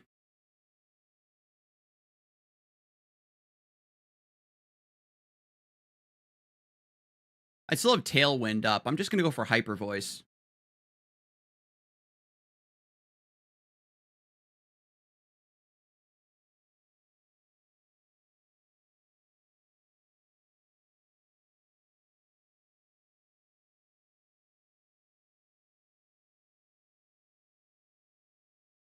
Oh, they did double up into it. Y'all were right. But Ferrograph is the greatest of all time. Let's see if this Poltergeist can land. Is about to be attacked by its leftovers.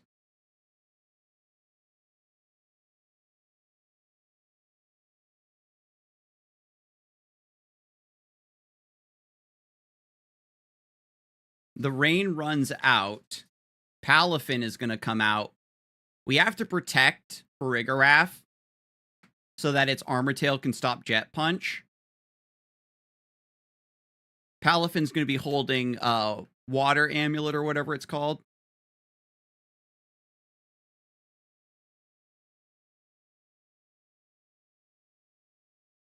I think our Tailwind is also out. So they double up on Aegislash here. It's also taken speed drops from Icy Wind. Yeah, so I think I definitely misplayed this one.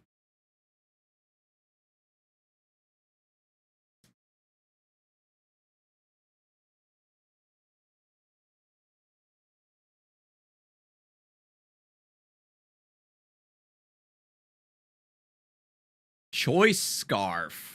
That's a quick boy. Whoo! Poltergeist. We still got the Swords Dance. We had Intimidate, but remember, we landed 2 Swords Dances to cancel out one of the Intimidates. Oh my god, the Poltergeist!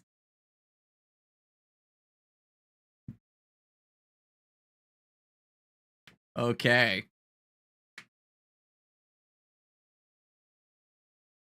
Aegislash paying the bills today, as always. The sword, the shield, and the steed. I definitely misplayed going for that Hyper Voice. I should have just protected the Ferrograph immediately to call out the double up. I have to be smarter about that. But Kennedy, how's your game going?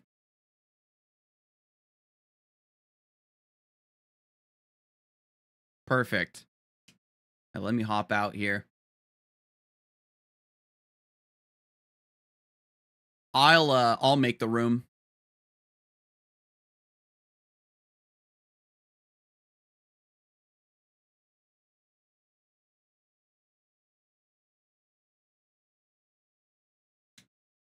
The bait that single battles is the default option. 01864856.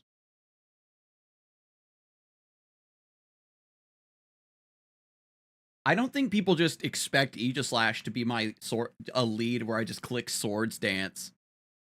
Yo, Master Ball tier? Congratulations, by the way.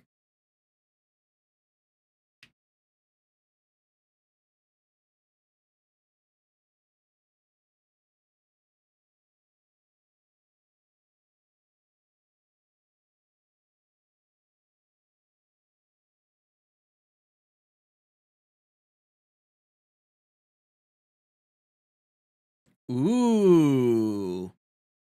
Full shiny. Look at the color coordination.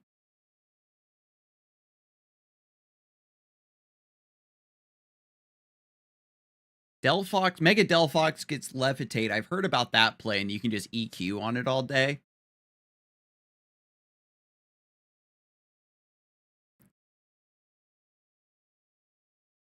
Yeah, good luck, have fun, Kennedy. We click the boy. We definitely bring something that's not going to get bodied. Clefable is a little troublesome, I think, for this team to deal with in general.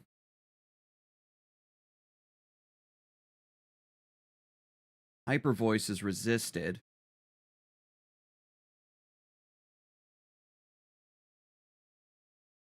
Hmm.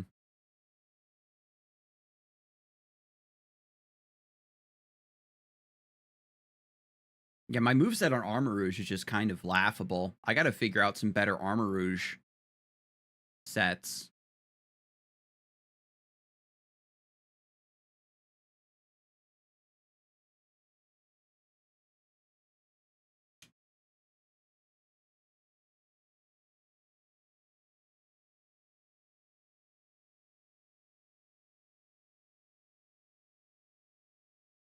We need all the help we can get. The more I climb, the more meta we're going to see. And probably here within the next like 3 or 4 days, it's going to get really insane because people are going to have way more tickets and recruits to pull mons to build the teams that they've been hearing about online.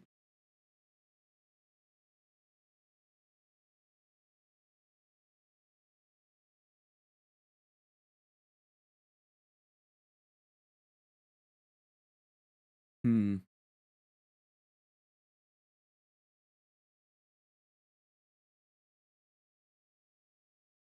I think we might just be able to click this. Just going for layer 1, aggressive.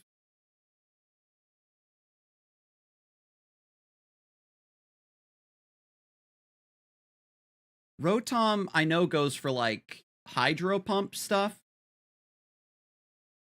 I think it has Thunder Wave.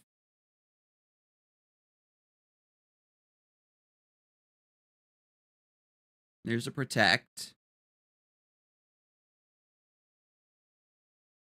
Hee hee hee hee.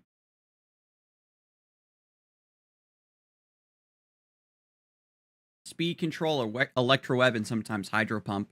Ooh, that's a bulky boy. Volt Switch breaks my multi-scale. I thought the Dragon Pulse would do a little bit more, honestly.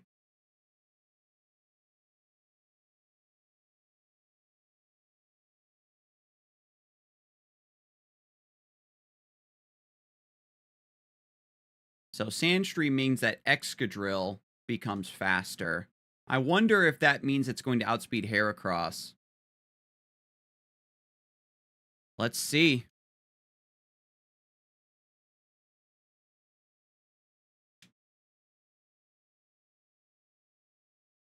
I think I can stay in on this. I don't think they have a lot of threat versus Dragonite. But this is my first time playing against Excadrill. Excadrill. I didn't calc this at all. Rock Slide. Which one of them used the Rock Slide? I was writing my notes down.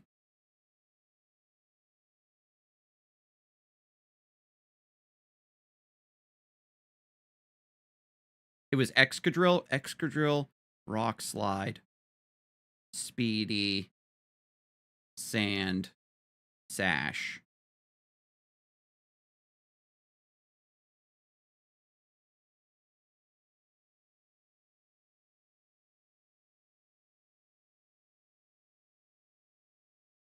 Oh, Dragonite flinched? That's unfortunate.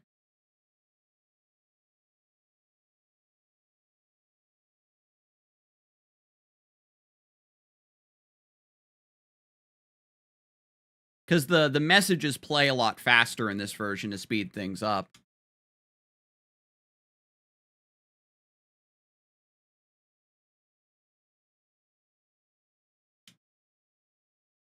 This is all you see when you climb out of Great Ball.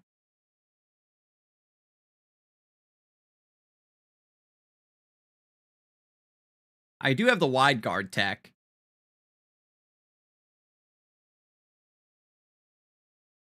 Ooh.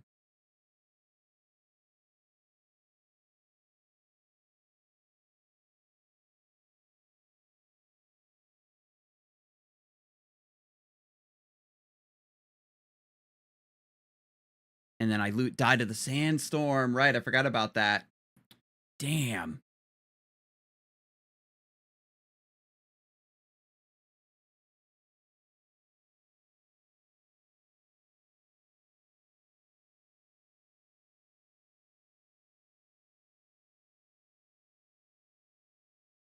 Yeah, I think I might need extreme speed on the Dragonite after all.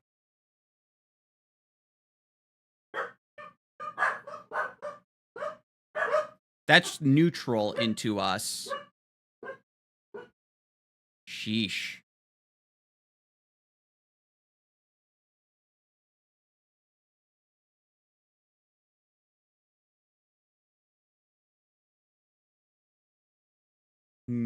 I guess I needed to go for Tailwind to counteract Sandstream. I don't know if that lets me be faster. Maybe it does.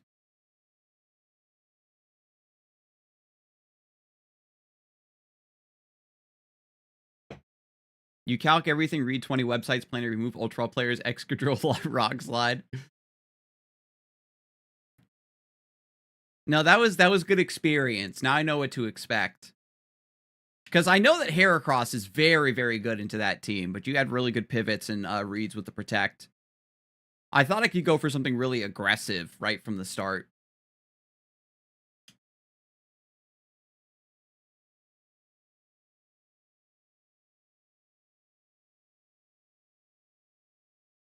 I think extreme speed on Dragonite is actually the play. I forgot to give my Rotom Protect back. Oh, okay. So this is Trick Room.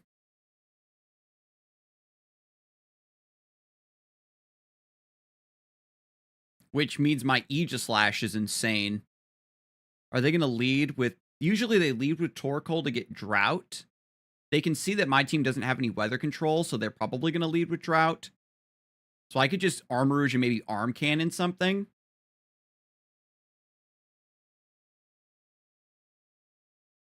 I could call something out with Heracross as well.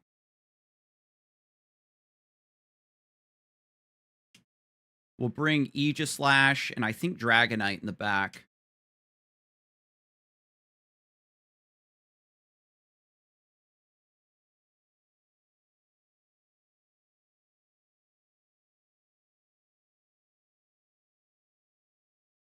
I gotta find some, like, anti-water stuff. So Oranguru has Follow Me. I forget what that thing does. It has, like, Helping Hand or something. It's like a support mon. It's like Redirection.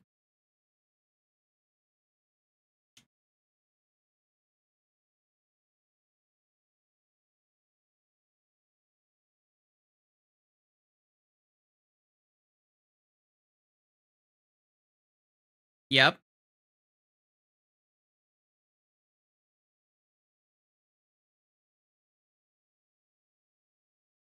Oh, the patchwork. The switch happened and then the mega happens.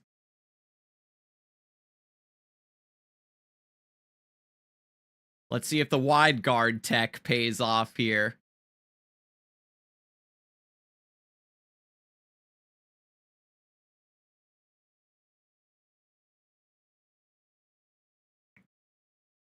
Earth power.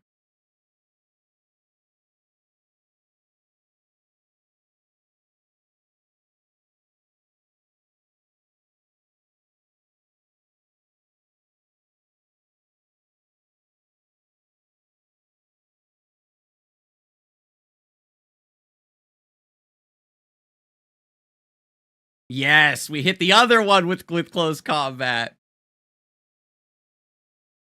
Because they're going to want to go for Eruption on the Torkoal, right? Or we see that they see that we have wide guard, so they go for a single target Heat Wave. Yo, let's go! Wido Gado. Okay, so now we switch the Armarouge.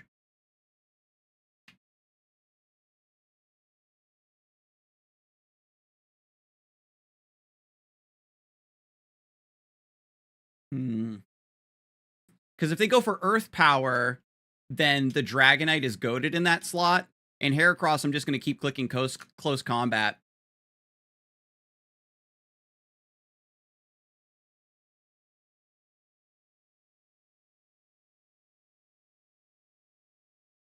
What else eats close combat?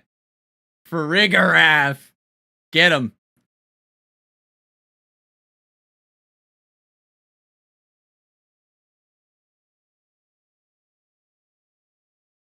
Ooh, body press. Doesn't do too much.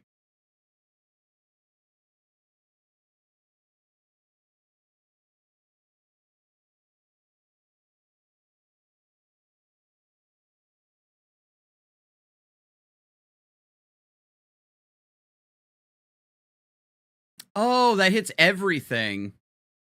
I didn't realize Surf hit everything. That's a little spooky.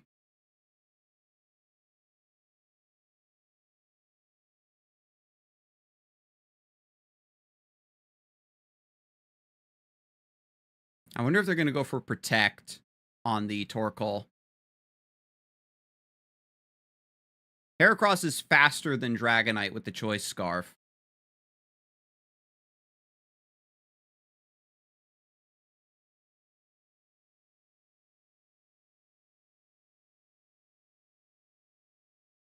I wonder if Heracross actually lives the Self-Surf.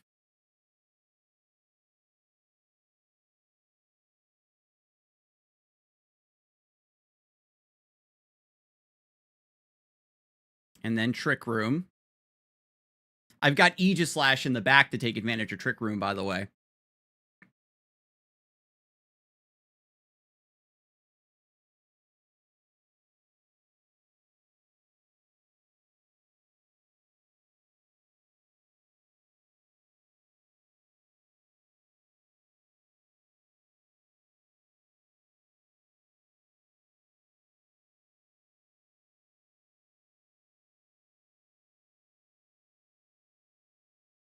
I need something to go down so I can bring in Aegislash safely.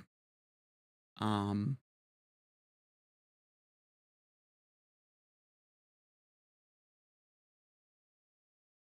probably going to protect Farigiraf. I wonder if they'll double up.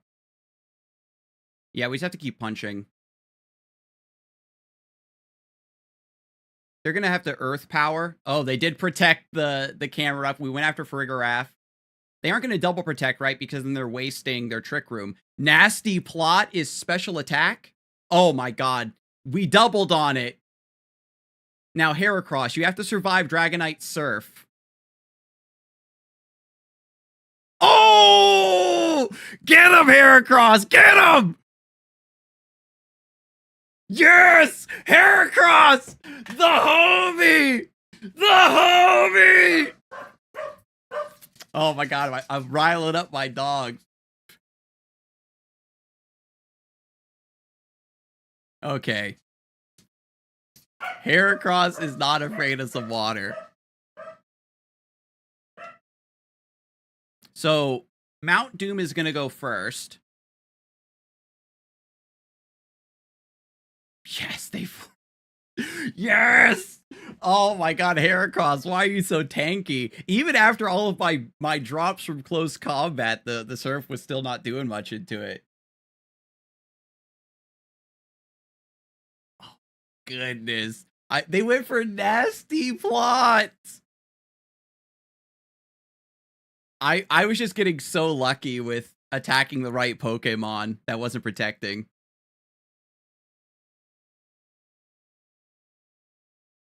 Oh, you know what it was? Is because of the harsh sunlight. Harsh sunlight meant that Surf wasn't doing its max damage. It was actually kind of calculated.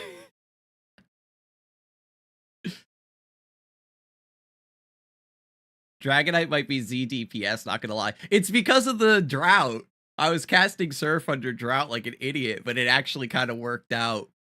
Because it meant that Heracross wasn't taking enough damage. And we ended their win streak.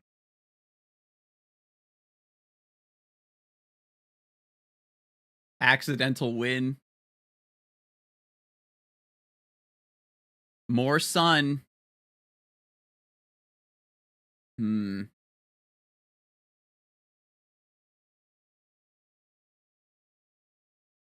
Tail Room. We can lead Dragonite into pretty much everything they do. We might be able to lead Corviknight Dragonite. Armor Rouge potentially in the back for some more wide guard stuff. Aegislash is pretty difficult to set up into their team. Heracross isn't going to be doing the Lord's work the way I want it to, but I think I can just bring Farigiraf.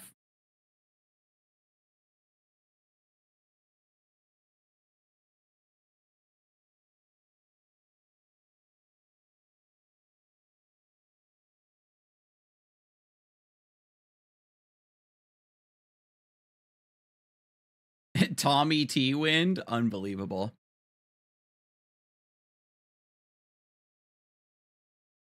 Heracross can't learn any ice moves, can he? I'm not sure.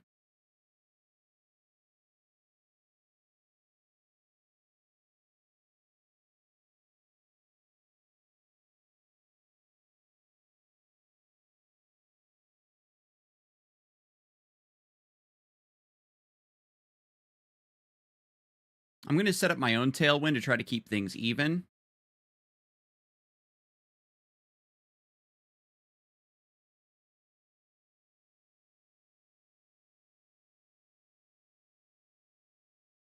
I don't want to show the Ice Beam, maybe. I'm going to try Heat Wave. Because they're going to boost the damage of my Heat Wave with the Mega Evolve Sun.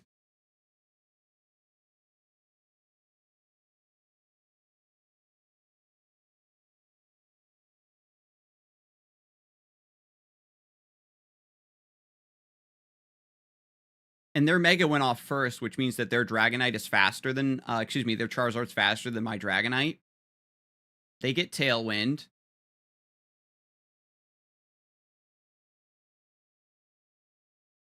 Oh my god, the Heat Wave miss. Corviknight gets bodied by this. Yeah, so we don't get our Tailwind off.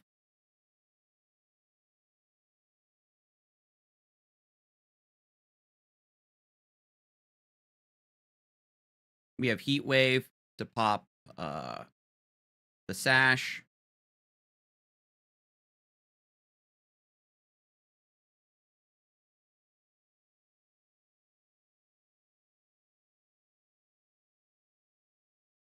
Then we can bring out our Armor Rouge. They might protect.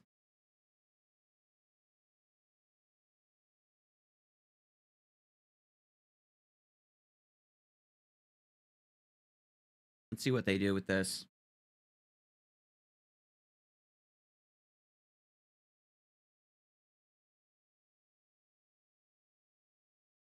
Yeah, Heat Wave boosts Flash Fire.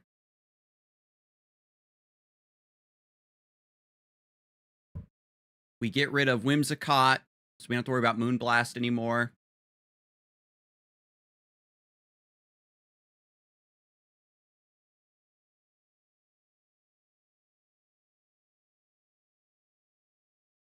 Almost enough to take out the Charizard.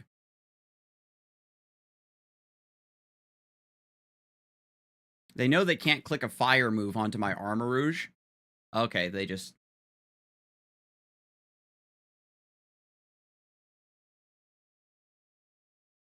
Charizard kind of... I mean, Dragonite actually doing a little bit of work there with Heat Wave.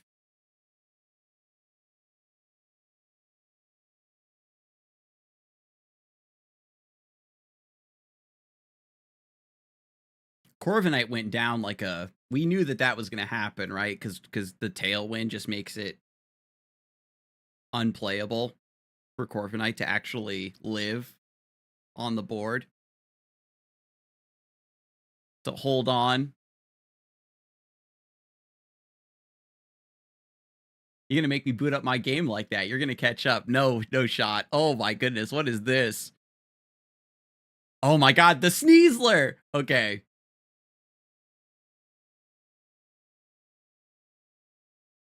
The Sneasler, we said we don't have the calc on it, but we might be able to double on it.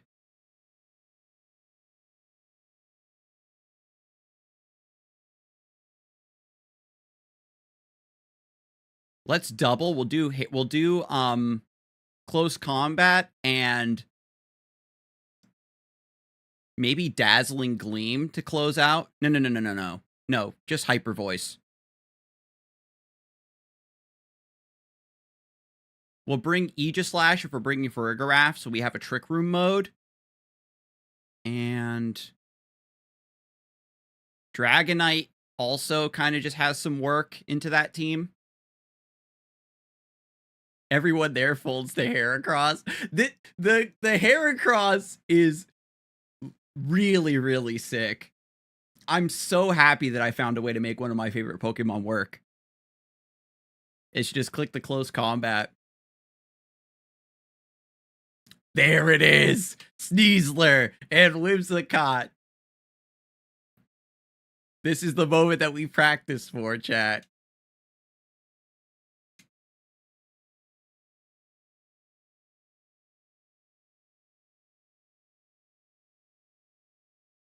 So they get the Tailwind, so Sneasler activates first.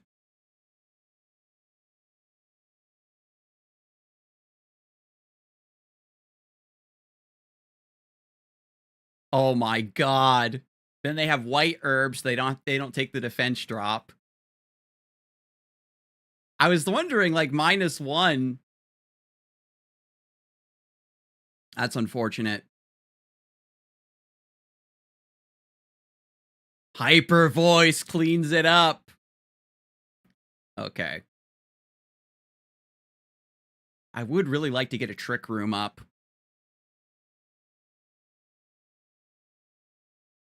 Sneasler negated. We did it. We survived, chat. But they've got Tailwind.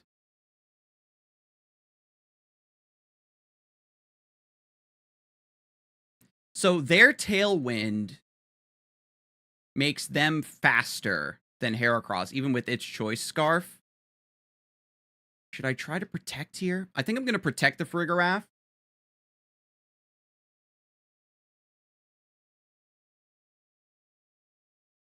Stun Spore. Oh my god, Armor Tail blocks the Stun Spore and the Protect. They went for Crunch on the Farigiraf. They don't know. Oh my god. Because Prankster makes Stun Spore into a priority move, Armor Tail blocks it. The Noble Steed! This team, the more I use this team, the more I fall in love with it. Farigiraf is so... Another one for Heracross! My son, Devour! Devour, my son. Get him. Alright, Farigiraf. They're gonna be trying to read... Actually, I should just switch for... Okay. Here's the mind game. What's Tyranitar going to do? It's going to do Rock Slide or something, maybe? If it's EQ, Dragonite comes down. Aegislash comes in shield form.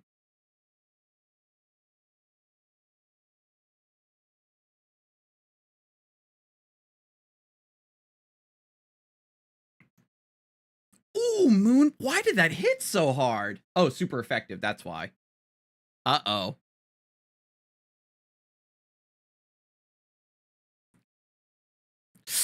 Oh, that's brutal.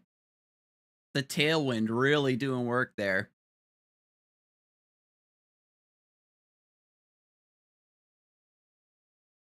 I should have tried to set up a Trick Room at some point, hey?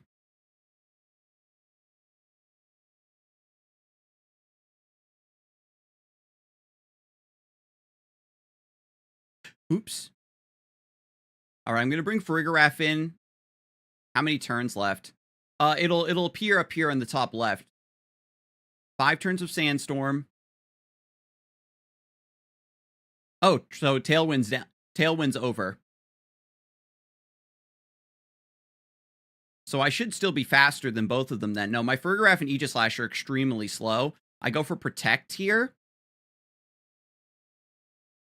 Wait. Are they going to expect me to King Shield?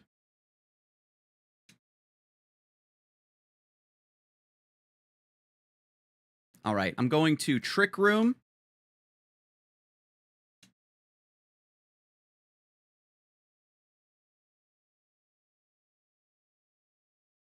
And King Shield.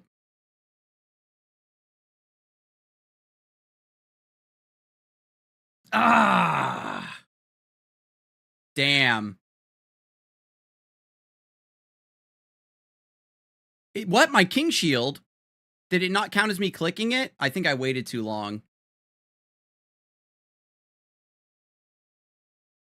Damn.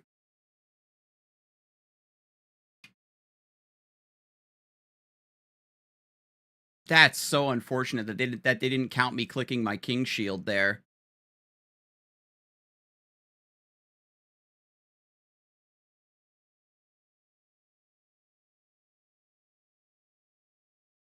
So Whimsicott's going to set up another Tailwind. It might not have mattered. Because if I King Shield, then Aegislash is still sitting there, but it gets some damage, I imagine, right? I guess it just depends. Oh, that's so unfortunate. We avoid the Stun Spore. These are their last two Pokemon, right? Oh my god, that does nothing.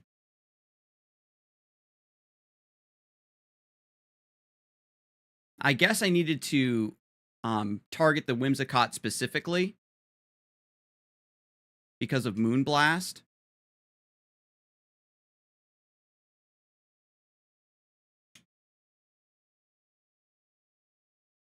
I think it comes down to whether Tyranitar dies to Ice Beam. I'm just going to Surf here.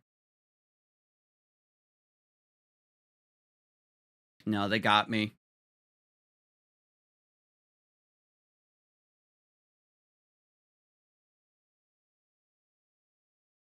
Dang. Yeah, if I had Aegislash here to do a little bit more damage, I think we do win there. I waited too long thinking about my move, and I missed clicking my King Shield. Because that also would have given the Tyranitar a stat drop when it went for Crunch. Yeah, that was unfortunate. I got roped. That's my fault. I waited too long because I was clicking Protect, and then I was going to do Protect King Shield, and I said, no. I think that they're going to go after Aegislash, so I should try to get a Trick Room in here. And then when I backed all the way out of that menu to go back to Farigiraf to reselect its move, I ran out of time. Yeah. So just one frame too late. Pegasus Yugi game. We played that really well, though. I was really shocked at how much the Moonblast did to Heracross. I always underestimate Whimsicott's damage. Your first assessment was right. Protect plus King Shield was the play. Another pretty balanced team. They've got some Aurora Veil ideas. Heracross is just a great lead into... Kingambit's going to be in the back.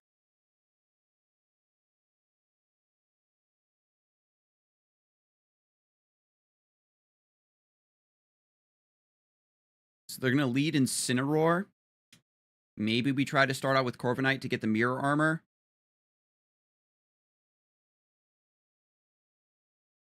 We can even lead Farigiraf to stop the Fake Out. Set up a Trick Room turn 1. And then we've got Aegislash. I like the idea of Heracross into this team.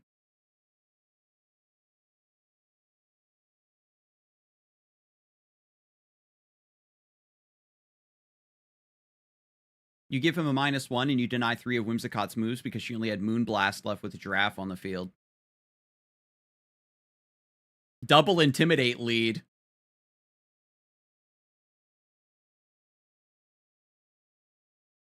So we go for Mirror Armor to reflect both of those, and Farigiraf doesn't care about the attack drop.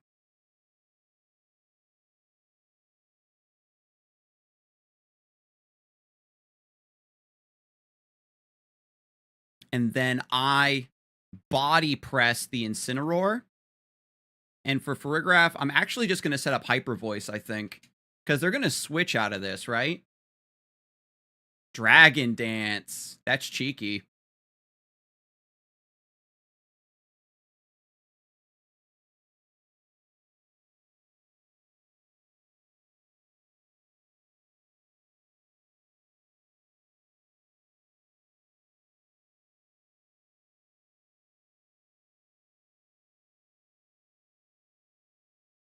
So if I set up Trick Room here, then I can get in against the Gyarados.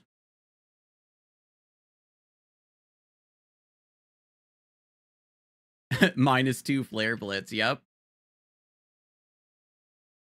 No, it's just -1, right? It reflects Gyarados' Intimidate back to Gyarados, and then Incineroar's Intimidate back to Incineroar, right?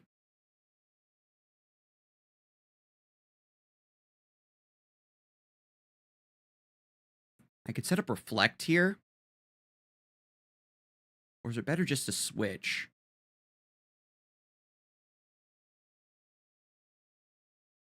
U-turn for some chip damage on Gyarados. And I'll set up the Trick Room.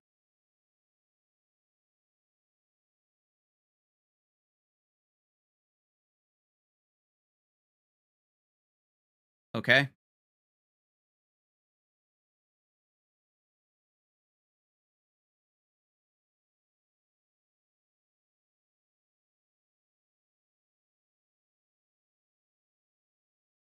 So we twist the dimensions, so now we go first.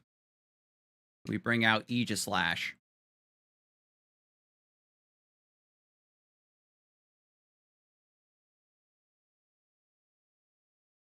Poltergeist the Gyarados. And we'll just go for Hyper Voice.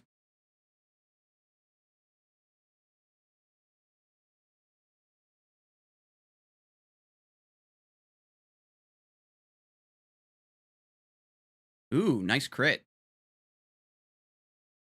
Ooh, let's go! Stance change!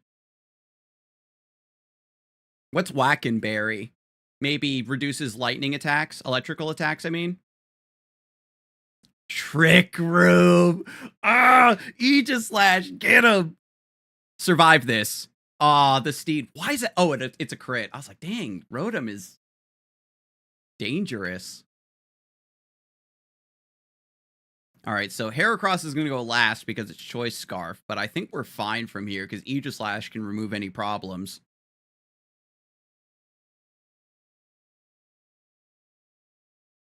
Dragonite's going to be a little difficult to play around.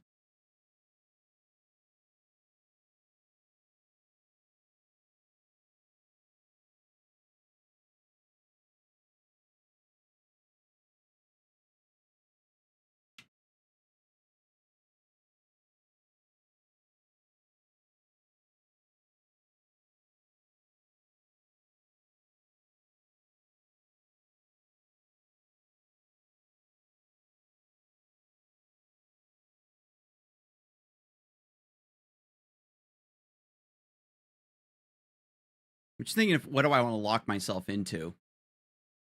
All right, so hang on. Oh my god, I wanted to actually change my mind and double up on Rotom. This is going to get nasty.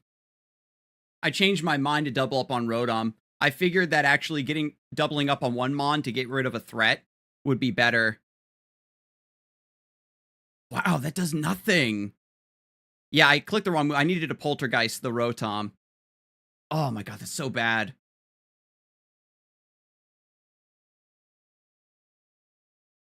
Impressive that Heracross actually survives that. Oh my god, I'm just overthinking too much. I need to be more decisive with my plays. Because I didn't want to go for Iron Head on Rotom because it's water. I would want to go for Poltergeist.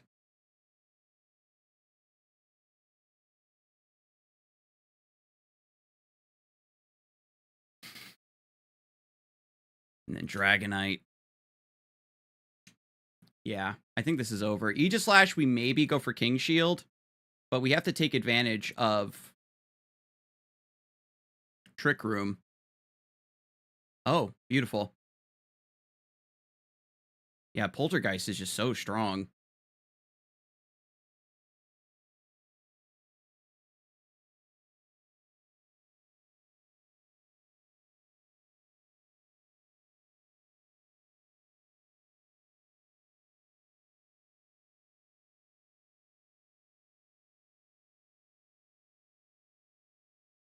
Yeah, we still have one more turn of Trick Room.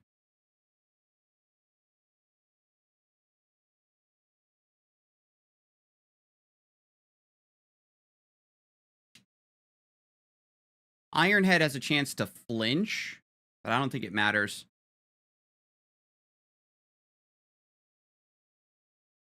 They have Fire Blast. I can King Shield. But yeah, the Fire Blast is enough. Ah. Yeah, if I didn't overthink that turn and run out of time, I don't go for Ironhead. I go for Poltergeist on the Rotom the first time around. And I probably lock myself into something against Dragonite, something like Aerial Ace.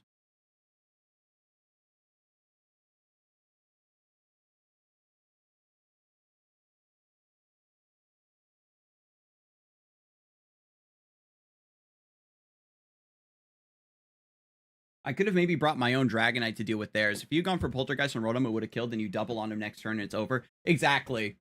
Yeah. So I just like didn't commit. Oh my god, a bot team? Bruh. They put me back in bot queue because I lost twice? That's so cringe. We were talking about this earlier. It's really insulting. But most of their team is just Heracross food.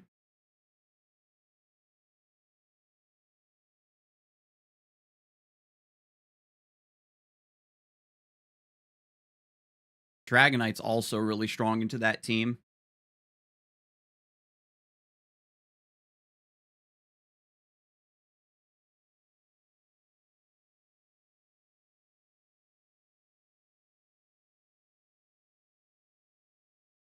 We're gonna set up Corviknight with Tailwind.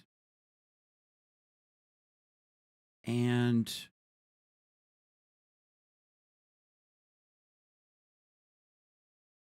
Aegislash isn't the best into that team.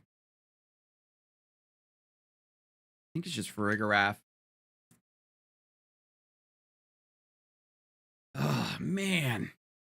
I mean, that's going to be the story of my life. There's going to be a lot of games where I'm going to run out of time. It's so hard to like hit B, hit B, hit B, go all the way back out to select your first Mon's move again. I wonder if they can clean that up a bit.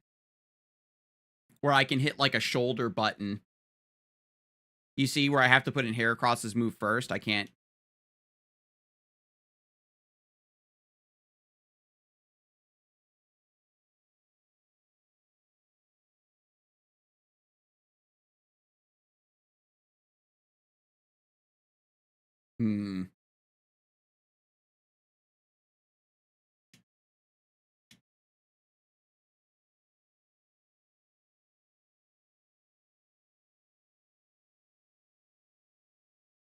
I thought that they would switch. This is actually kind of spooky, because they might just go for Arm Cannon. Oh, Flamethrower. Damn. I think Throat Chop might have been better there. Just to call out, but it's hard to say. Damn. Thunderfang has a 20% chance to paralyze?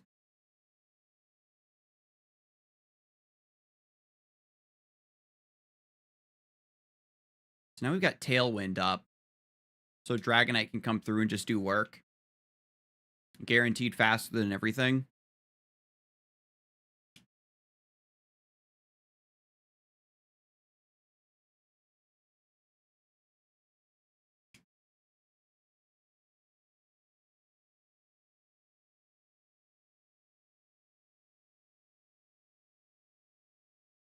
Like, from this move where I'm picking a target, I should be able to look at my opponent's roster, like their team that potentially is in the back. You know what I mean?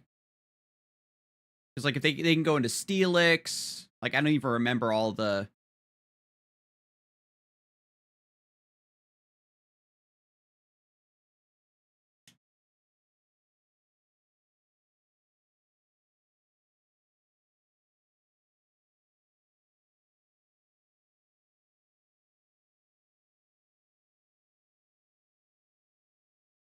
We can go for Surf here because Corviknight is Steel and resists it. At least I think that's how it works.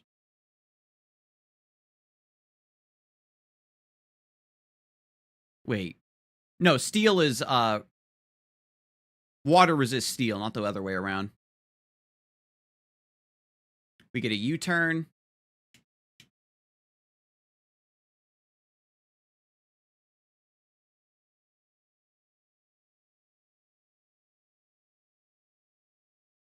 We tank that pretty easily.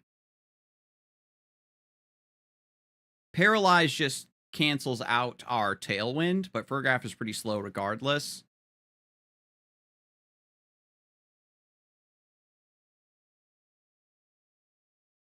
We've got a Dragon Pulse for that.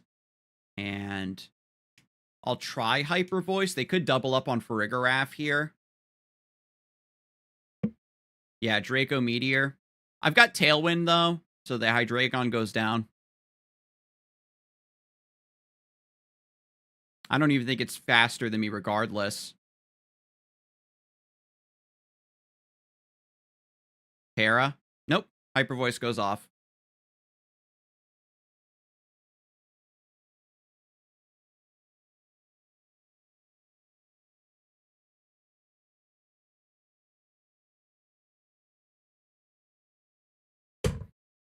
Yeah, my multi-scale was still up, too.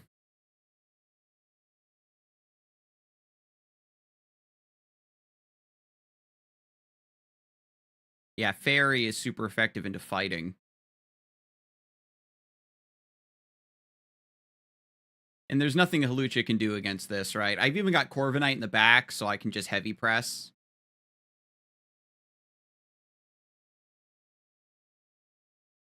I'm definitely feeling the power of Dragonite a little bit more. I'm just curious about my own coverage.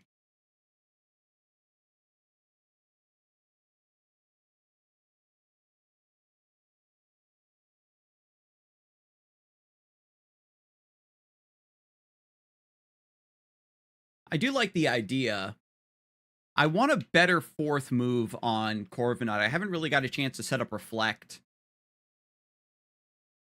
Yeah, like I said, I was using it incorrectly. So definitely shout out to you for the set.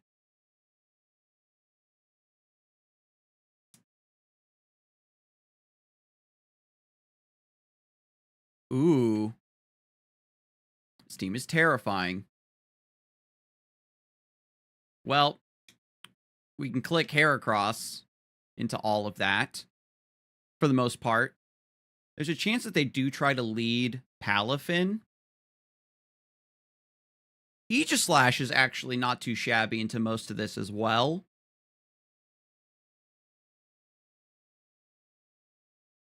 Not if I have anything to say about it.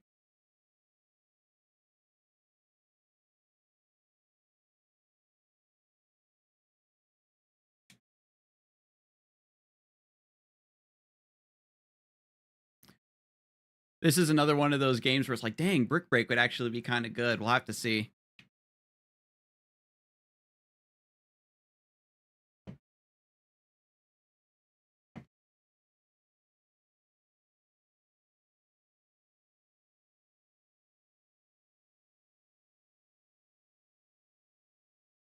We can't click Close Combat on Frostlass because it's part Ghost. But I can go for Throat Chop on it. I wonder if that's strong enough. We go for Dazzling Gleam instead of Hyper Voice.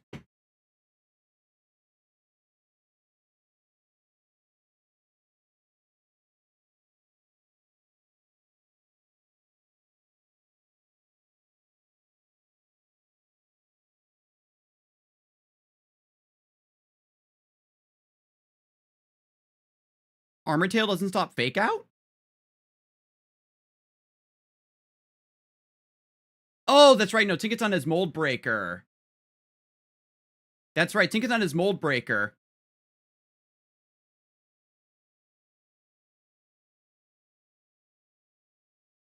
I forgot about that interaction.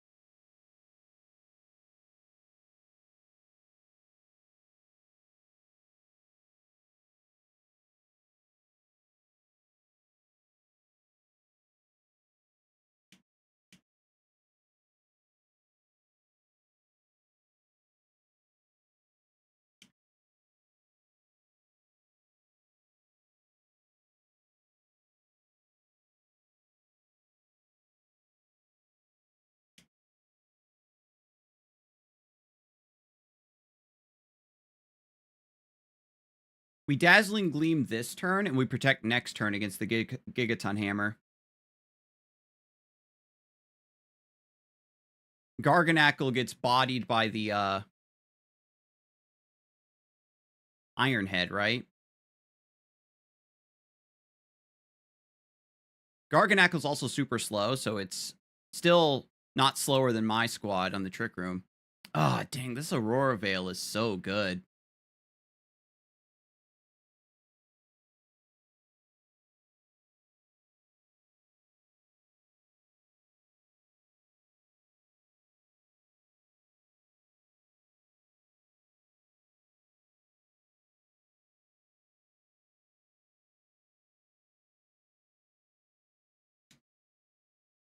Hmm.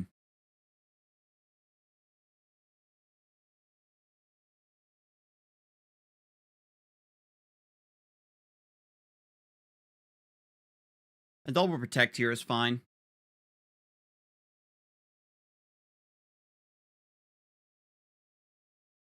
Right, because they have access to Gigaton Hammer, and they're going to go for, like, Salt Cure or something, I think.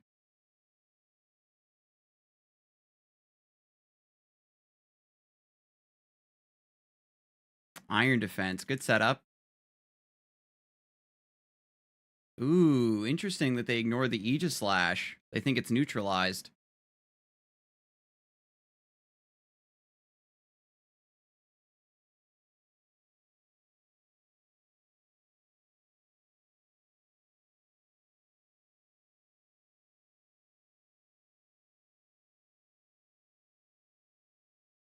Yeah, tell me about it.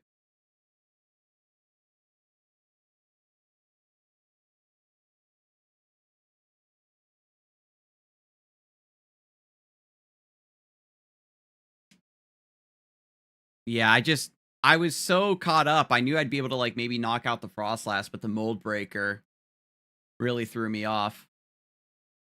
I don't think that this is correct for them to just recover on the Garganackle and all that.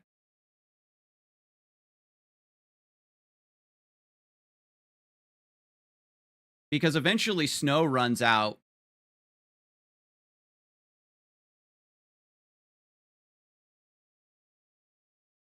And now they're going to want to swap Frostlass back in.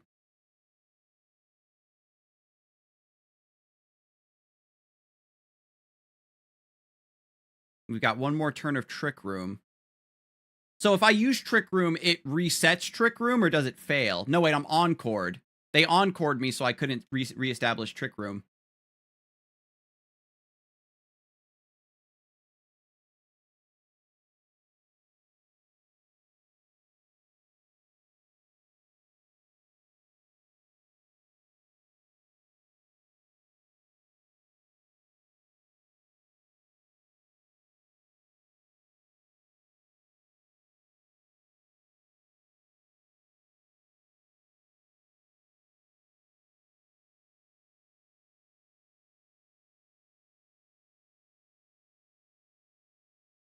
And they set up Iron Defense. I thought that they would actually switch.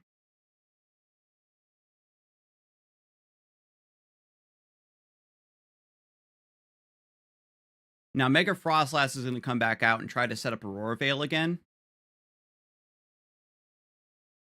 It's going to go for Blizzard, potentially, but I am faster. So for Aegis Slash, I can do King's Shield. Swap out for Farigiraf. Take the Blizzard. We can go for Heat Wave. There's Arcanine. Oh, I forgot they had an Arcanine. Okay. They're going to be reading... I think they're going to try to read the King's Shield. I'm going to go for Swords Dance. What if... No, I'm still Encored. I was going to say. I can maybe try to go for Trick Room.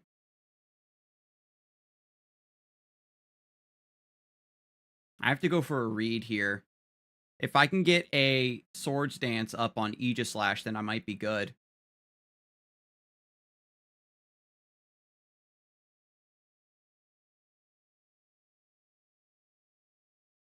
All right, Body Press.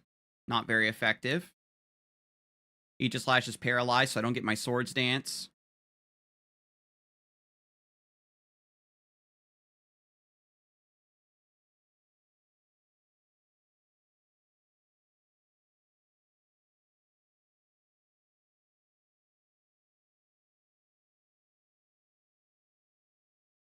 King Shield. And then Surf.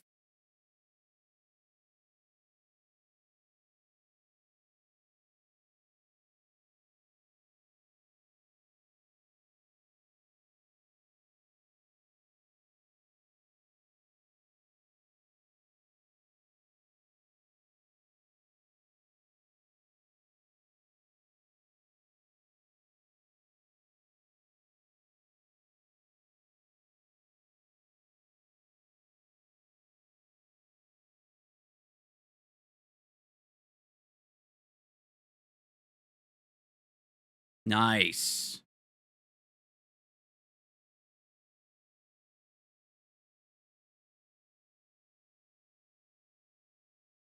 Whoa.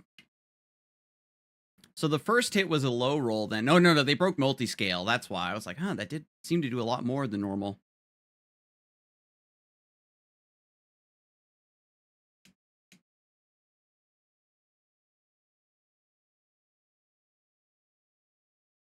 So I could try to go for Trick Room. I think I'm still faster than that thing out of... I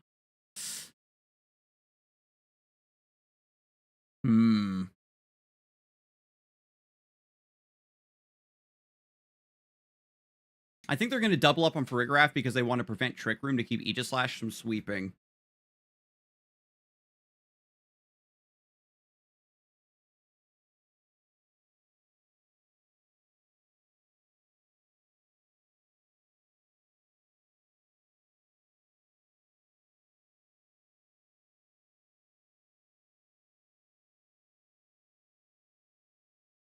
If I didn't get paired and I have a Swords Dance here, then it's a lot better for me.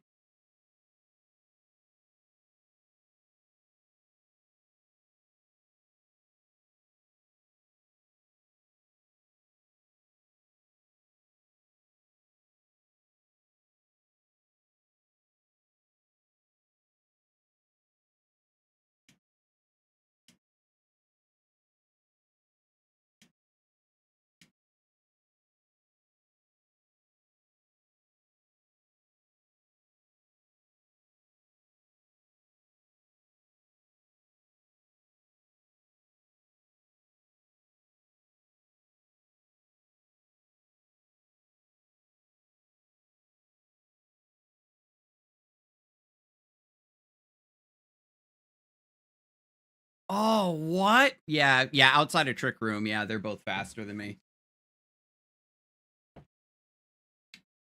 Yeah. I should have focused on the Tinkadun sooner.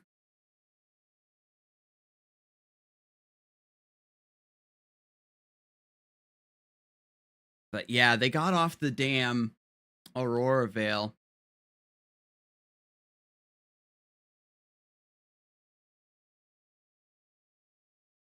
So I need to lead with, like, Armor Rouge and Heracross.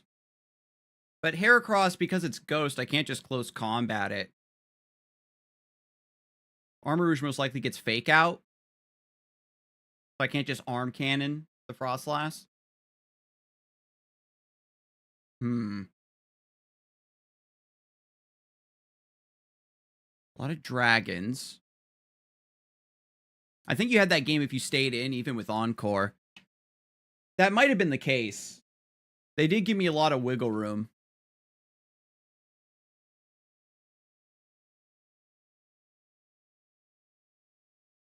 So they can't lead Drampa. They're going to lead Hatterene, maybe? I like Aegislash into that team. Dragonite's also good. They have a lot of dragons. So Dragon Pulse is going to do work.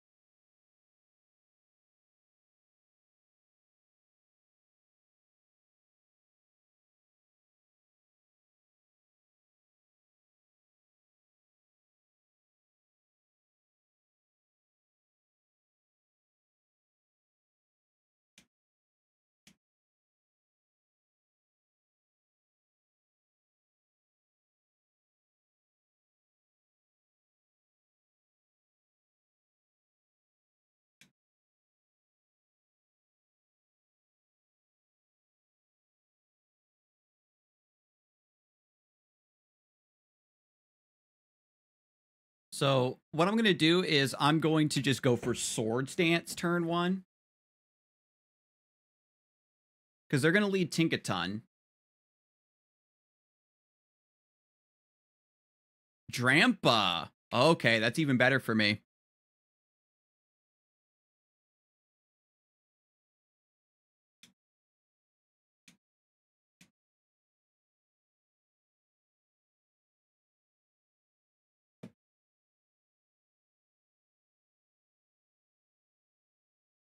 Mega Drampa gets Berserk.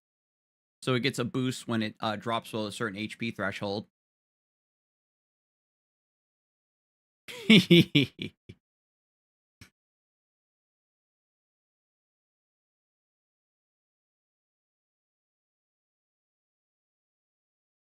might be a Moxie angle after all with the way this is built. We haven't really been able to land like Facade or anything. Trick Room. Yes, precisely what I want. You're trapped in here with me.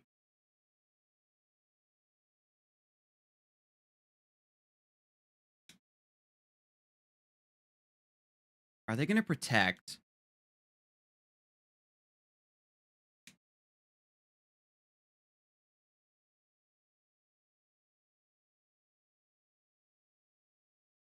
Oh, Heracross drops to the Dazzling Gleam.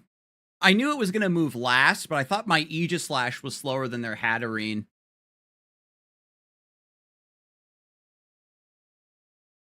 Oh, they're min speed. My goodness. Oh, the fucking flinch. Damn.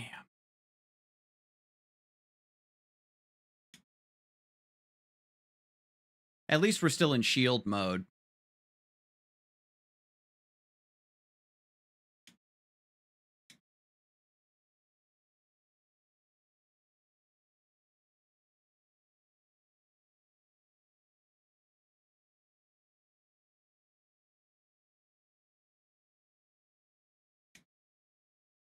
Hatterene gets off another Dazzling Gleam, which I don't think knocks out Dragonite, but if it's like double up with Rock Slide, then it's pretty rough. Damn, that's so unfortunate because I have a Swords Dance up. So then I get my Iron Head on the Hatterene.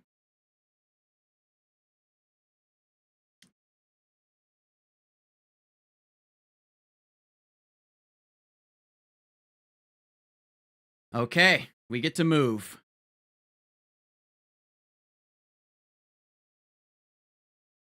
Focus Sash. Okay. So Heat Wave will clean that up. Oh, what? Oh,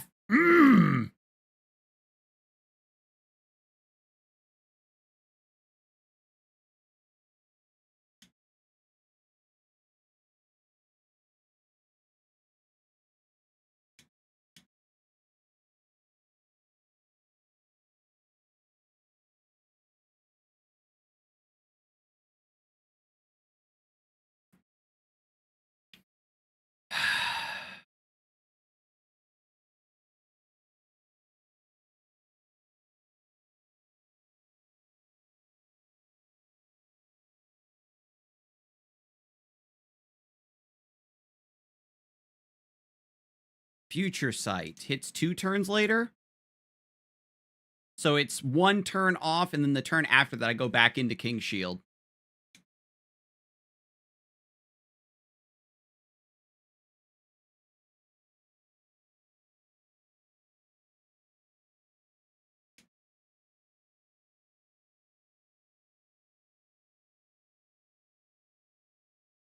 I think Iron Head is maybe a little bit better into whatever they have in the back.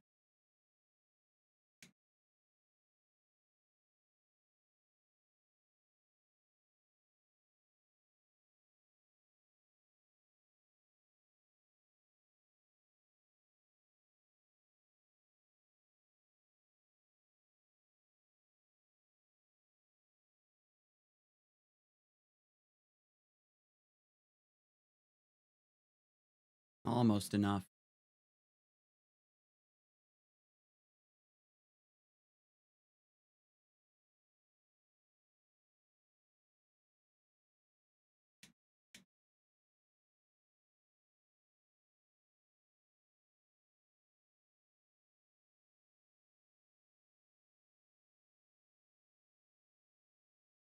Twisted dimensions return to normal.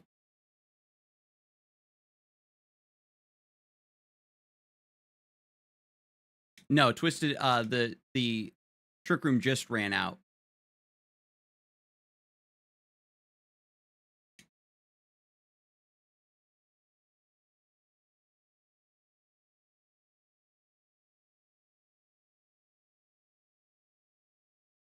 Wait, we shield now for the future sight? No, it's two. Dodge the heat wave. No, it's 2 turns for future sight. So it's the next turn.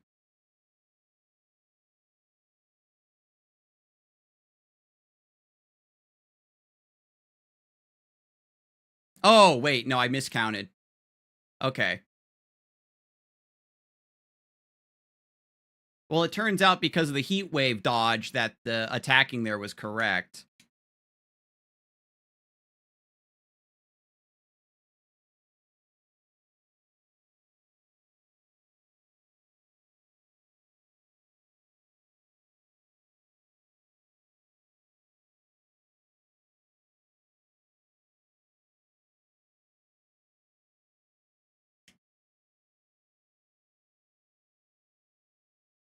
And then we outspeed this thing with Ice Beam.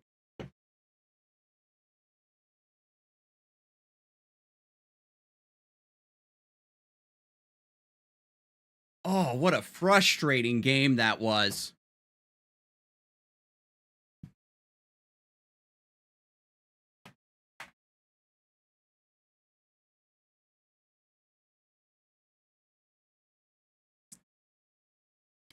And their name is literally randomness.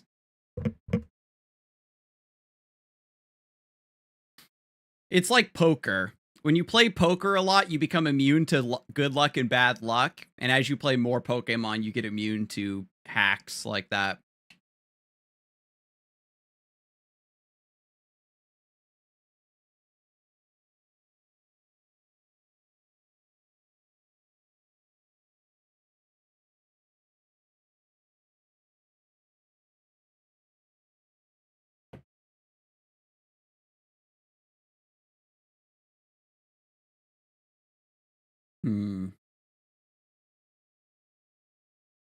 They've got Charizard, which is interesting. Some sort of sun spread team. A lot of water, too.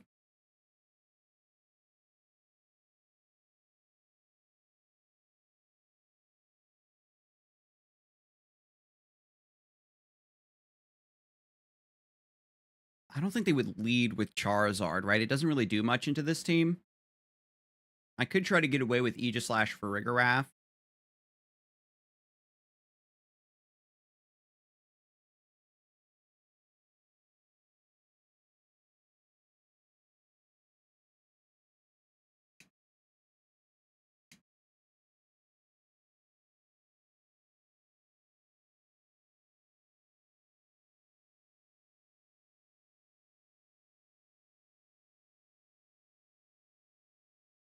I'm not exactly sure what their strategy is.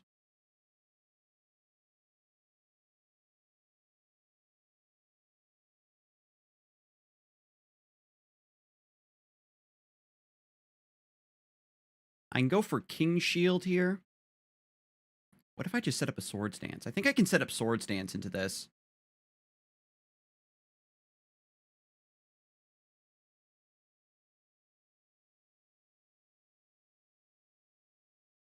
Maybe we just protect here.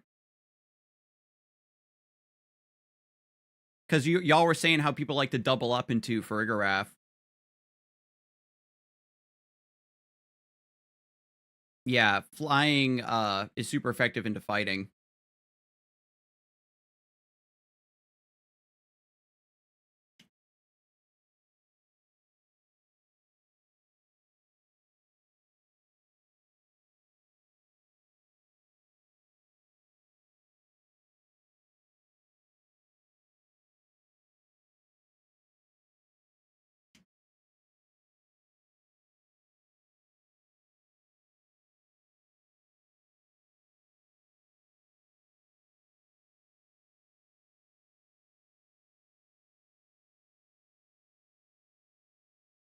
Ooh, should I Swords Dance again? Are they going to switch? Hmm. I got a Swords Dance off, so I need to just be aggressive here.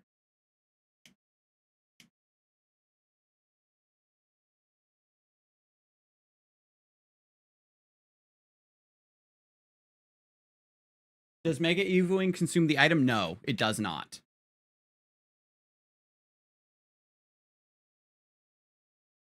There's Charizard. Jesus.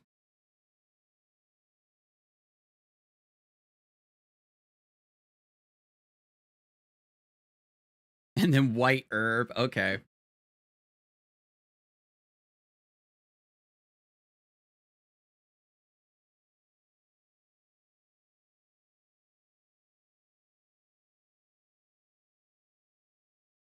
They didn't let... What? Oh, that's... Oh my god, I waited too long? They didn't actually let me click Trick Room? They locked in Hyper Voice for me instead. That's actually a little cringe.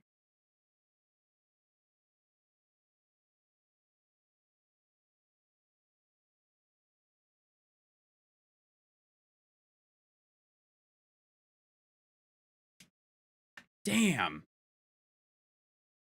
That was really specifically not supposed to be Hyper Voice. That was supposed to be Trick Room.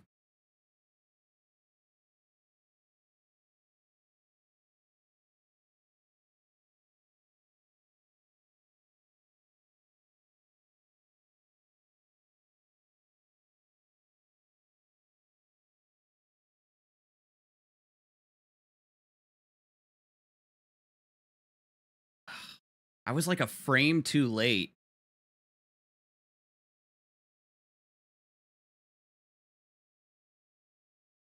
Because with Trick Room, I can double up into the Charizard there.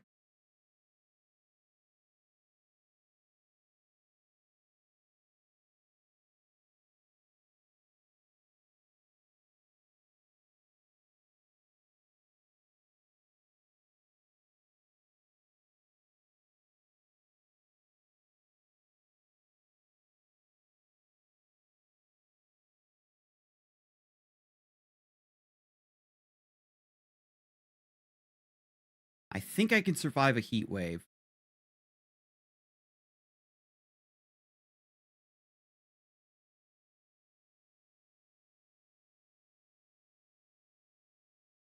They might go for another Draco.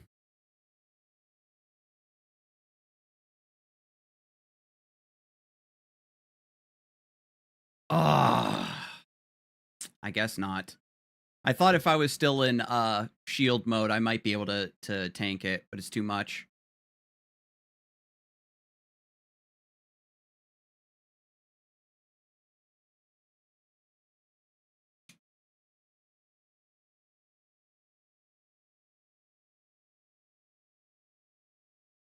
So their Dragonite might protect.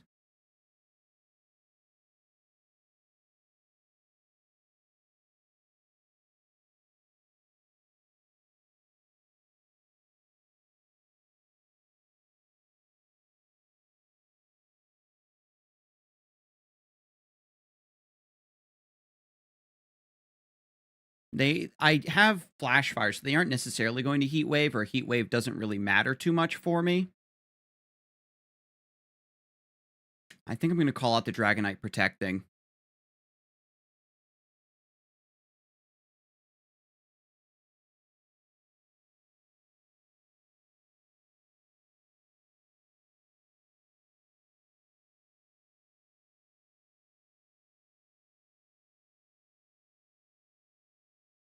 Yes!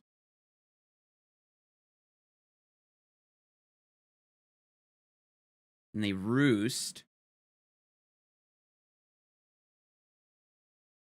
We just went for Dragon Pulse. And Psychic into the Charizard. We doubled up on it. I think it's enough. Nice!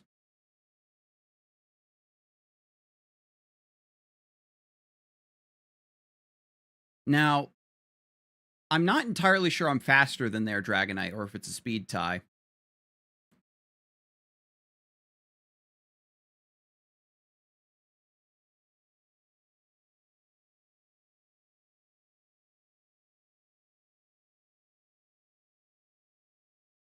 scary good how scary how good you've been coming at your predictions? Do you think it's been because you've been a caster for so long? I think it's just the fact that I'm like so new and so bad that my initial instinct is just correct. Maybe people are overthinking or I'm underthinking. I'm not entirely sure. Armor cannon. Harsh sunlight. Okay.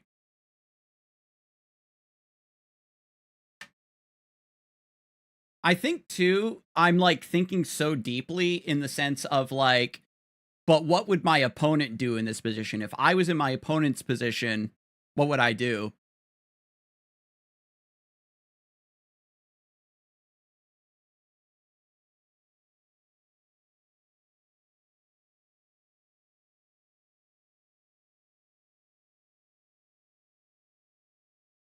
Are they going to remember the Farigiraf and not click Jet Punch?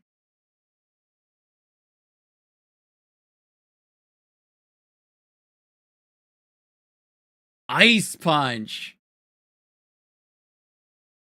Is ice moves reduced in effectiveness in Harsh Sun?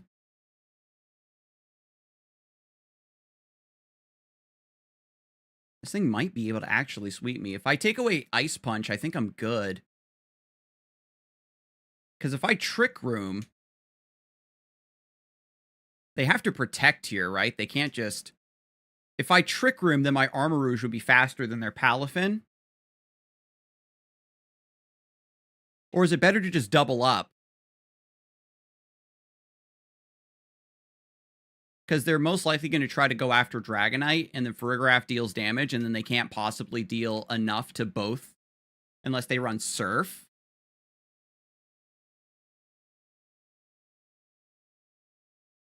I'm not predicting, it's just that I proceed to describe what prediction is. Yeah, so I went for Hyper Voice here, because it does more damage on a single target. And now in this position, I bring out Armarouge, and they can only clear one, even though my Focus Sash is popped.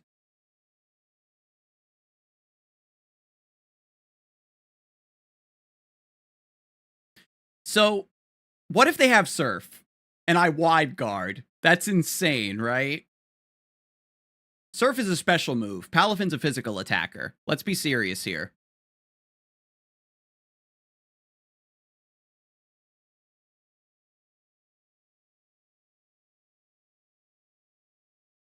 They don't have any priority moves because of Armor Tail. 10% HP. I think we just double into this thing. And if they protect, we double into it again. Drain Punch. Oh, I forgot about that. Okay, yeah, I'm glad we doubled into it. Just in case.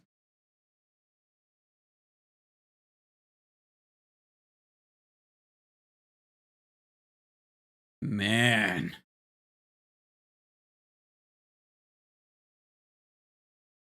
Now, I'm going to say this. If somehow against all odds that guy does click Surf, I would have lost my shit. It's from my card game days of being very, very paranoid. Of like, oh, they could run this crazy one of. And I click Wide Guard there. That would be a clip and a half. Oh my god. These games are hard. My goodness. Shout out to all the Pokemon Champion streamers, by the way. Completely frying their brains playing this game for multiple hours. Because, like, the amount of consideration you have to put into every single decision, it just really takes it out of you. Excuse me? Oh, there's the Sneasler.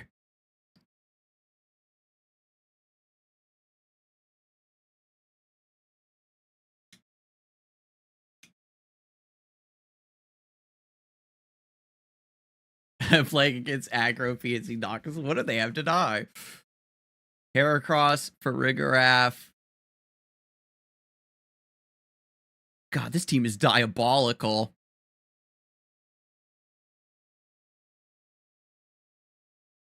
Armarouge, Dragonite. I have Armarouge, so I can use Wide Guard against Earthquake.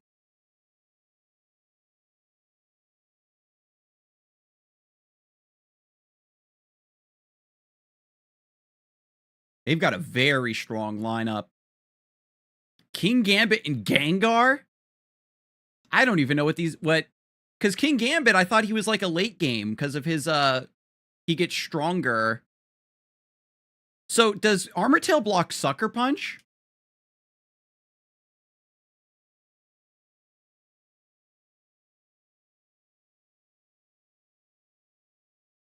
I guess we'll find out. King Gambit's here to kill Giraffe.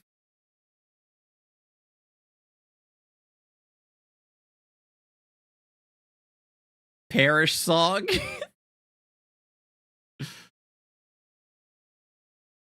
It's a ghost. Choppleberry. I don't think this is enough. That's not going to save you. Choppleberry. Do you know who I am?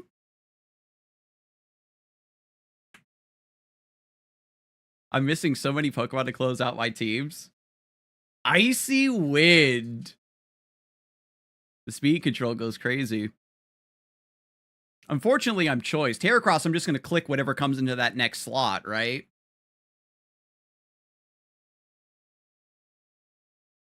Oh, this is tough. There's Gyarados. Okay, Intimidate. I gotta switch out Heracross.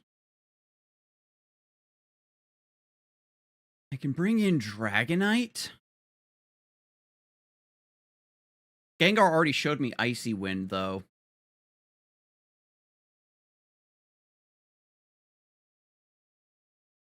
I think I might try to hit it. This Pokemon can't be switched out. Huh? Huh? Why can't my Pokemon be switched out? Yo, does Mega Gengar have Shadow Tag? Oh, fuck. Oh my god. Uh-oh. Uh-oh.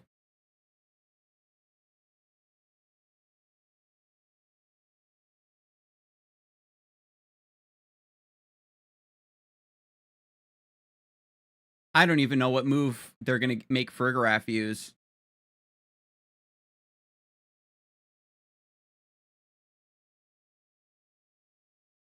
I see.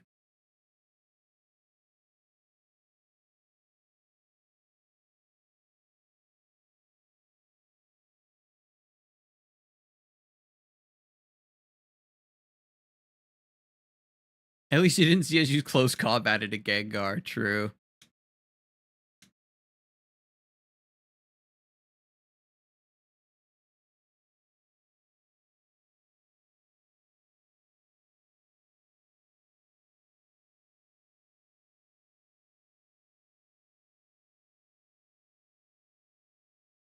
So I'm using Trick Room here so that Armarouge can survive and then get the first move next round.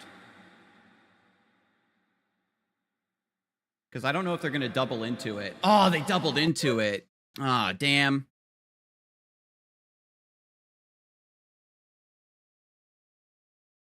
Yeah, that last turn where I roped, I needed to cast the Trick Room then, so that way I can come in with priority. I didn't realize that Gengar... what they need to do is when it Mega Evolves, they need to flash it on the screen what its ability is. And then it said, can't be switched out. It didn't say, can't be switched out due to Shadow Tag, or else I would have, like... I just thought it was a glitch. No, I mean, I am the new player. So, like, all this information that... They've done a really good job of displaying more information, but they aren't displaying enough information.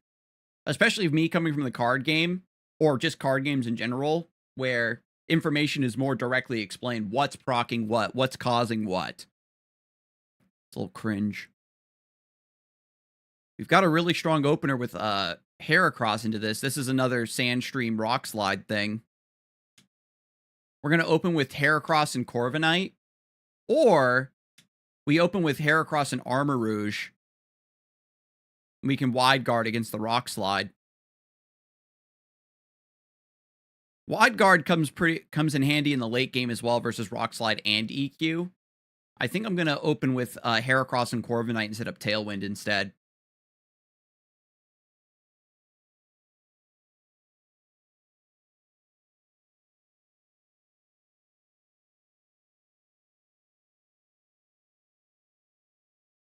Yeah, Duelist, it wasn't as, I mean, yeah, I know what you mean. It was limited space on the cards. And Duelist 2, they eventually added it as well, where you can look at related, like, tokens and stuff that are being created.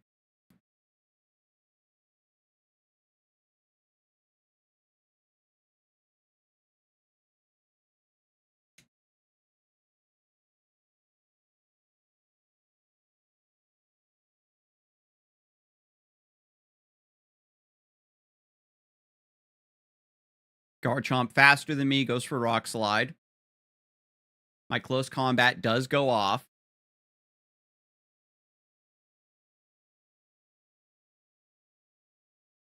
Now, do they go for Tailwind? My Corviknight goes before theirs. I'm not sure if it's a speed tie. Brave Bird. Damn, nice call out. But now I've got Tailwind.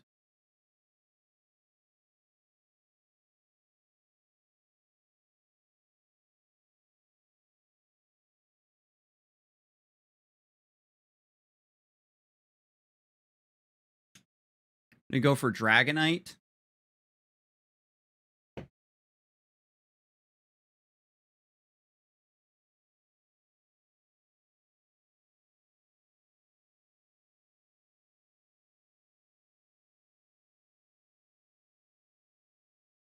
Are they just gonna protect?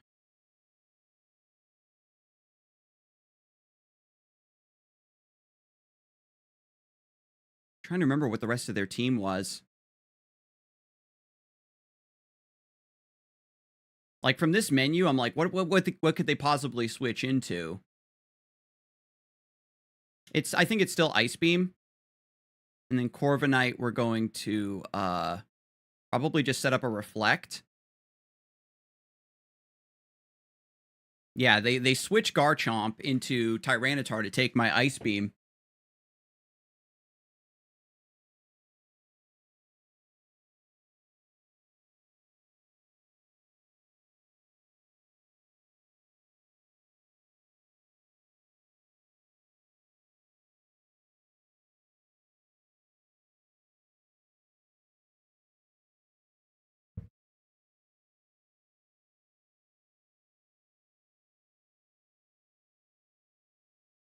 And then they get their Tailwind.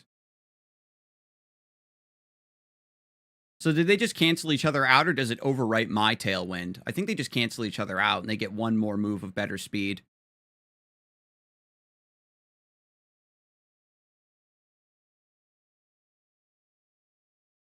Go for Surf. I'll use my Corviknight to Body Press. Yeah, I'm still faster.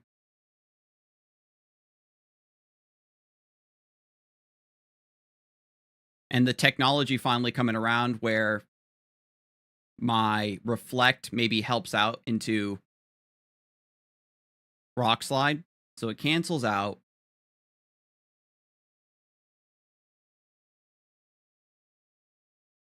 Brave Bird doing some pretty interesting damage. Just some chip, along with the Sandstorm.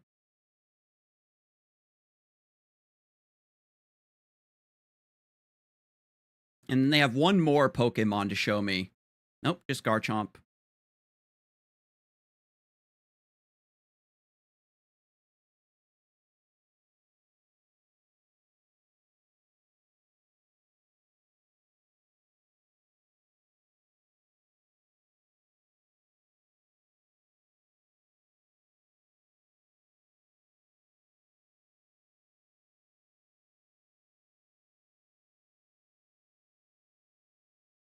I think they're going to try to set up Tailwind, so I'm going to set up another Tailwind.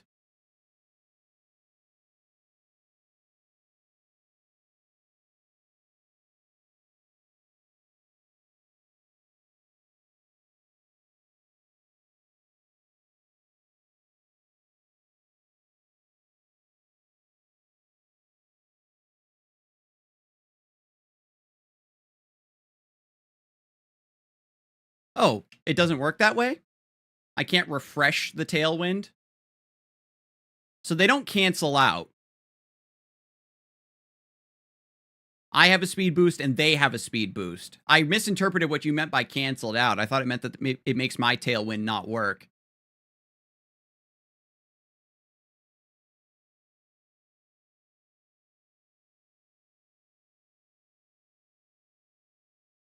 Yeah, I get it now.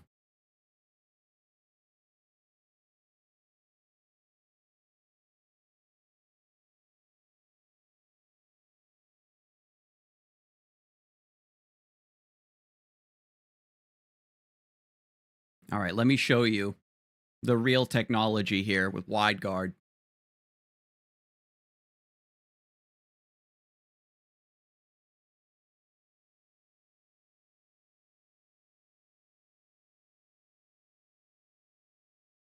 Let's see if we called out the earthquake. Yep. No, thank you.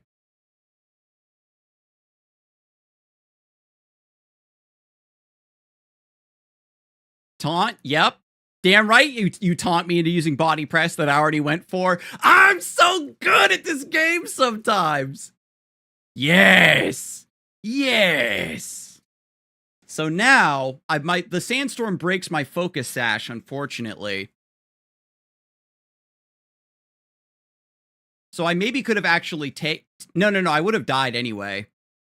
So I go for wide guard, and it protects my Corviknight from Rock Slide. They have to go for a direct ability, a direct hit on the Armarouge. Aren't we faster now? I'm not entirely sure. They go for protect.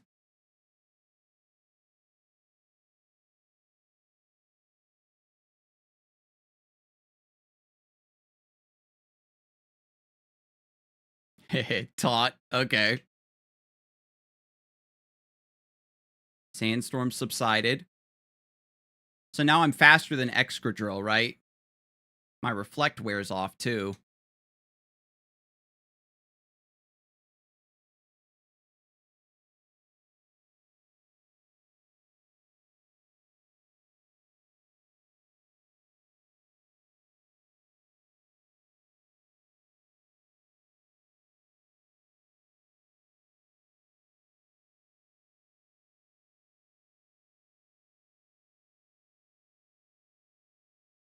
So there's a world where they're faster and they get a Rock Slide flinch. Oh, they are still faster.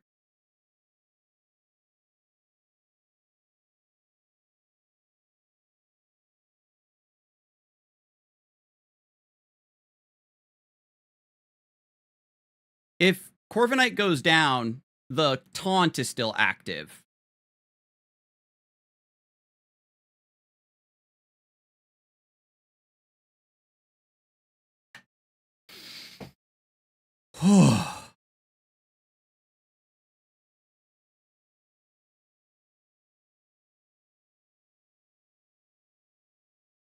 Yeah, because we had the what's the name? We broke the interaction with Follow Me, where if a Pokemon casts Follow Me and then it gets knocked out by your first Pokemon, the second Pokemon's target will go through. Is there a Hell item or ability that makes it so you can't be flinched? Where's the anti-meta team? There are certain abilities that prevent flinching. Inner Focus prevents flinching, which I believe Lucario learns. Inner Focus also means you can't be intimidated, right? So Lucario's low-key kind of good.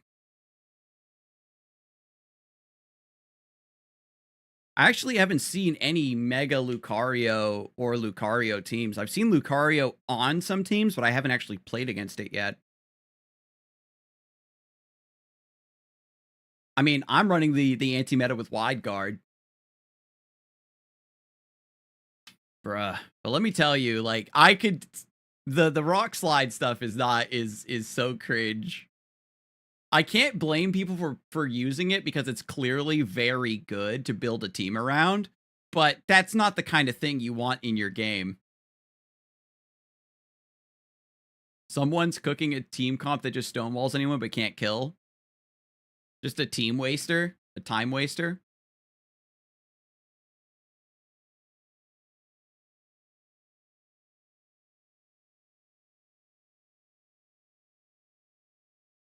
Check out the news section.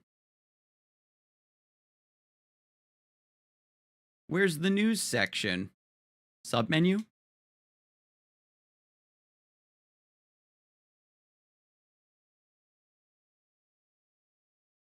Steel type move feed.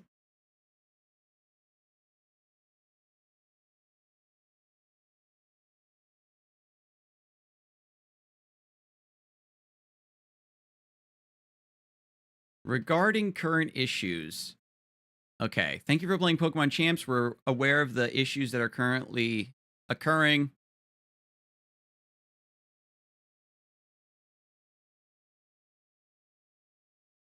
Gender is displayed incorrectly for certain Pokemon within the tutorial. When a Pokemon has the Encore status, the ability Lightning Rod might not act effectively. When you look at move details during battle with your cursor on the Mega Evolve option, press the B button, you'll become unable to select a move. If this issue occurs, open the forfeit window and close it again. We'll select a move.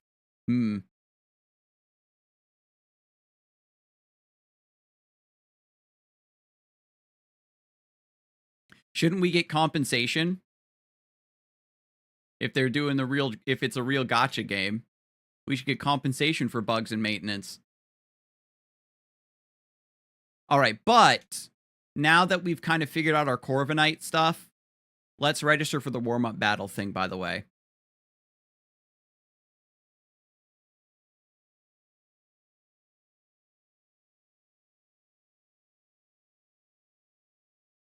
I really dislike how Rock Slide is. Flinch is more interesting when it's put on a move that has the intent to flinch, like Fake Out. But when it's on a move that hits both opponents, deals a decent amount of damage, and has good accuracy, then it's just stupid. Because the best move to use will always be Rock Slide if you can use it. Yeah, so you have to outspeed the Rock Slide, but with Sand Rush,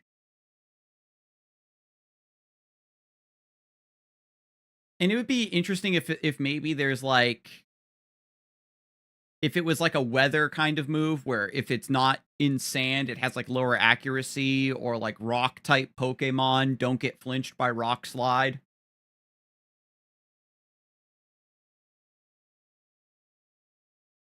Ooh, they got the representation.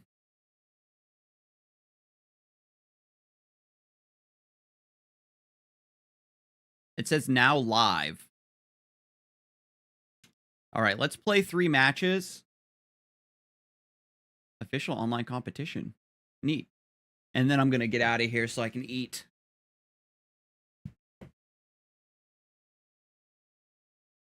Ooh. Armarouge, Ceruledge.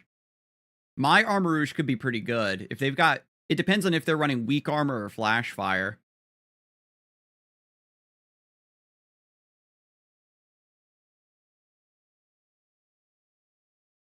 But I could just point my arm cannon at one of their other units. Heracross wouldn't be very good into either Armarouge or Ceruledge lead. They've got Alcremie and Sylveon, though, so Aegislash seems kind of good. Oh, that's really good coverage, because I want Aegislash to clear their fairies, but they have a lot of fire to threaten Aegislash.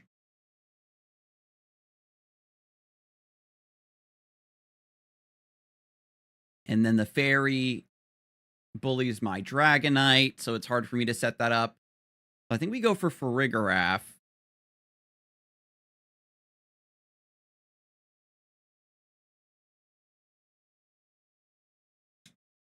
Personally, I'd split Rock into 2 moves. One is an AoE Rock move with decent accuracy and damage. The other move is that deals low damage with a high flinch. Targets just 1, and on sand, it might get like Prio or something.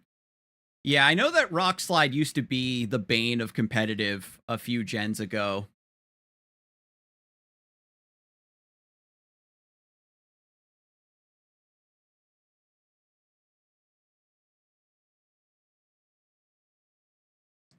We got to protect Farigiraf here, and then go for King's Shield.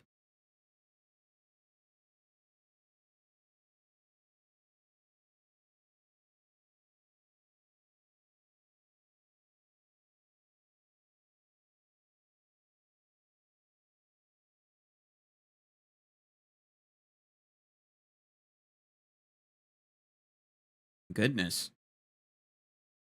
Fire Spin. So that Scarzig is from Legend ZA. They're gonna double up again.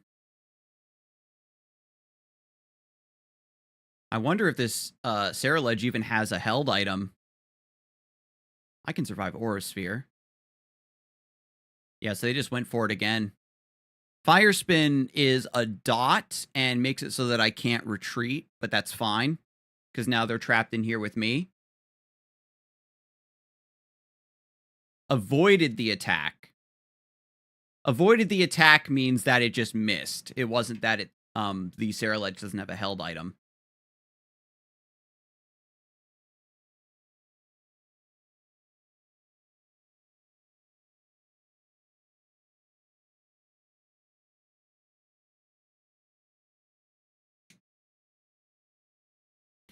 All right, so let's try it again.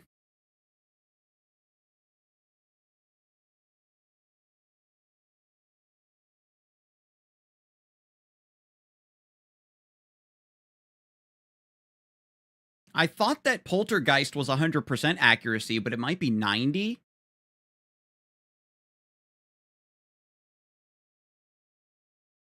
Yo, what's up, Lady Dunspars?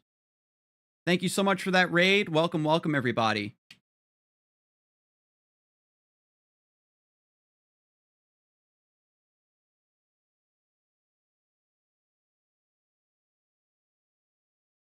Yeah, I appreciate you. Hope you had a great stream. Welcome in, everybody. I am a Pokemon TCG player and caster that is trying to learn VG. Somewhat. I was getting a little tilted by Rock Slide earlier, but I think I'm kind of finding my groove with this Knight-based team. I've got Armarouge, Aegislash, Corviknight, Farigiraf, our Noble Steed. Then Heracross is our Problem Solver delete button with Close Combat, and Mega Dragonite is on our team. We've got Trick Room set up here. We can go for a nice Dazzling Gleam. Aegislash. I'm just going to go for Iron Head on the Dragonite.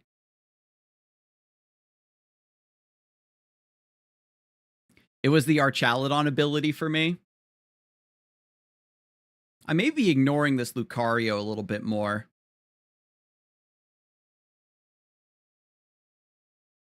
Yikes.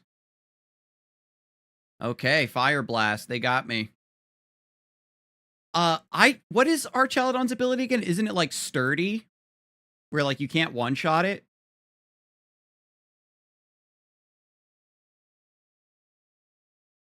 I was running into a lot of the Rain Electroshot teams there for a bit.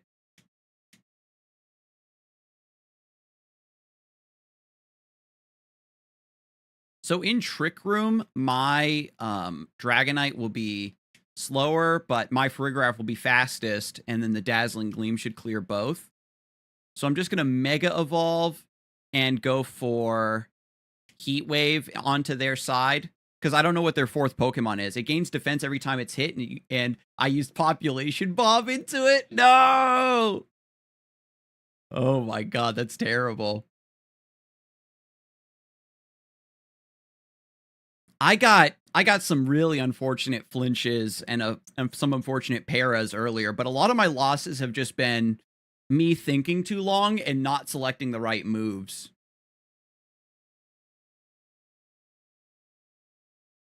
So I think they have one more Pokemon in the back.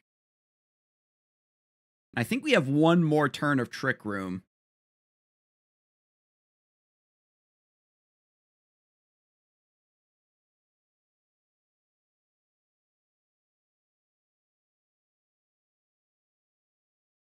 But now I'm doing the warm-up battle thing. I'm a TCG girly, so this is totally unexplored territory. Yeah, I definitely feel you. Yeah, we have one more turn of Trick Room. Hell yeah. So we can just go for Hyper Voice. And I'll just go for Dragon Pulse, so that way I don't hurt my own Farigiraf. You lost more games tonight by doubling your first by doubting your first assessment than any other reasons. So at least that's good, you know, that I've got some good instincts. I should be going with my first choice.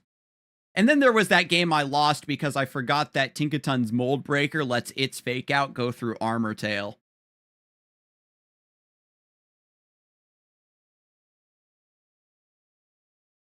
You clutch a bunch of games by going for your insane predictions. Yay! To be fair, I didn't know that either.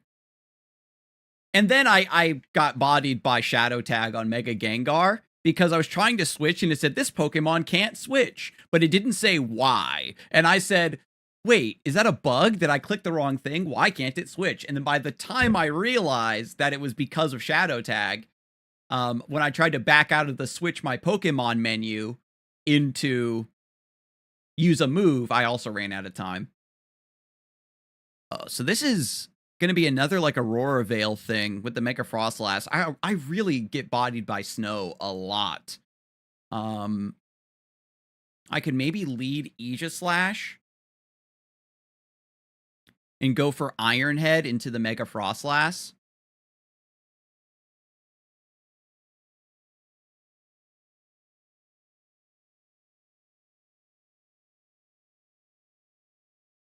This is a little spooky. Armarouge might be able to do some work.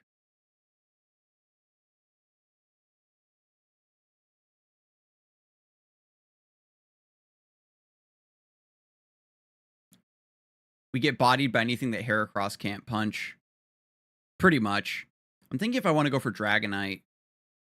Like, outside of Sylveon and Frostlass, I'm decent into most everything that they have.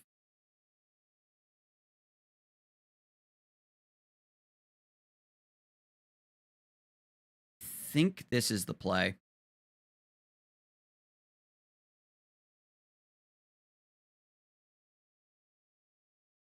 I'm so scared of Mega Frostlass Aurora Veil. It throws me off so bad.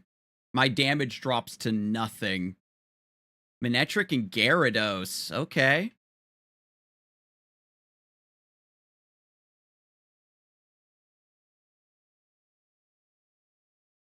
Okay. Let's get spooky here. I'm going to go for Swords Dance and then protect the Farigiraf.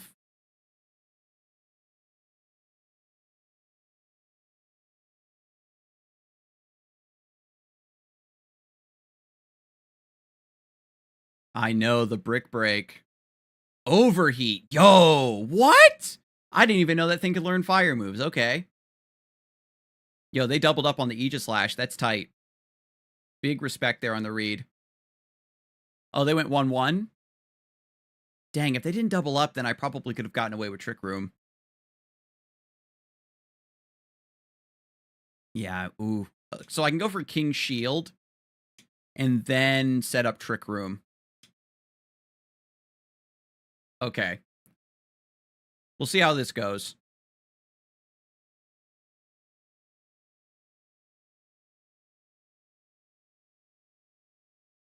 Dang, Manectric hit. Oh, a crit. I was about to say, wow, that thing hurts. Yes, we survive it. Special defense, tanky, bulky Farigiraf. Oh my god, this thing carries me so much. And we get the Trick Room up. So now I can protect Farigiraf to get another thing of leftovers, or I just Hyper Voice.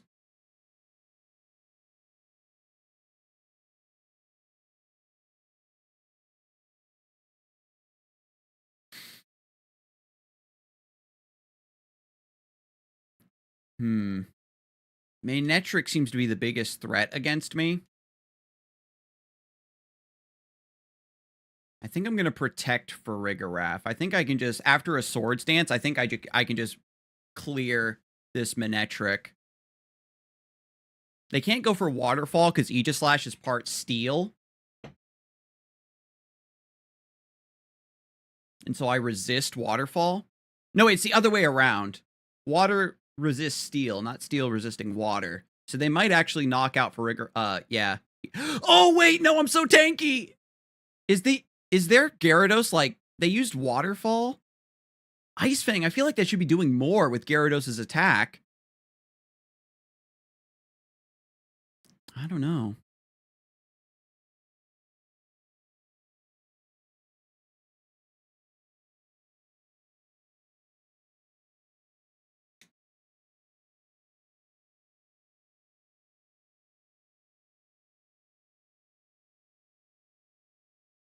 I think I could definitely swap out for Rigoraph here, but I mean, under Trick Room, get some stab hyper voice going on. Gyarados has Focus Sash. Oh my god, that's so good. The hyper voice breaks the Focus Sash. That's insane. I didn't realize that Gyarados had Focus Sash. I don't know when you're ending the stream before you go. Can you check if there's a better move for Heracross? You never press Facade. That is very true. I put Facade in because I was maybe trying to go for like a Will-O-Wisp Gust thing. We're still under Trick Room. They've got Lucario there, which Armarouge can deal with. In the back, they've got Frostlass and Sylveon, which Dragonite really can't deal with. If their last Pokemon is Charizard. Yeah, I think Armarouge is my play.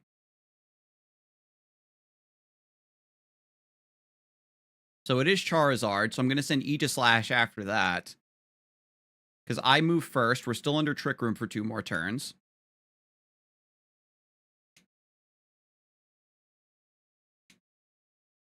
And I'm just going to Armor Cannon the Lucario. This might be Mega Charizard, so if they bring out the Sun, then my Fire gets boosted crazy. Especially heading into like this end game. If they Mega Evolve Charizard, trying to maybe give it some stats and hang on, I think the Poltergeist is going to maul it. Ooh. It's holding White Herb. So White Herb is the one that cancels out stat drop, so it's like Overheat White Herb or something.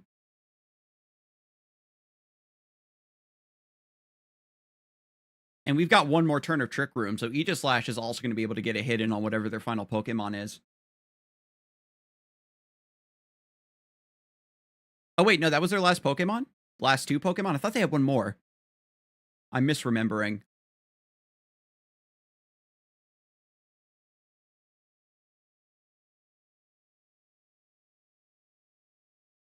So we play 1 more for the free Gardevoir. Not that I ever plan on using it, but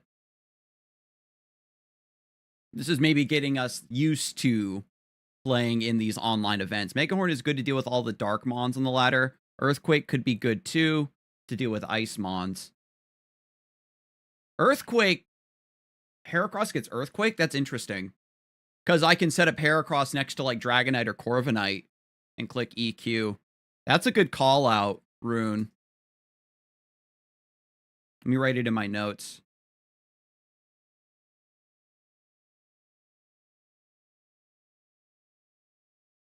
Okay, this is I think one of the default teams, but it makes sense because people are going to be playing the competition to get the Gardevoir to build up their collection right away.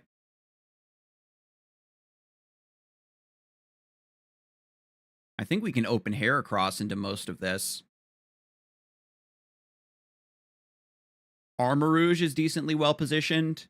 Dragonite has pretty insane coverage into most of their team. I think we go for a super aggressive opening.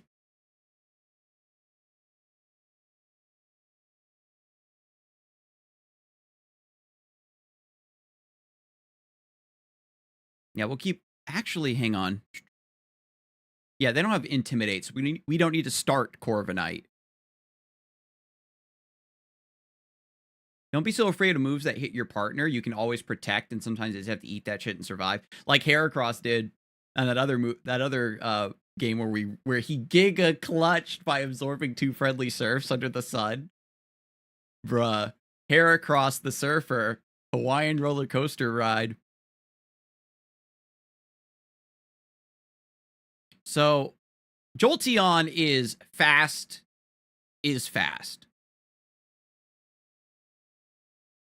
I think that even with Choice Scarf, Jolteon, if it's max speed, is certainly faster than me.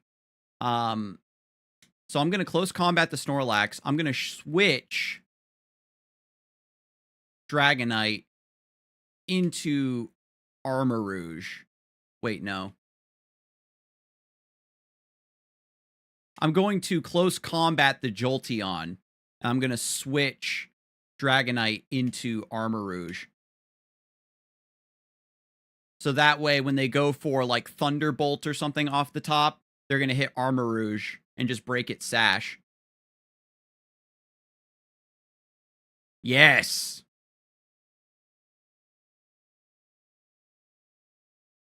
Thanks to our studies earlier in the stream, we know that Jolteon is faster than our Scarfed Heracross. Yawn? No, Heracross, don't listen to him. Wait a minute. Does Yawn trigger my guts? And if I wake up from sleep, does my guts remain triggered? I've never seen this interaction before. I fall asleep at the end of next turn, so Heracross is still able to punch one more thing before he goes down, right? Hawlucha is faster than me.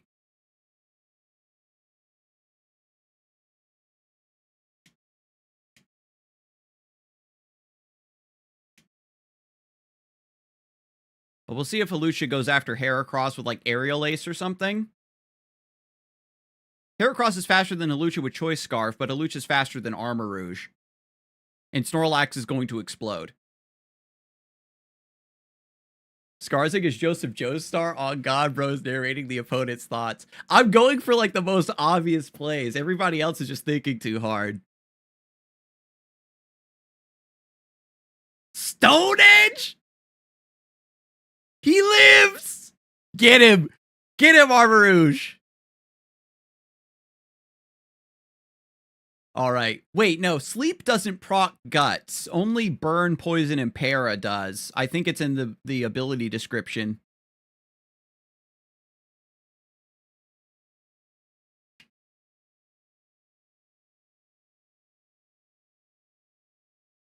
Alright, we're gonna swap out Heracross for Corviknight.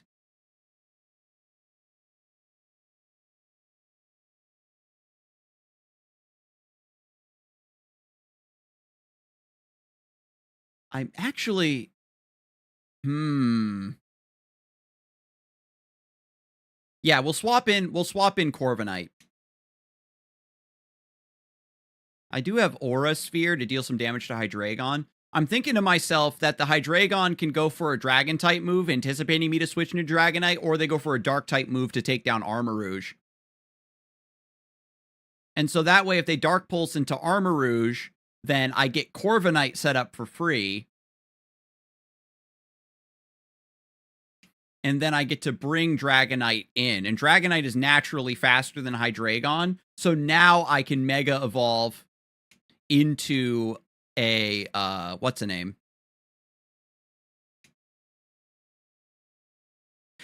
Do I double up on you? Or do I Tailwind? I don't think Corviknight is faster, and I don't think that the body press matters. So what I'll do is I'll just Mega Evolve Dragon Pulse, and this covers if they protect, because then I get Tailwind, and then both of my Pokemon are guaranteed to outspeed Hydreigon at the end of the next turn, so I can get body press for some extra damage on top of this.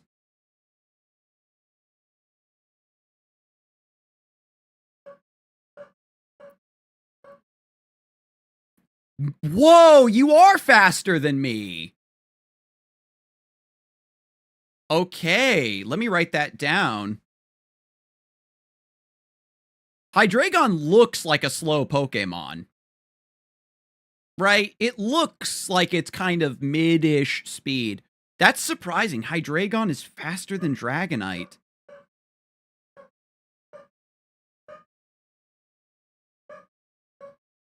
Faster than Mega Dragonite at that. Hang on. Tango, what are you barking at? Tango, come. They probably just heard a noise outside. So I can just keep going. 3-win streak. Do I just keep going until I lose? Is it double a limb? I kind of don't want to play anymore. Because it's just 3 wins. You have to play 3 games. You don't have to get 3 wins. I don't know exactly what the purpose of this is. It's to get the free Gardevoir, but I don't know if there's like an end goal.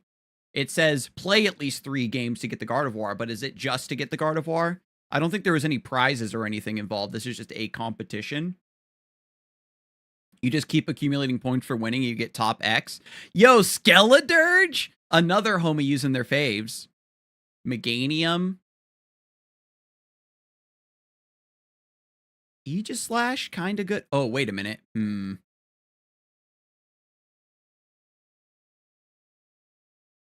Their team is a little rough into me, ain't it?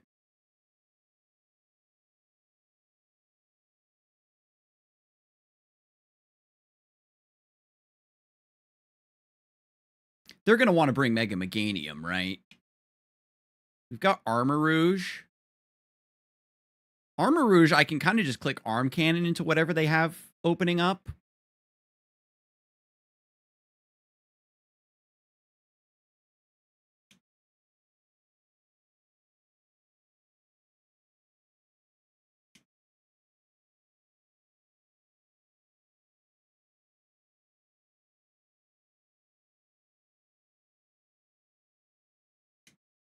Mega Dragonite is faster than him. Megas have 100 base speed. Hydreigon has 98 base speed. The thing is that the Dragon in this meta exists only to kill Dragonite and the bridge Pokemon. So I'm too much of a boomer to remember the name, so he's probably Scarfed and only uses Draco Meteor. Oh, okay. I didn't think about Choice Scarf. Archaludon is the bridge dragon. Yeah. Scarf Draco Meteor didn't do enough because I had multi-skill up still.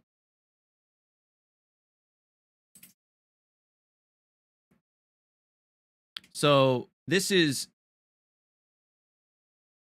super effective. Just go for Arm Cannon right off the rip. Because I definitely outspeed Steelix. And I don't think Dragonite can actually do anything to me. I'm going to set up a Tailwind here. Yeah, just Fire Blast. Uh-oh. That's not enough. I'm tanky. Yes, we get the Tailwind up. Regular Dragonite is slower than him too, though, with 80 base speed. Okay. Hydreigon is faster than Mega Dragonite with a Scarf. By using Scarf, I should say, so it's a bit clearer in my notes.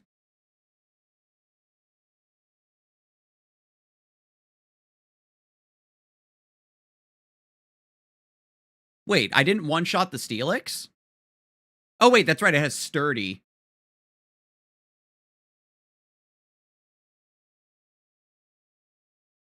And I've got Focus Sash. And now I'm absolutely faster. Good thing it absorbs the crit there.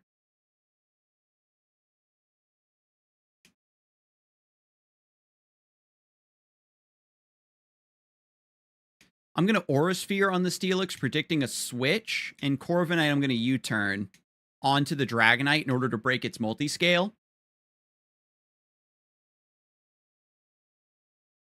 Oh, Extreme Speed. Very nice.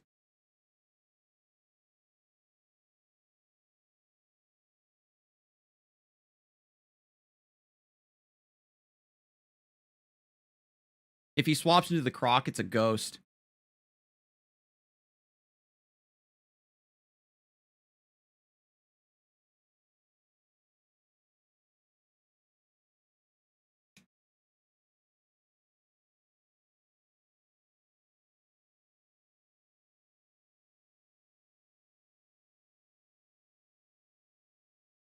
Oh, Stealth Rock? Oh, man.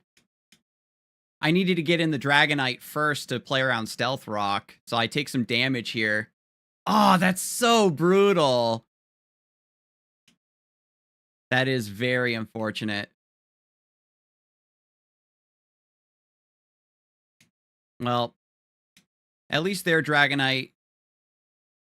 They could have a Ghost, so I don't necessarily want to lock myself into close combat and I can't do anything. So I better just lock myself out into Throat Chop, because Skeledirge is also a Hyper Voice Pokemon, right? So Throat Chop kind of just gives me good generic coverage into all of this stuff. Hopefully Throat Chop is enough to KO Steelix from 25%.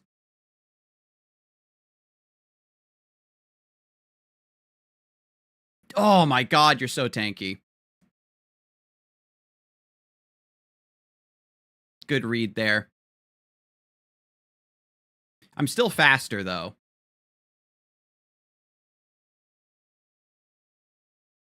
I still have a few more turns of Trick Room to work with. I can just go for Heat Wave. And then I'm locked into Throat Chop, but I can do that into Skeledirge.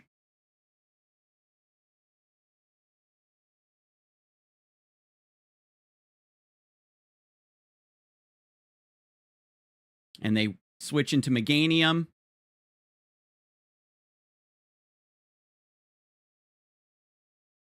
And this might be strong enough. Oh, it's a miss! On the Meganium, we had the good read, too. Oh, it's not even enough. Not very effective.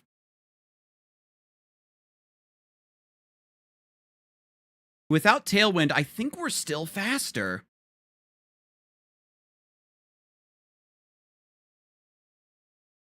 I can't Dragon Pulse the Meganium because they're going to Mega into a Fairy.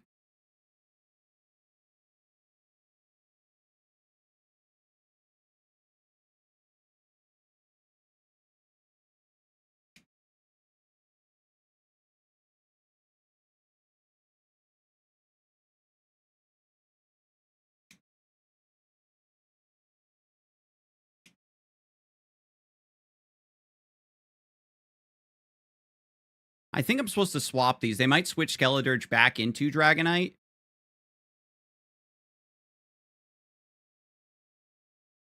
But Throat Chop should be enough here. I'm glad I locked myself into Throat Chop.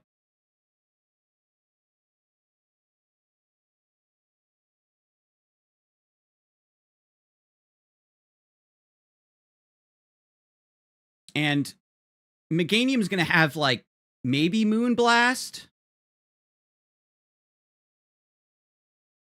Or it's going to do, like, Weather Ball on my... Oh, Dazzling Gleam, that's it. Yeah, for spread damage. And then they have Extreme Speed on their Dragonite. Oh, that's super unfortunate. If we didn't get the miss on that Heat Wave... Damn. The miss on the Heat Wave, it meant that the Ice Beam would have KO'd there. They have Extreme Speed. And the Stone and the...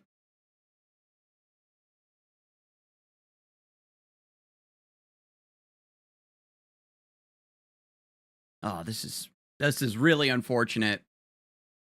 Damn, if we had the Heat Wave hit the Meganium, I think that might have been enough.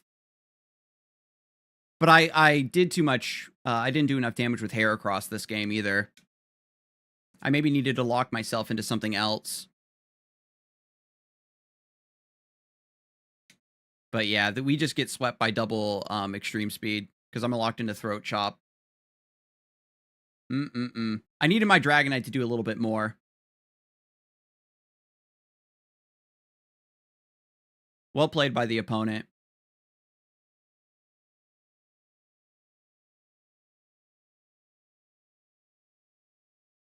Yeah, but man, I don't know if Heat Wave, Mega Dragonite Heat Wave does 40% to Meganium, because then I have another turn of Tailwind where I can focus down their Dragonite.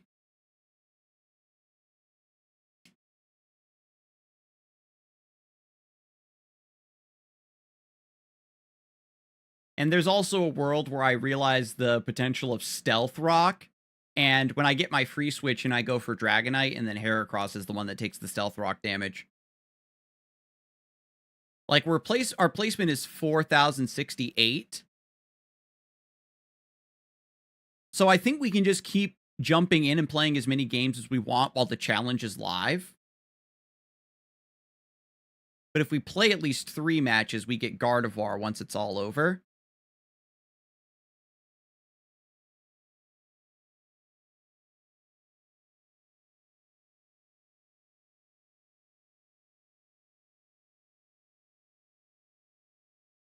But let me... Can I look at information for this? Check rules. Let me read a little bit more about exactly what this is. Easygoing battles, obtain a Gardevoir. No restrictions. Participation prize, Gardevoir, and quick coupon.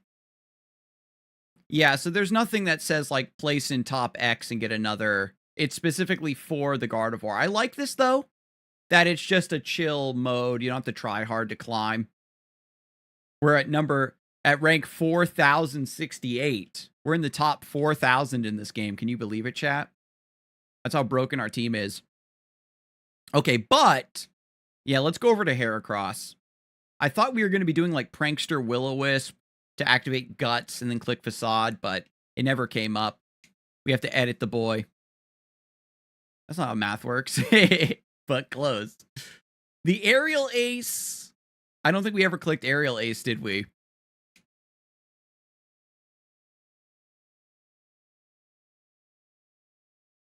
So I can click Giga Impact for a 150 power normal move, but then I can't move the turn after. We've also got Double Edge, just a big neutral move.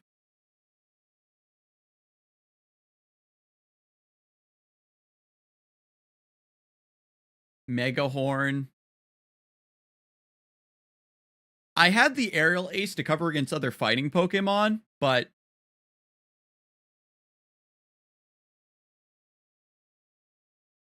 exactly, with so many ghosts, we don't want to be locked into a normal move.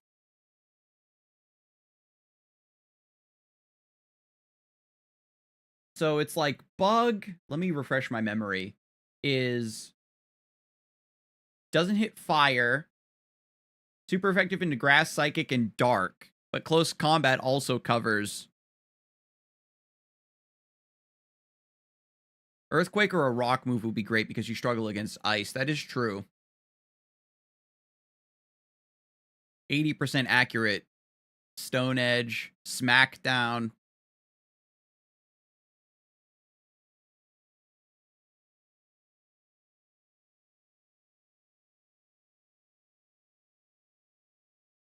Earthquake is very cheeky.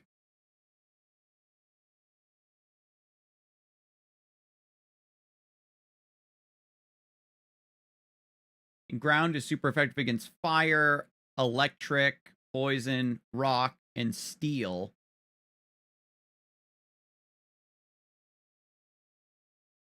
Fighting is good against ice, isn't it? But because of Ghost, with Frostlass, we can't just click it. Rock Slide, be part of the problem. Rock Slide, Scarf, Heracross, be as cringe as possible. Oh my god. You've lived too long, it's time to be a villain. Because we can lead Heracross and Corviknight, and then we cancel out an Intimidate drop potentially with... No, Mirror Armor only protects Corviknight itself, but we can still Earthquake.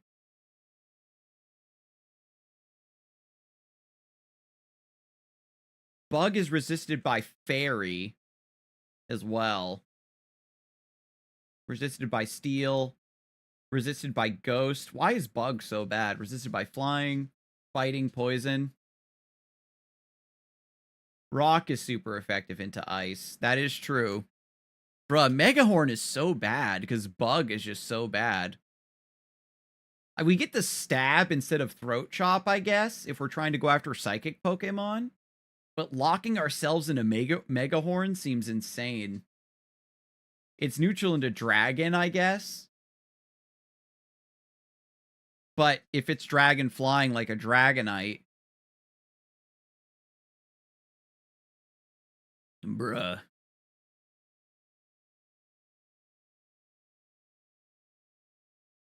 Do we learn any poison moves?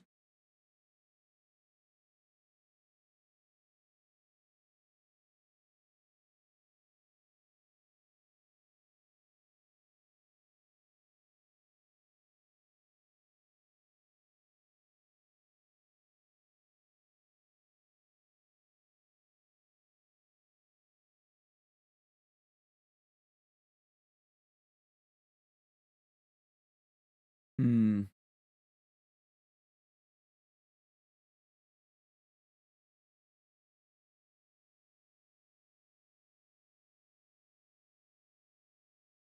The Earthquake is low-key kind of good. There's going to be a lot of moments where I can just click like close combat into stuff, but with the right setup, Earthquake is just good for coverage. Like, it's about having the coverage. But Mega Horn, I just can't. Even that last game, you know, it was like I had Throat Chop. Mega Horn would have been good into Meganium, maybe? It would have been neutral because it's grass and fairy. So it would have just been big neutral damage. But with the stab. So it would have done more.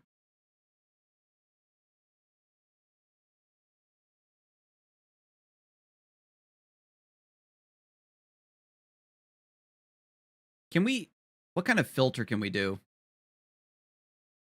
Sort by power.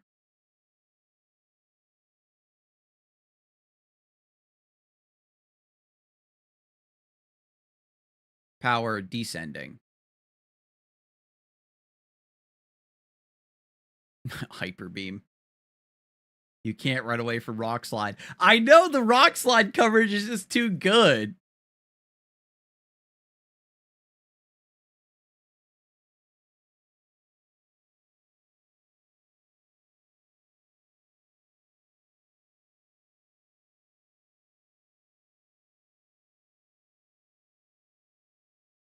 I don't want to click 80% accurate Stone Edge on stuff.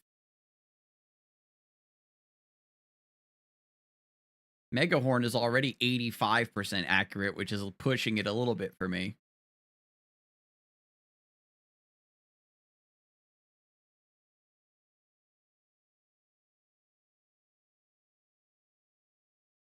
The Throat Chop is a little cheeky, you know, being able to have a move I can click against a ghost.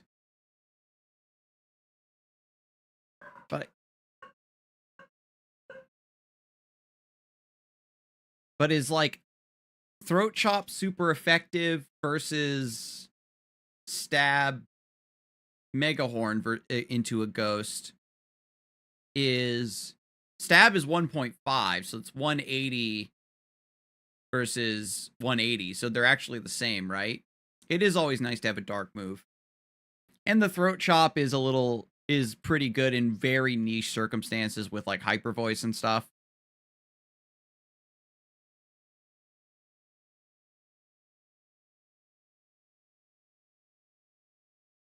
I know, I can't even make a case for Mega Horn. It's a little insane that Mega Horn isn't better. It would be one thing if it was like, because it was Heracross's signature move at one point, if it started off as a really good move, and then as they started to give it to other Pokemon, maybe it became a little bit too good, and then they nerfed it. Because I think Nidoking, like any Pokemon with a prominent horn pretty much.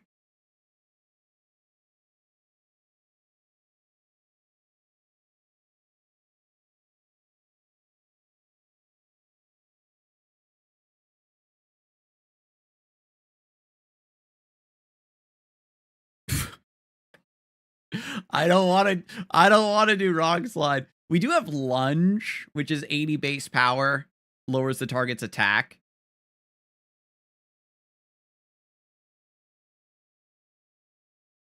And it sucks that Bug Buzz is strong and accurate, but it's a special move.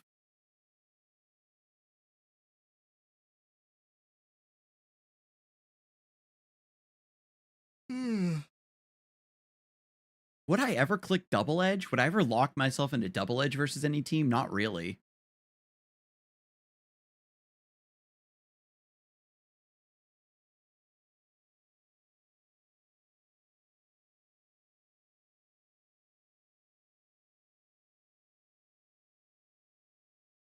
I guess we just put Brick Break back on.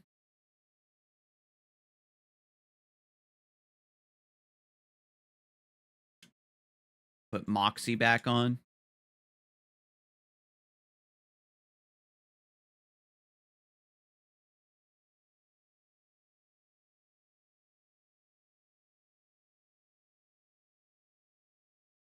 Having to pay again for the move is very funny. That's what I was thinking too. Like, once you pay to unlock the move from the move pool, then you should just be able to toggle it on and off.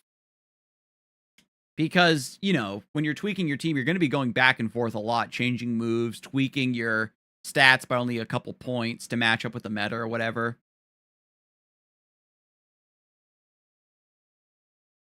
Your commitment to being on the right side of history is commendable. It's definitely scrubby in its own way to be like, I don't want to run Rock Slide. I don't want to run Whimsicott. Reflect kind of came in that one time. So I'm not too upset about the Corviknight. It's decent. I think what I need to be doing is just like U-turning a lot more.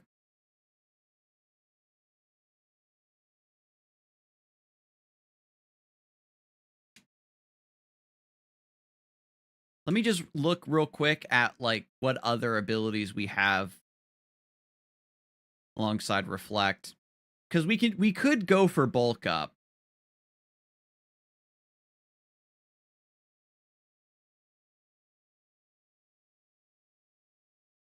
Pluck is really hilarious, especially in this metagame.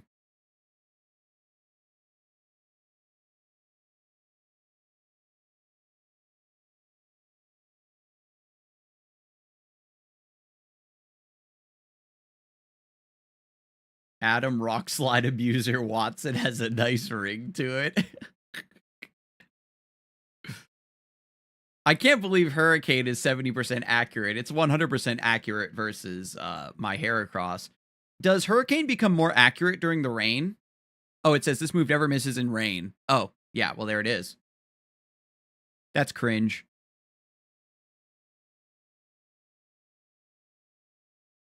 It's in the move description.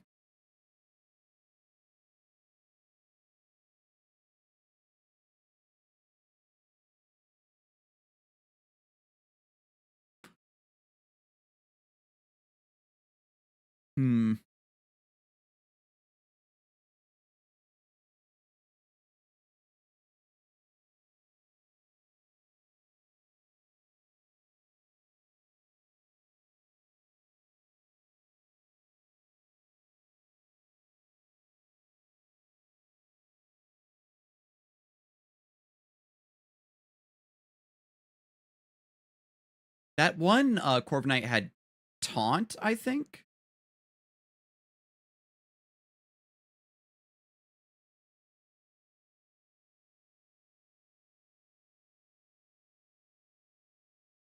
Maybe I need to think about using Reflect more as part of my game plan when I notice that there's a lot of physical damage on the opposing team, because it does in its own way help against like Rock Slide and stuff.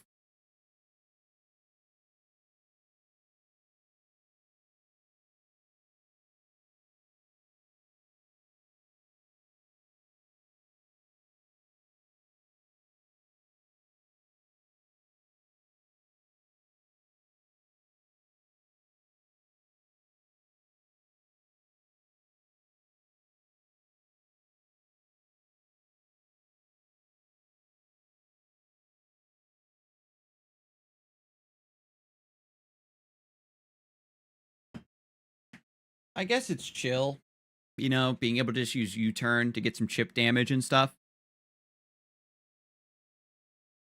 If they're big threats or physical, Reflect is great. So Reflect is 5 turns.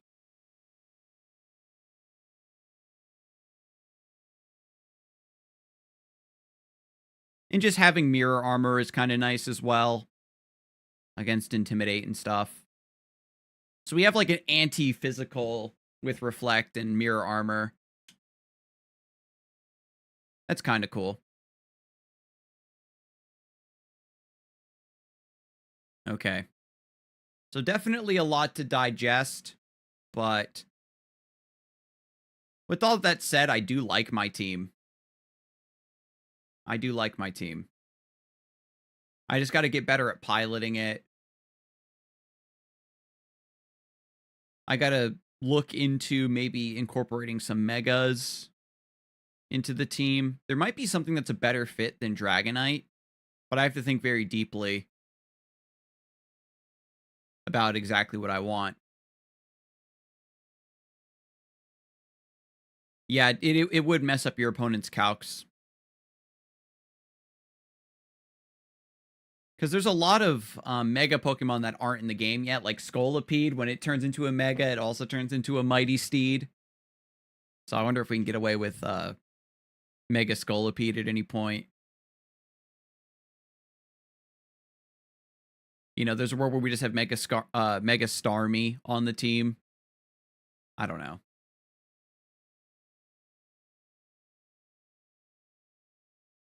I also have to focus on getting all of the items here as well. Because somebody earlier had suggested the Culver Berry so that Farigiraf doesn't take a bunch of damage from dark moves.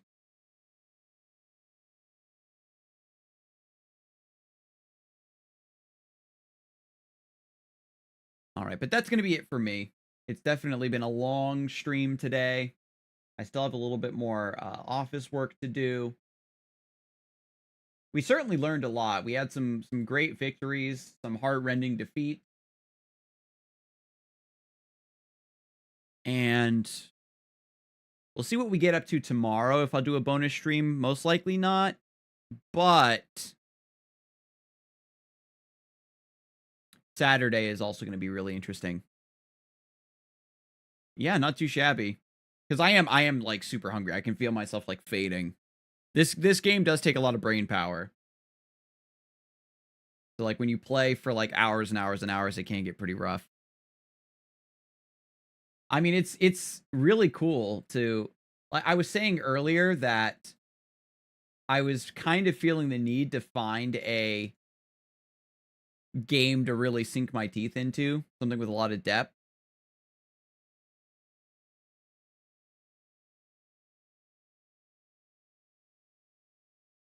But let's see who's online. Oh, Nick makes plays. We'll send the homies over there, obviously.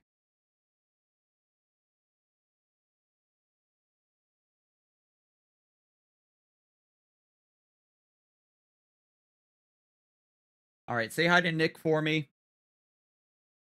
And we'll be right back at it either Friday or Saturday. Peace out.